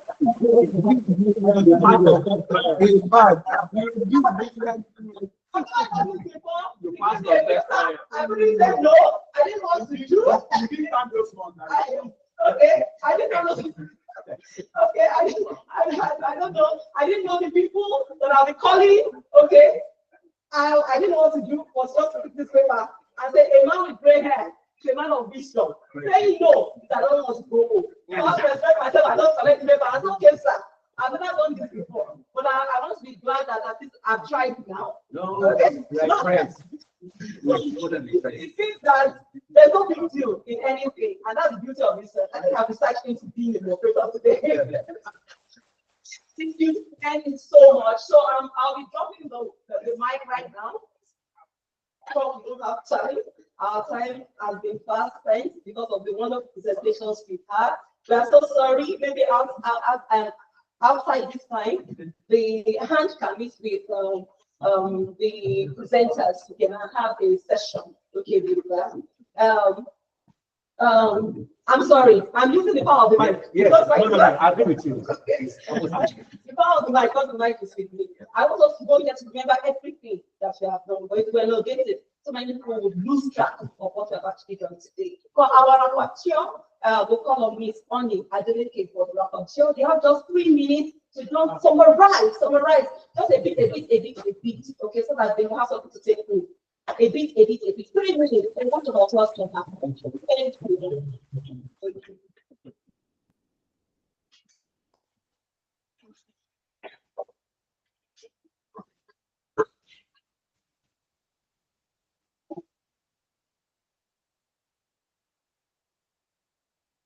afternoon, everyone.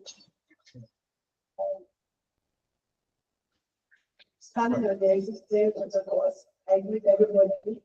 So this is the communique for the one-day International Energy Modeling workshop organized by University of Cologne and University of Ibadan researchers at Center for Econometrics and Applied Research, Ibadan, Nigeria.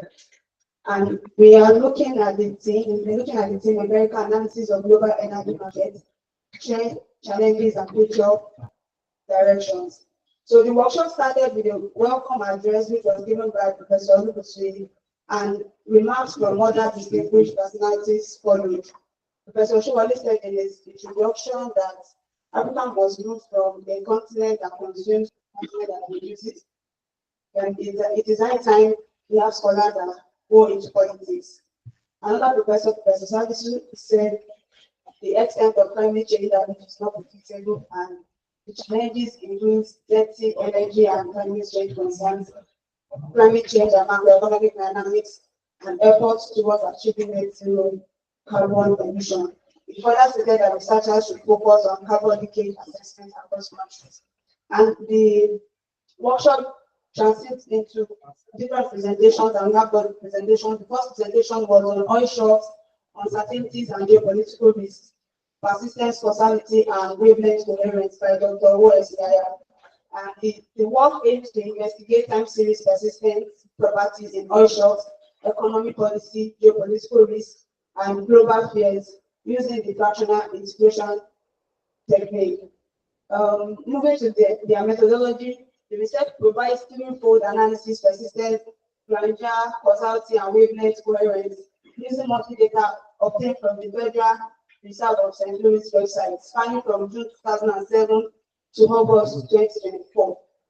And the variables considered were EAS, economic activity shocks, OCDS, oil consumption demand shocks, OIDS, oil inventory demand shocks, and OSS, oil supply shocks. And the takeaways, it was noted that policy implication is very key, and then the authors should note that oil shocks and oil certainty cannot be used interchangeably and should focus more on climate risk and less on GPR. Then the second presentation was on renewable energy integration and market adaptation by Dr. Thilo Zimmermann. And the work aimed to analyze the integration of renewable energy into global energy markets and evaluate its implication. The authors seek to forecast the impact of renewable energy penetration on market price and volatility. And the method, for the methods, the data set was gotten from the global energy markets with variables such as electricity generation, installed capacity, public flows, and international conflicts. The LSTM model from the neural network will be trained and tested as the work is still in progress. Then the key takeaways was that data integrity and data engineering and perfect in the part of the world, and the authors should be clear on measures of renewable energy, while the choice of electricity, the theoretical framework should be added. Also, the model, not short-term memory, should be justified. The third presentation was on energy security and governance by Dr. A. Obona, and the aim of the research is to investigate the nexus between energy security and government in Africa. And the data was gotten from WDI and spans from 2000 to 2024. And the response variable for their work is energy security.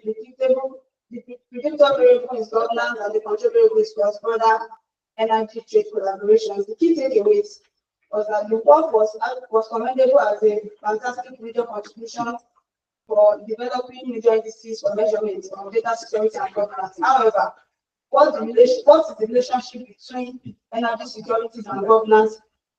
It should be looked into if it's direct or not, and it suggested that there might be intervening variables which should be considered. Then the last presentation was on bonds or climate, investigating the environmental consequences of the militarization in top defense standards by Dr. T.C. Musa. The work seeks to analyze time-varying environmental impacts of military expenditure in the world's top 10 top 15 defense spenders. Also, the research examined how the environmental impact varies across time and scale in top defense spenders. The method that was used, annual time series data from 1990 to 2022, I was starting from World Bank database, analyzing 15 countries that are top 15 defense spenders. Then the key takeaways here is that correlation does not imply causation. So the author should consider exploring more data analysis, as different analysis can bring different results. Also, they are advised to expunge wavelengths, which might not be relevant in this case. And then lastly, for robustness, the authors can try several other models. Thank you.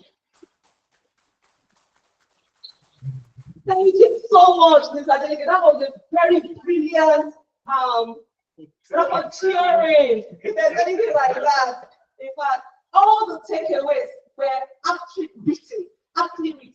In fact, she followed through. Okay, today, and I appreciate you for that good job. Okay, and your team, okay, because I know that you're not the only one there. Okay, we want to see all the organizers out here, all the organizers of this program.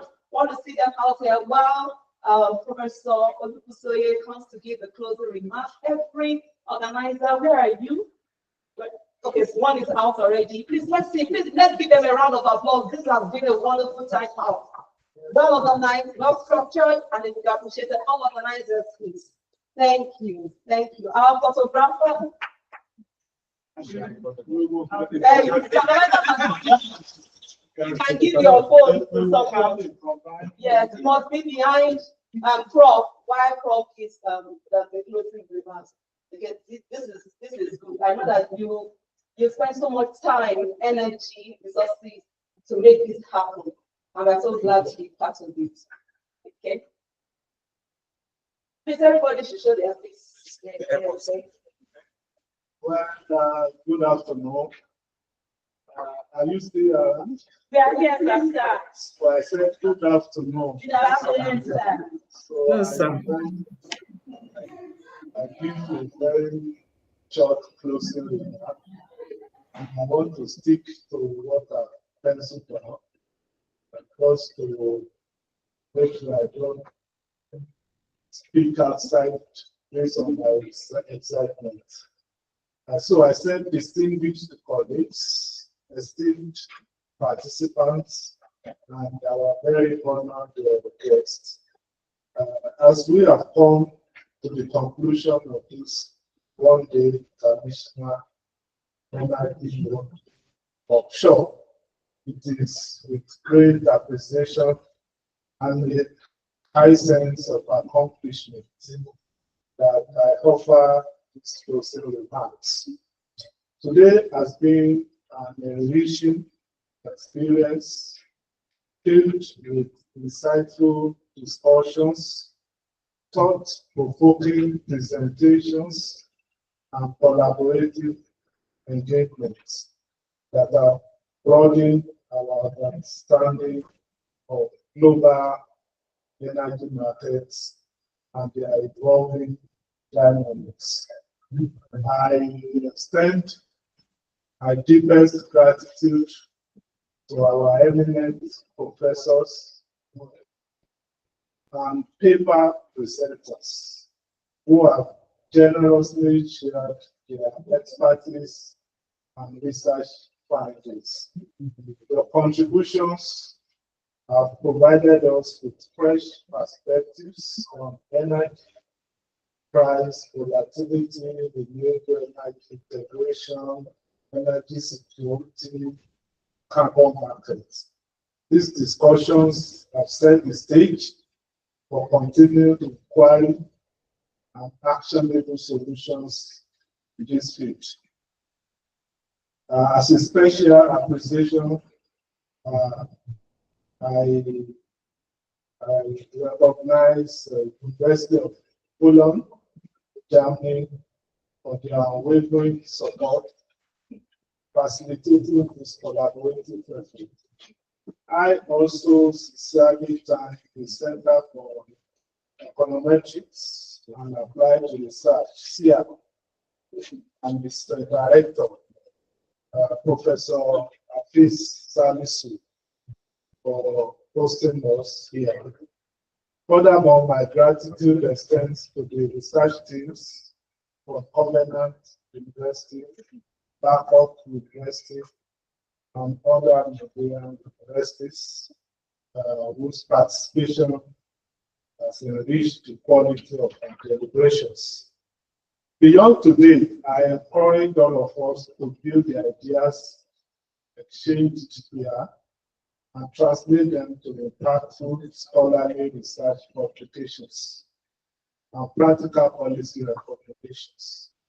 Let us take advantage of the networks that we have formed and strengthen future collaborations that will drive meaningful research and innovation in the energy sector. Finally, I thank my very able team, the facilitators, and everyone seated, distinguished participants, for your engagement, your enthusiasm, and of course, commitment to knowledge sharing. I look forward to seeing the fruits of our discussions reflected in future projects and partnerships. I now officially declare this workshop successfully concluded.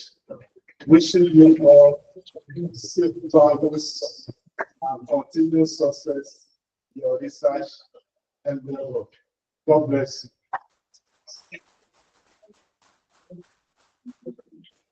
Yeah, so please maybe we take the picture. Okay, thank you. So we'll take our pictures outside. You've been wonderful participants. I would like you to congratulate next person by your side.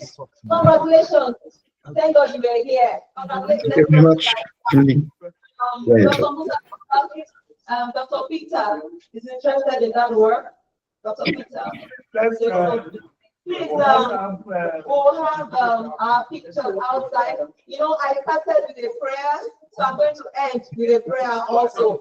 If you don't mind, all eyes closed, all hearts together, all our hearts together. Thank you. Father, we thank you so much.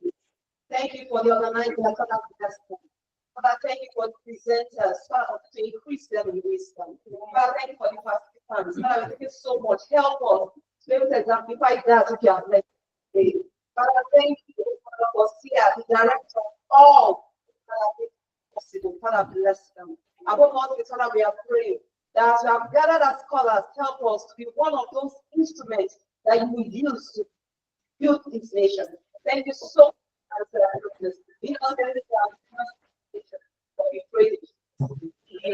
Thank you so much. Thank you so much for allowing me. Okay, so let's do it. Everyone.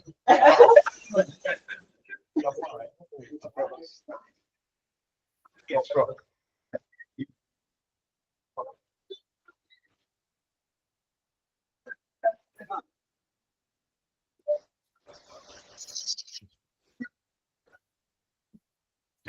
Yeah, thank you, Professor Olusanya. Yes, thank you very, very much. It was really great. Thank you very much. Thank you. I hope you enjoyed the session. Yeah. Yes, yeah, no, really, really great. We got inspired for with us. other ideas. We're so glad to have it till the end. Thank you, thank you, thank you. Perfect. Thank you very, very much. I appreciate. Yeah, I appreciate your support. Ah, I appreciate it's a your pleasure. support. They recorded the link for the video recording will be shared. And then Yes. we continue our collaboration from here. Perfect. Thank Yes. you. Yeah, we can have another meeting to see what we can do in the future. Yes, for sure. It's really great. I think there's a lot of potential for collaboration. Yes. Yeah. Perfect. So bye. Okay. Thank you. Bye bye.